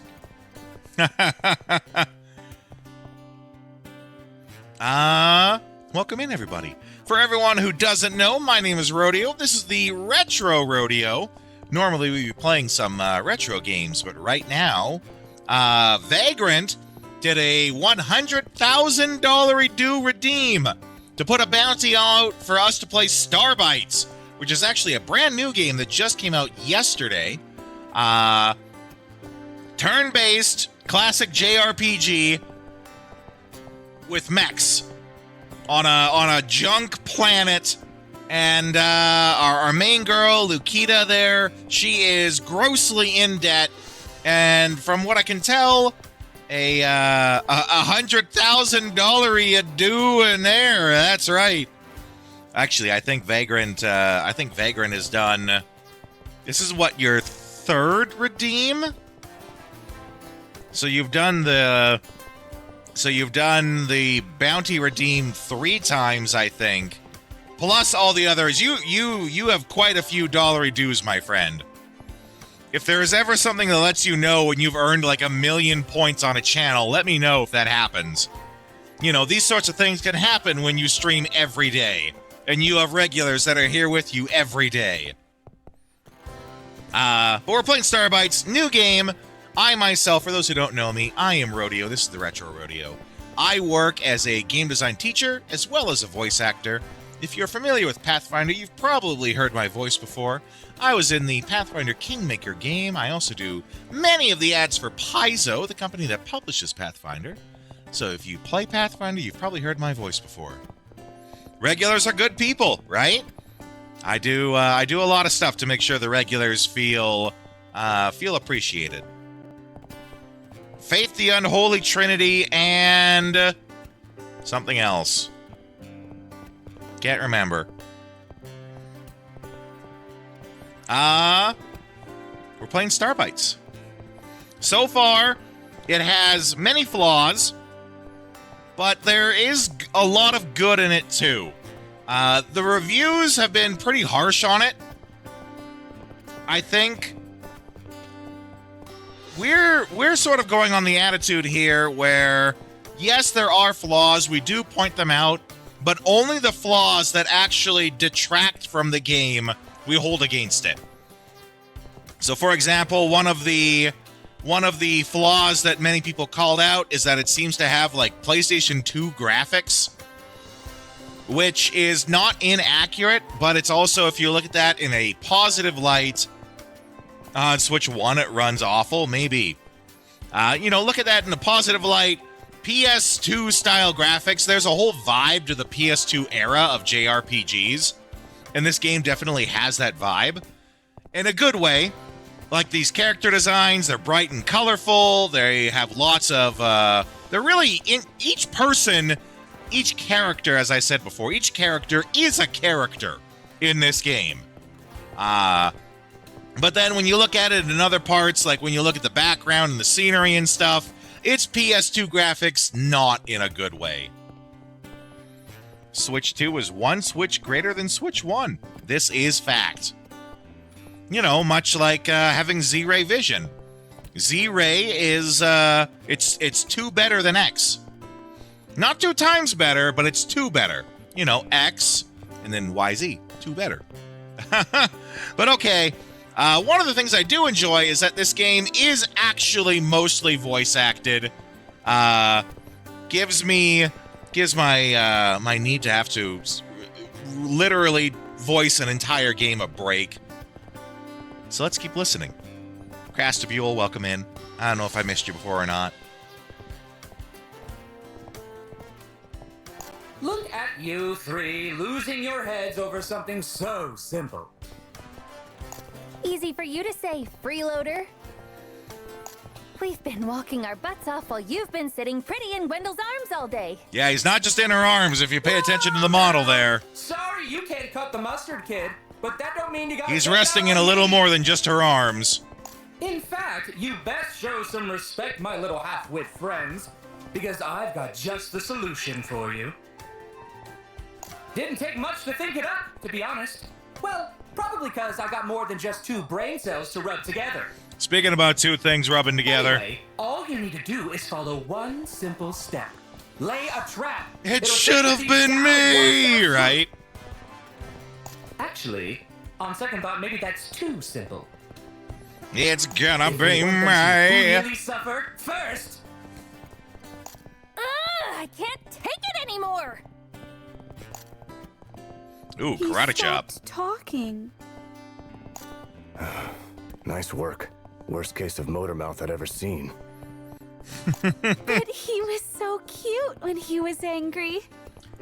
One of the other valid complaints that people have made is the characters in here are kind of tropey. They do very much fall into a trope and don't step out of it. You know, what you've seen of Gwendol and what you've seen of Badger and Lukita, these are the characters. They don't evolve. They don't change out of it. These are who they are. Well, anyway, I think we've just about searched Delight top to bottom at this point. And yet... Why don't we go check if anything's been posted at the info booth then? The place is actually pretty useful when you're looking to pick up a trail. I mean, I guess. But last time I looked, all I saw were a bunch of flyers for someone's missing arm. That is also PS2 style, yeah. So, like, now that we're here and we're looking... Like, if you're to look at, let's say this pipe, this rail that's in the foreground here, right? Instead of, if you look on the left side of that curve, instead of having an actual curved rail, they instead just have a series of straight lines with a slight bend in them, right? And I don't think that's intentional. I don't think that's part of the style. I think that's just part of, they did not put a lot of effort into it. Instead of just making a curved rail, they instead have a bunch of straight rails at a slight curve. That's the sort of thing when I mean when I say PS2 graphics in a bad way.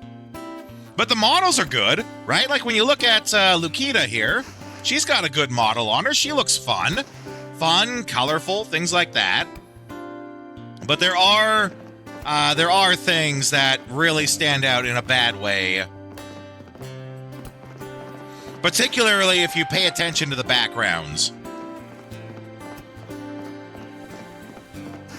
Also, they have yet to explain why there's so many robots everywhere. Aside from the fact that we're on, like, another planet. Now let's see what we've got here. Lost cat. We shall usher humanity into a new phase of evolution. Become your best self with our new cybernetic surgery? Ooh. Maybe that answers our question. Gwendol, you are looking for info about the key, right? That'd be kind of dark, actually, if that is the answer to our question about why so many robots. Because people have just, like, gotten the cybernetic whatever to become robots in, like, people's brains in robots. That'd be pretty dark, actually. I don't think that's what they're doing. I think that's a little too deep for what this game's going for. Yeah, of course I am. It'd be pretty goddamn dark, though. Yo, Gwendol. Up and about already, huh? Just what the hell are you made of?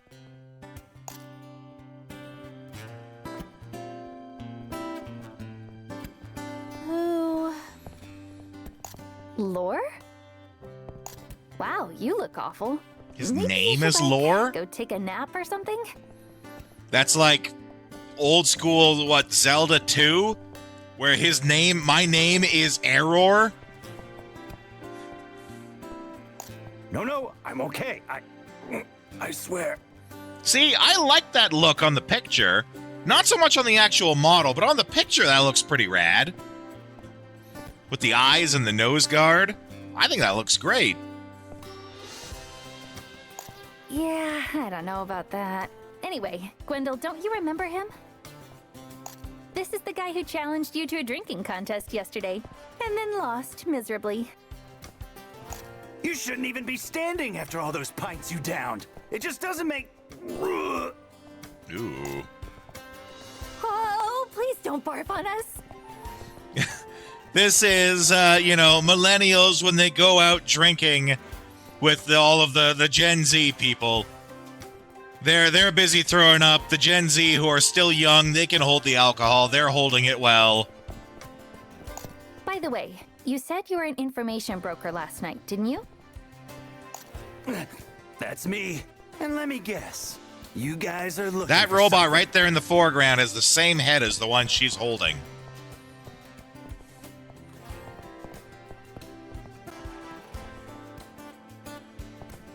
Got any leads worth mentioning?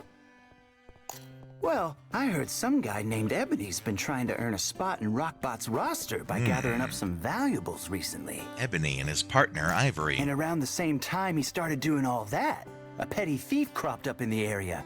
What a coinky-dink. Rumor has it that they work together in perfect harmony. Word is that he spends his time in the alleys downstairs. Might be worth you guys checking around down there. Also, that blue-headed robot that just moved to the foreground literally had, like, the doctor's... I don't know what you even call that. Like, the doctor's headband with the reflecting thing. But it was taped to her forehead. Like, there's a lot of character in here. There's a lot of character in this world into these robots and stuff. The giant-ass lips on these ones walking by. Downstairs, huh? All right, thanks. We'll look into it. If you're so thankful, give me a proper rematch sometime. Yeah. Just make sure you don't go biting the dust before then.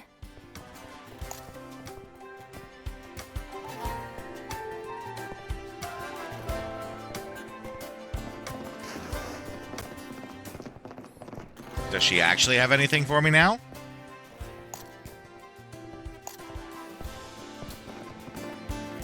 Sorry, Lukita. No. I'm afraid I...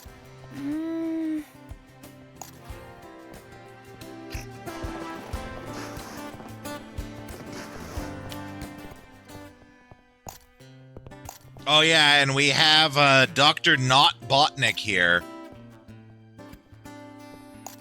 My ongoing theory is that it's Dr. Robotnik, but he's in like witness protection, and thus they've hidden him in a different game. Also, he wears socks and sandals, and I just can't approve of that. You have to raid and run. Well, thank you for bringing your community here, VK. Always glad to see you stop by. Enjoy yourself. Have a good weekend, too, my friend.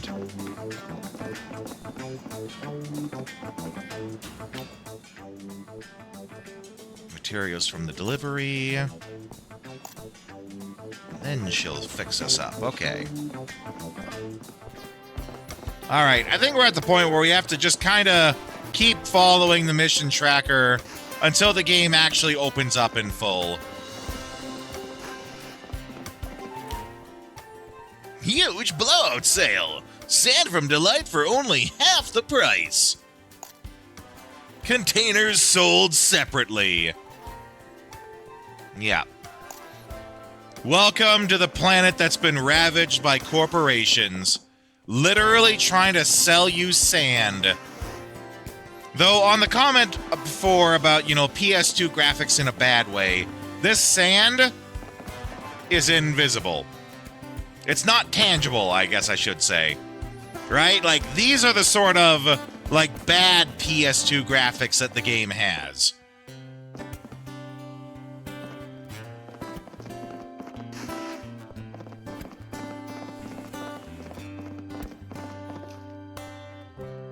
There's nothing here.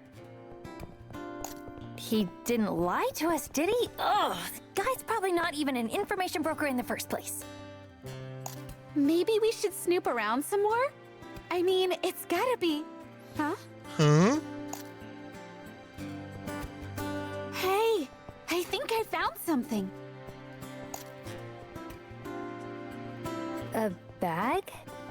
Ooh, and it's full of loot. How'd you even see that, Gwendol? It was buried under all the other junk. She's got What, loot you got sense. X-ray eyes or something? Z-Ray! Z-Ray eyes! There's so many goodies inside. It's from all the booze she drinks. It's giving her Get a load of this supervision. Keychain. So tacky. Gotta be Uncle Manta's. Seems Guess accurate. all the rest must belong to that Ebony guy. What? Well, we can't just leave it here then. Let's hide it for now. We can find him later. I mean, finders keepers, yo. There, all done. Nobody'd look inside a pipe, right? Now, come on. We've got a key to deliver.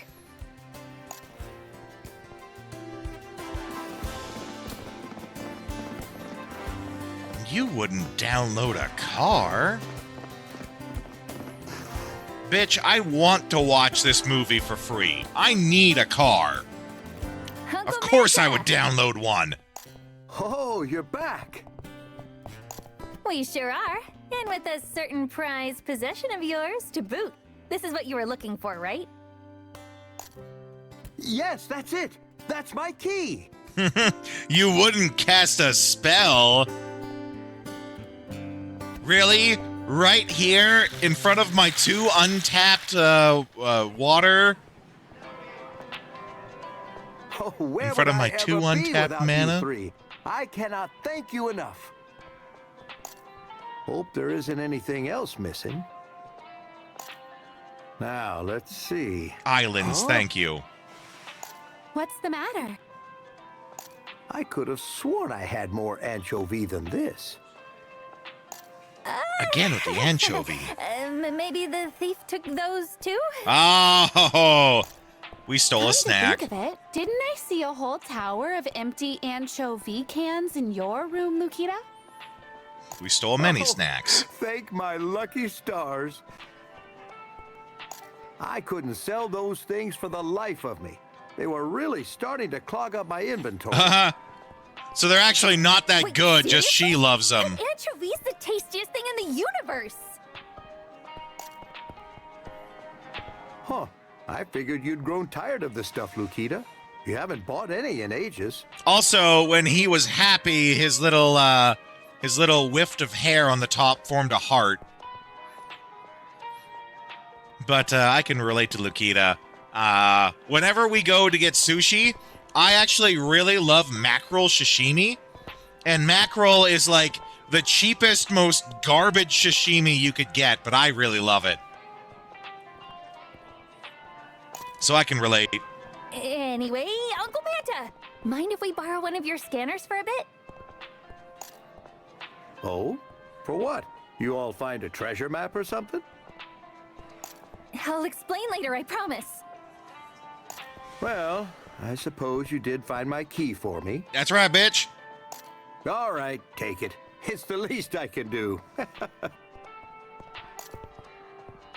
Yes! Oh, thanks, Uncle Manta. See you around.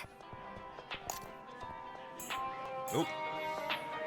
Manta's Shop of Wonders is now reopened for business and fully stocked with everything you could ever need. Put less exaggeratedly, Manta's shop sells various consumables essential for your adventure. So bizarre. I mean, of all things to steal, why that?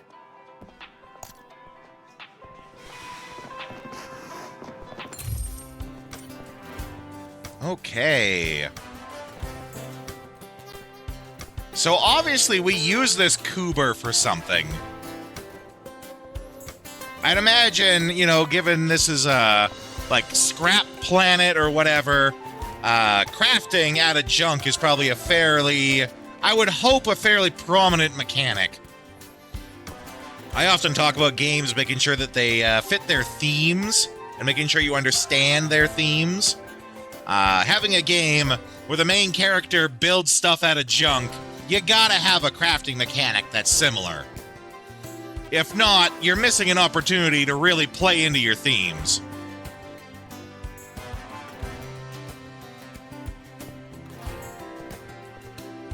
Special cat food?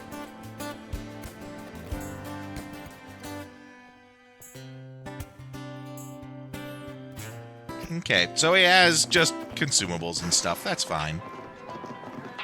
And boots and gloves and socks and muscled soup. He's got broccoli soup. Teddy bears.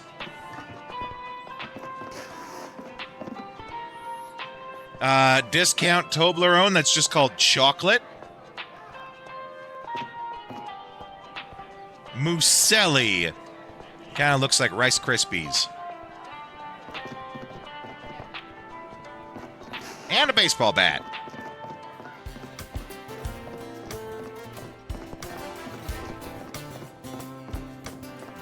Okay, I'm guessing we're heading back out now. Now that we got the scanner, we can start looking for stuff. You can now use the scan function. What are you doing buying clothes at the soup store? Buying clothes at the soup store. Indeed. I love that video. Let you find hidden objects of interest in the field. Perform a scan in close proximity to an object of interest to reveal it. Okay. That does make me think that there might be, you know, bad boxes.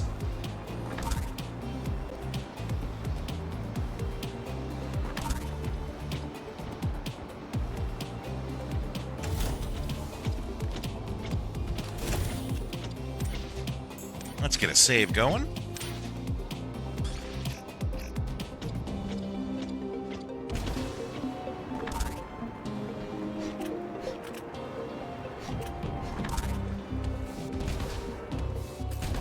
Ah, there we go. So that, like, made the box appear. I wonder, though... It seems like it's a pretty big area that it scans. I always hate it, like, in those old PS2 RPGs where they give you a scanning feature, but it's only, like, 5 feet in front of you, so you gotta scan literally the entire game. You're just mashing the button. I hope it scans like a really huge area, so I don't gotta do it all the time. Fire! Yeah! We really pulverized.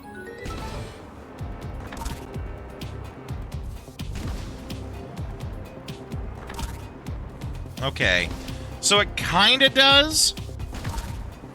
Like, it actually scans really far away. But it also disappears, right? It scans basically everything in sight, but it doesn't keep the location noted at all. So you still gotta kind of do it, like, every time you move one screen over.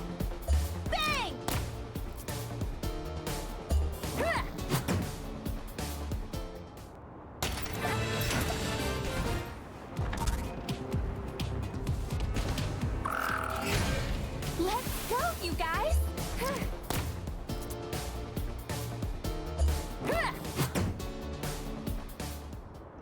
Seems some repairs are in order.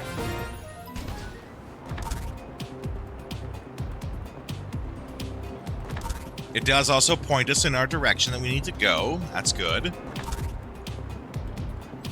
And it seems to point it along the path we're on. That's also good. As opposed to just pointing, you know, through the terrain. So we know which direction we need to go on our path. Focus, everyone. Fire!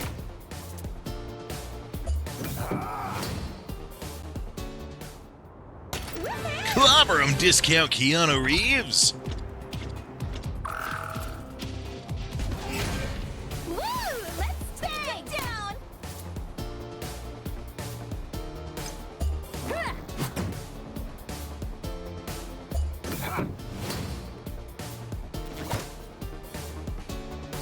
Fire!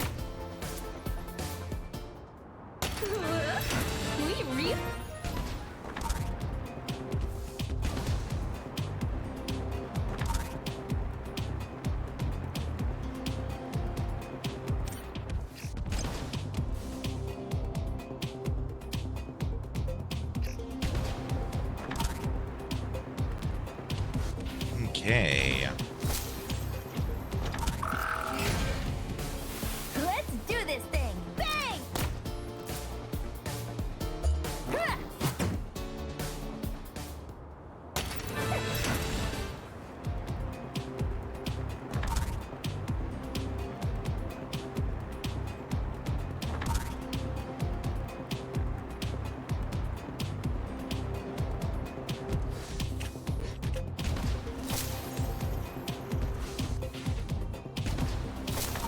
Making sure we get everything in the zone here. Oop.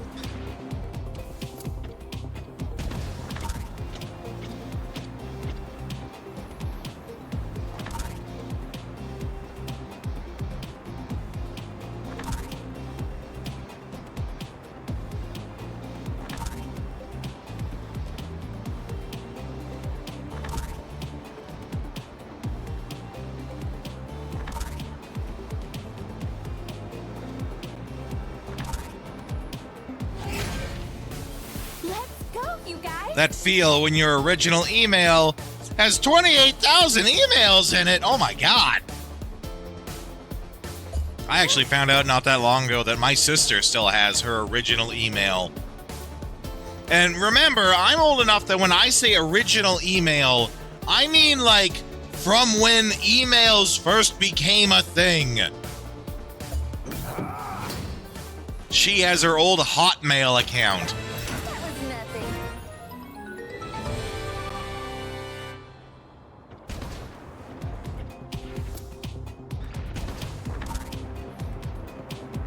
I couldn't imagine going back to my old Hotmail account. Get ready!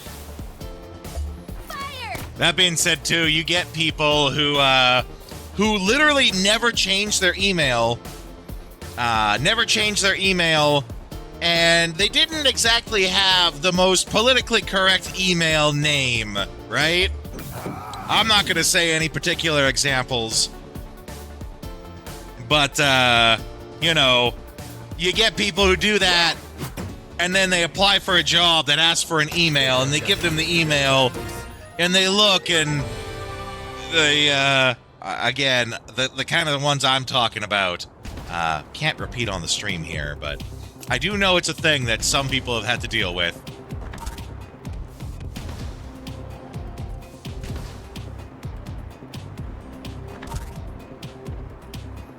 Stuff that people thought was funny, you know, back in the late 90s, early 2000s.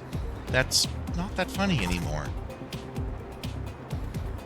Or even, you know, not in a controversial, politically incorrect way, just that concept. You made your email something that back in 2000 might have been funny, and it's not anymore. You know, you get your email, and your email when you first meet it was like Beanie Baby Ben or something like that. I love Beanie Babies. Okay, so there is nothing there. I thought I saw something. There's no path to get over there. You know, Brennifer forever or whatever.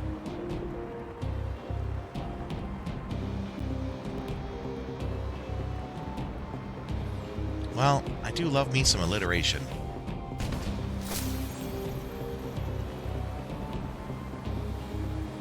Beanie Baby Bradley.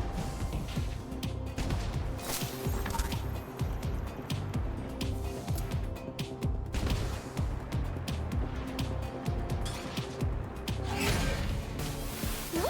Let's take him down. Locked and loaded. Sniped!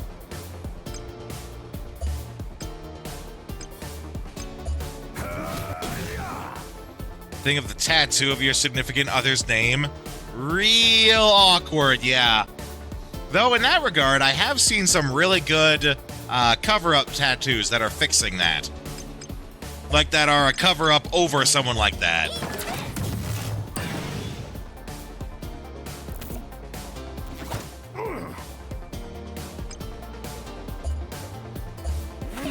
Locked and loaded. My favorite cover-up, actually, I saw. There's a guy who got a Pikachu tattoo, and it looks really bad, right? Like, you can tell whoever drew it was not very skilled at drawing tattoos. He then later got it touched up and fixed, and what he did was he got a second tattoo that then was a better drawing of Pikachu, but it was a better drawing of Pikachu painting a picture, and that picture that he was painting was the original tattoo. So they just like tattooed a canvas around the bad tattoo and then made it look like it was Pikachu painting that one. That's really smart. Mambo number 5 lyrics? I mean, I'm sure someone has. I guarantee you, whatever you can think of, someone has a tattoo of it out there.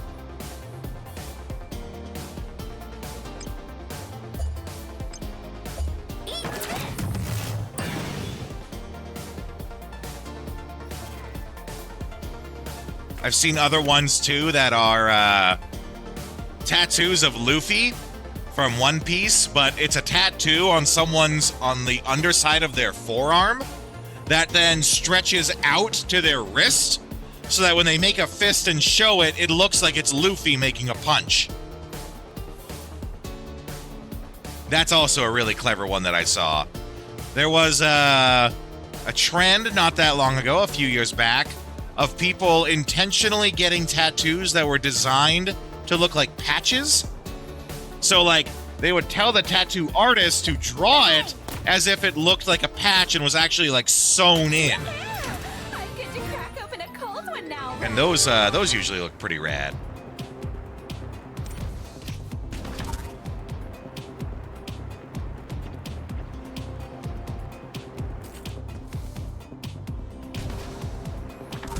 Me, I've never gotten a tattoo.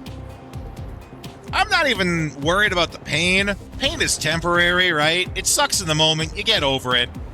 I can never come up with something that I know I will always want to have there. Also, that barrel is just floating. I think I've discussed on the channel with you guys about how at one point I thought about getting like a Borderlands tattoo. Getting it of like the Vault Hunter symbol with Maya on it. But you know, I always question, will I always think that Borderlands is as cool? What if I get it now? This would have been back when Borderlands 2 came out. And 20 years down the road, Borderlands is like the worst series ever. Turns out it didn't take them 20 years to do that. I'm being harsh for comedic purposes, but Borderlands has definitely gone downhill since it first came out.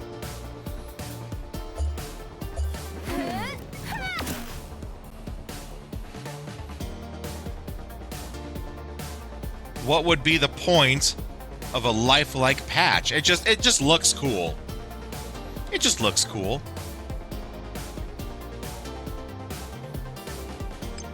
Google it yourself. Like patch style tattoo. And I'm sure you'll see it looks pretty cool.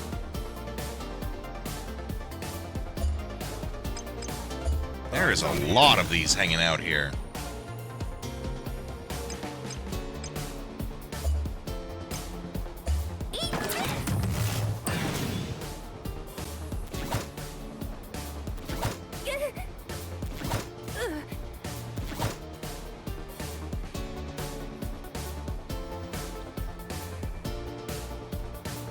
I also don't like how the driver's high always gets to be 1 point below max and not 2 max.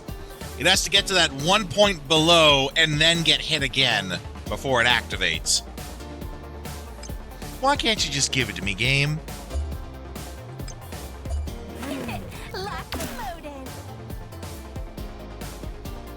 Oh, you're not thinking... Yeah, you were thinking of it like a patch like you're fixing jeans. No, I meant a patch like how you would get a patch on like your metal jacket or something, right? Or, you know, on a jacket.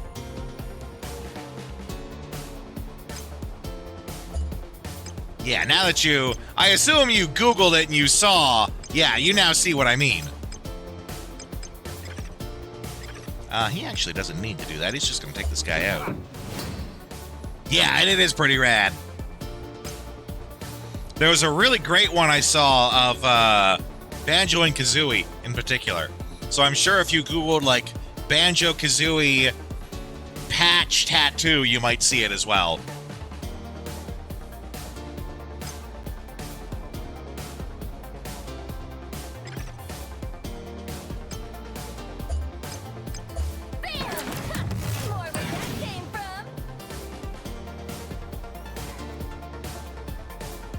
Oh no!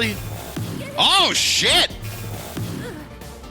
I didn't know that was a thing they do. Yeah, there is a lot of good ones.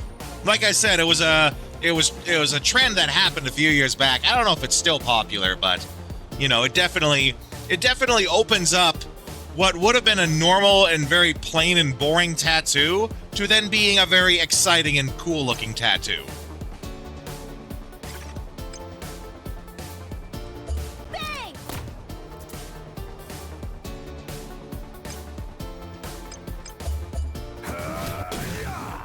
Jack Skellington, yeah. I'm pretty sure I have seen one that's like Jack and Sally.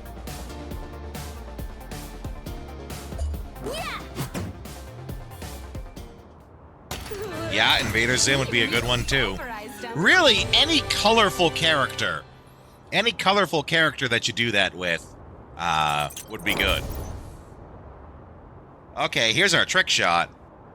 Spending blast of energy, hitting all enemies in range one time. Very nice. So then the question is, what's the range?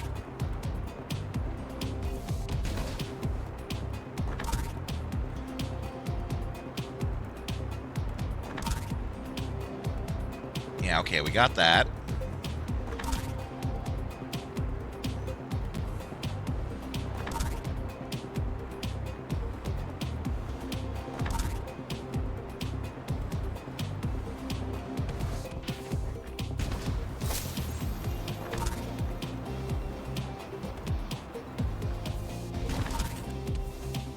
Oh boy, canned food! Mom's Donuts, very nice. Oh, there's a new lower part. Let's see what we can get on that.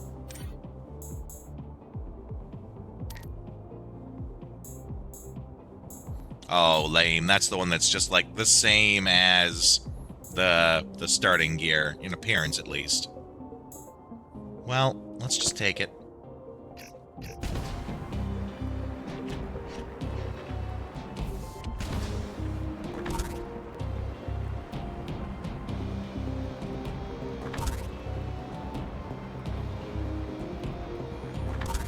Oh, I wonder if this leads to the same part. No, okay, so this is the upper part of where we were. Don't know if you heard, but House of the Dead 2 remake was apparently pretty awful. Well, sorry to hear that. Get ready.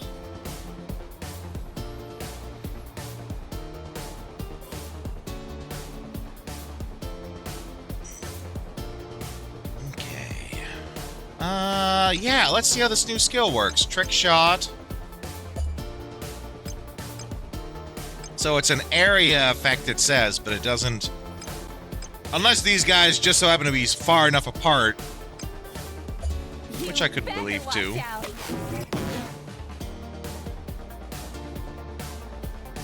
Yeah, I'm sure. It's fun. I remember playing the hell out of it. Oh! That reminds me. That was another one of the spooky season games I was going to have us do. Typing of the Dead. I also still have... I downloaded all of the House of the Dead games for PC. I don't have a light gun, of course, so I'd have to still use the mouse, but we could do that. The spooky season coming up, too.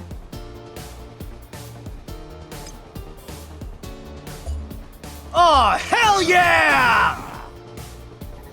Or not all of them. All of the classic ones, I should say. I didn't get House of the Dead Overkill. Which I did play that one. That one's fun, too. It's a very cheesy, campy romp. It's a lot of fun.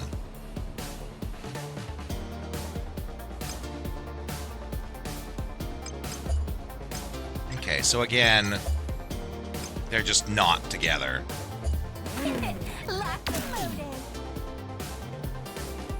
Yeah, that's what you have the vested interest in? Well, I'm pretty sure that's what I got. I'm pretty sure I found a download that was 1, 2, and 3 all bundled together.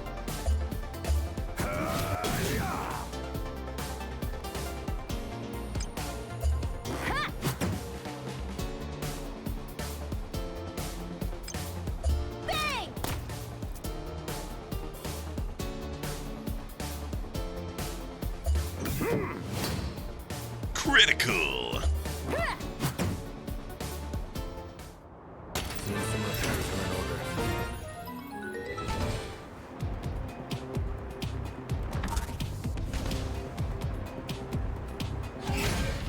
Let's do this thing.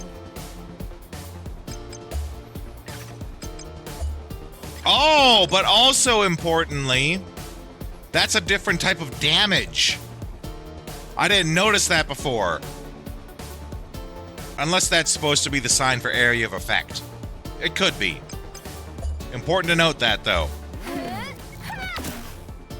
That it's a different type of damage that it does there. Okay. We're gonna double thwap this guy. Supersonic shot out of you. Don't stop me. Don't stop me. Don't stop me. Hey, hey, yeah.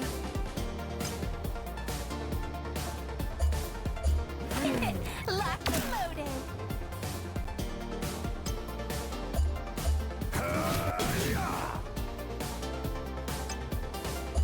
Eat this. Fire. Damn, she does a lot of damage. Another mission accomplished. Oh, did I?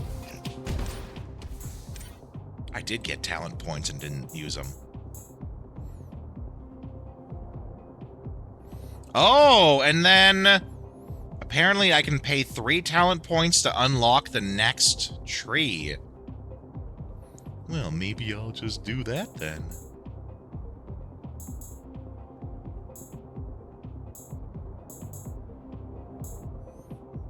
Raising my HP by 10 when we work in the hundreds does not seem like a very big... It's not a very good boost.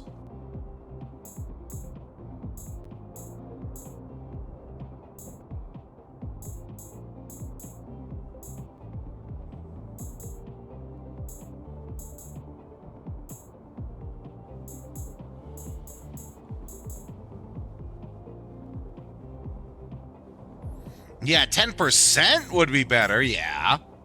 And there are some in here like that, like the HP restoration, 10% higher. But 10 seems like just a waste. I think I'm going to save up for that 3 skill points. Get into the veteran tree.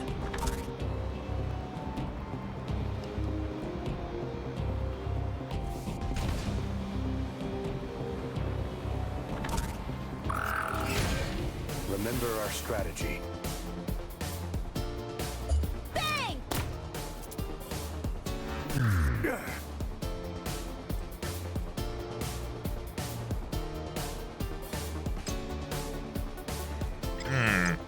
No, this needs to be a fight where we just do the standard attacks, get her stuff up. Oh, except her. She's got lots. Supersonic shot! More where that came from. Oh, she's also full, actually. Okay, so it's just him who needs to do that.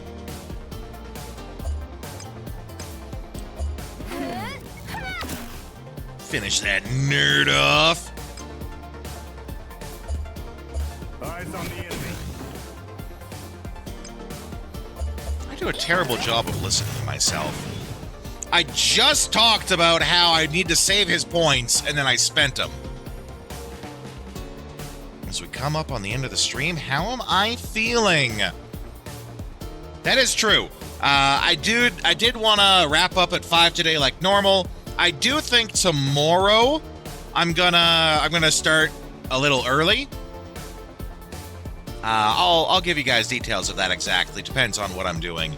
But tomorrow will be probably an afternoon and maybe evening stream. Like, it might be a double stream tomorrow. We'll see. Or something in between the two, maybe.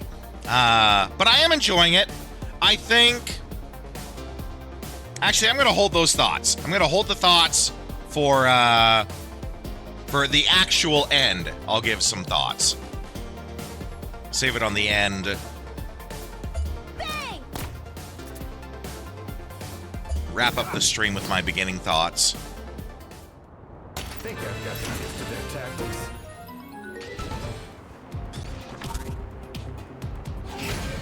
Get ready!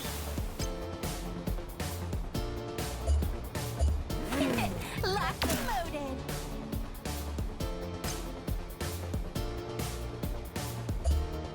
Eyes on the enemy.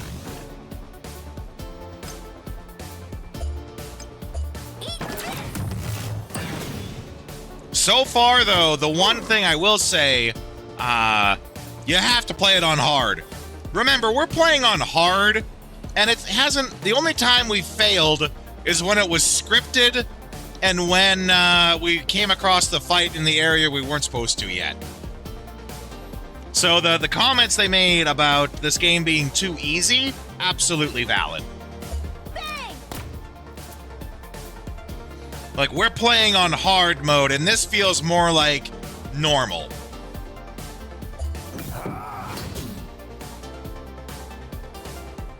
Yeah!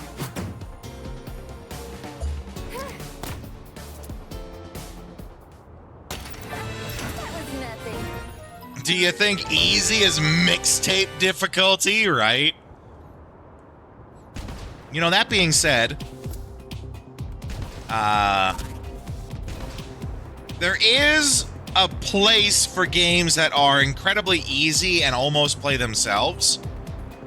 Playing devil's advocate here, RPGs could be one of those genres of game that that can actually benefit from having a game that almost plays itself. You know, with RPGs, remember, the main thing with RPGs is people are here for the story, the characters, the narrative. They're here for that. You might get someone who, like, let's take this game. You might get someone who thinks, you know, playing an RPG or playing a game about a girl who builds her own mech out of junk on a junk planet and trying to survive what happens there. That might be the greatest story they've ever heard. You know, where that hits all the right triggers for them. But they're just no good at the game. Or maybe it's their first game ever. RPGs are definitely the place where you could have a no-brain required difficulty and still benefit. Because people still then get to enjoy the story. Which is arguably the most important part of an RPG. When the scores are 10 out of 10 across the board. To be fair, it's not across the board. A lot of people... This is kind of skewed because, you know, this is how people dunk on people on the internet. But there are a lot of people that are giving Mixtape appropriate reviews. It's just IGN and maybe a couple others that say that it's like a 10 out of 10 greatest game ever. But there are plenty of people out there. They're not getting recognized. They're not getting noticed. They're not getting noticed as much as, you know, dunking on IGN. But they are out there. But RPGs are a genre of game that could benefit from having like a no-brain, easy play-itself mode. I think... What game did we play recently that actually... The Dragon Quest games. When we were doing, like, Dragon Quest 3 Remake, and it's also in the 1 and 2, there's difficulty options that basically make the game play itself. That make it so easy that you could just tap X through the entire game and beat it, and that's okay. You might get people playing that game where it was Grandpa's first game that he ever played, and he's coming back to it now and having never ever played any other game, right? He just wants to enjoy it for the story. Wondering if the Game Awards are going to put Mixtape in the indie category. We're going to have to wait and see. We are in the season of game shows, like game announcements, game things like that. We are in the season for that. That being said, though, I'm going to kind of cut off a little early. By kind of, I mean, now that I got to a save point, I'm going to go give you guys some final thoughts, and then we're going to raid out. Just give me a moment to saunter my way over to the computer room.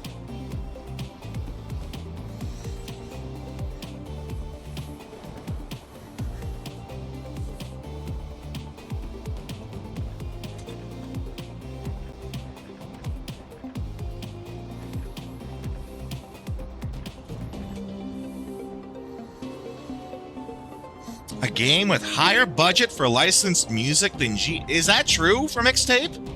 Has a higher licensed music budget than GTA 6? If that's actually true, that's wild. I don't know.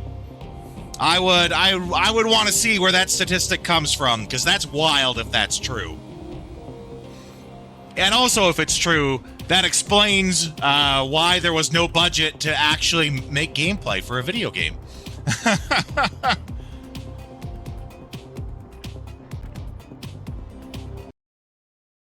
Okay, so moving over to the raid screen here. Final thoughts on the game. I got to update this screen. I know that. I also have to update the schedule on the actual Twitch page. Final thoughts for the game. I think it has a lot of flaws. It has a lot of really obvious flaws. You know, we talked about the PS2 style graphics and how there's positive and a lot of negative. There are some positive, but a lot of negative to that.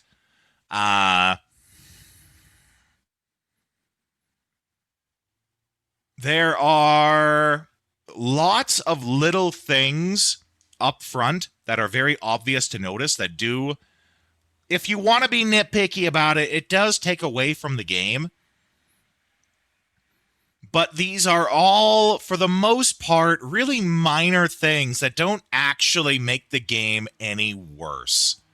You know, I talked before about how you need to understand that there's a difference between something that makes the game worse and something that just doesn't make the game better.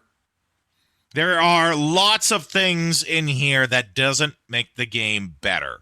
That if they would have taken the time and effort to do it right, could have really elevated it.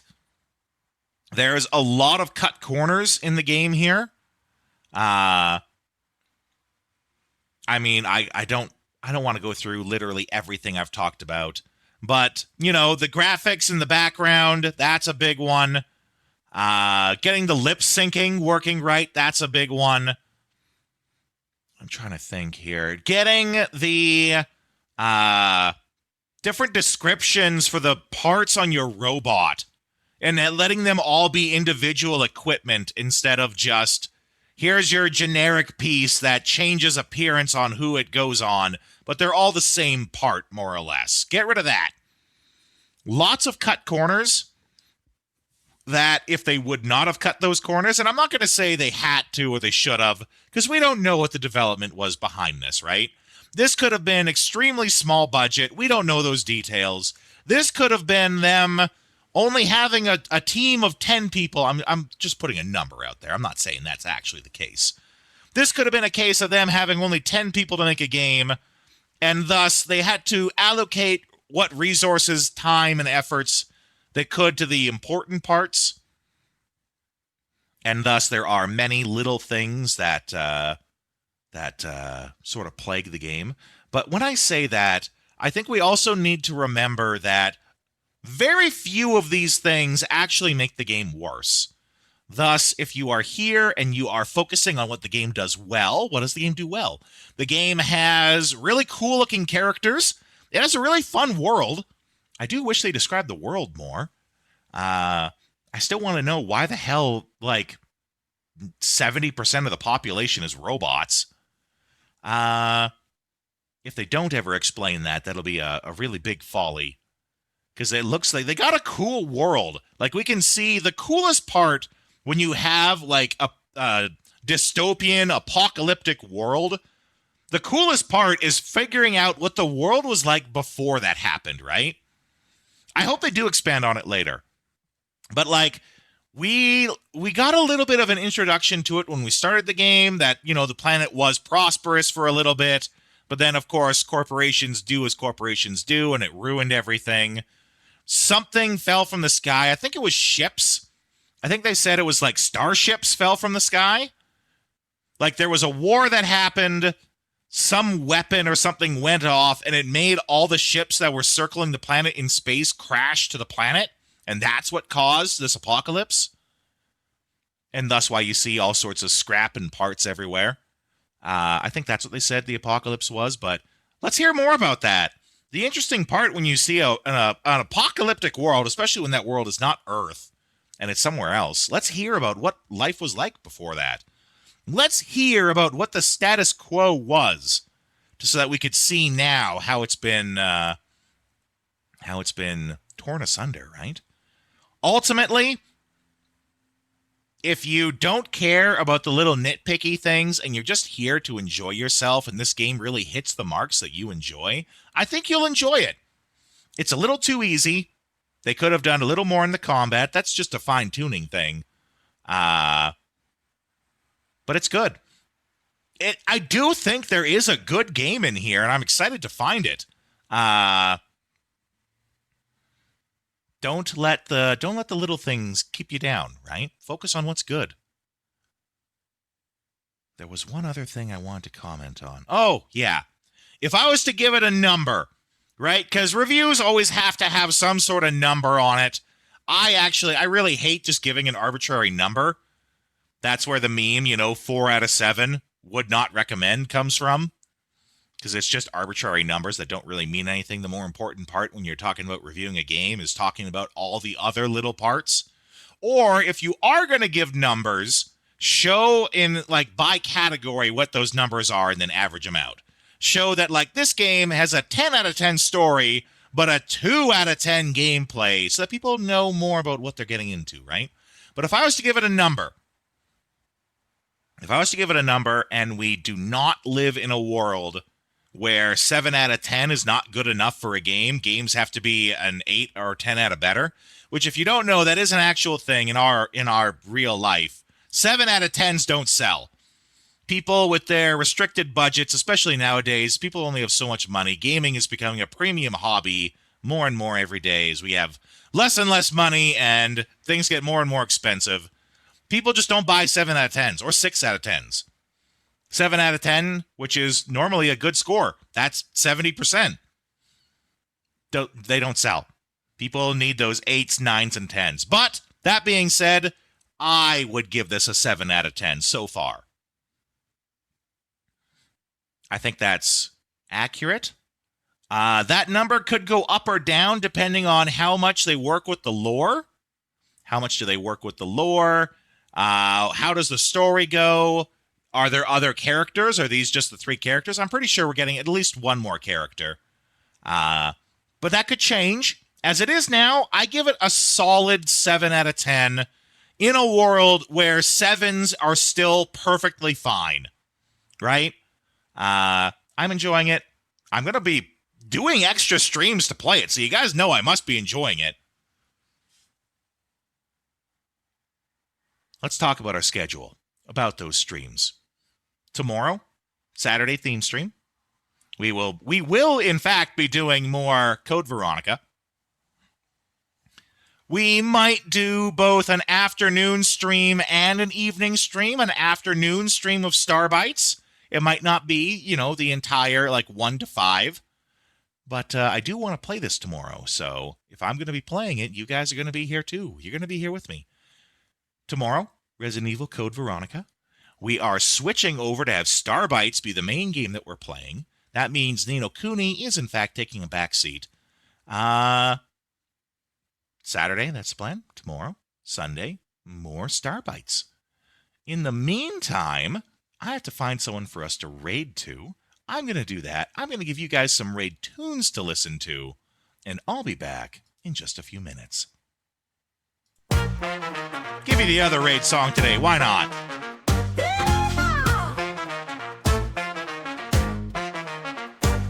Yeehaw, baby! Well, that's our show. We played retro games, but it's time to blow. Saddle up, partner. It's time to change the view. Time to dance at a different venue. Pixelated lands where the cowboys roam. We're shooting for high scores, never going home. With a quick draw, a controller in hand. We're the wildest raiders in all the land. The night is young, we're on the run. Old school fun, and we're second to none. But the sun is setting, it's time to call. Grab your posse, it's time for the raid, y'all. Riding into the raid on a digital horse. Retro heroes raid with no remorse. Press start, let's make a little noise. Get ready, get set, let's bring the boys. Riding into the raid, let the wild ones play. We're coming in style in a cowboy way. The strings about to blow, hold tight, it's fate. We're coming in hot and we're raising the stakes.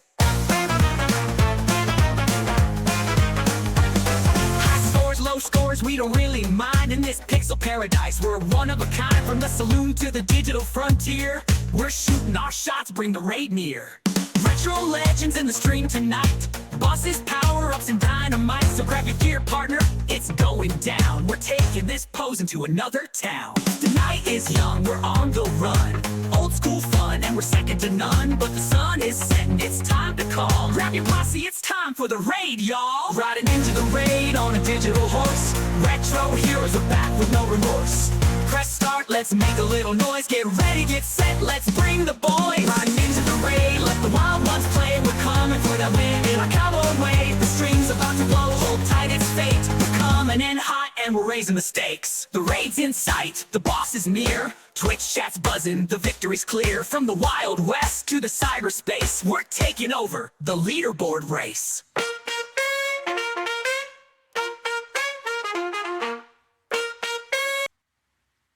Okay, we're going to raid into Stinky Minky. He's kind of a new friend that we made not that long ago.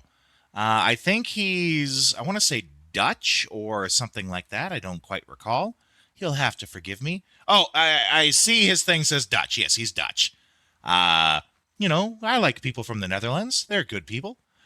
He is playing some Tenchu, Stealth Assassin on the PS1. I think he's a really fun guy. Let's go in there. We have a couple of raid messages we can send. We got one for those who are subscribed. We got one here for everyone else. Let's go in there. Let's show them how Rodeo's Raiders do. And I'll see you guys next time.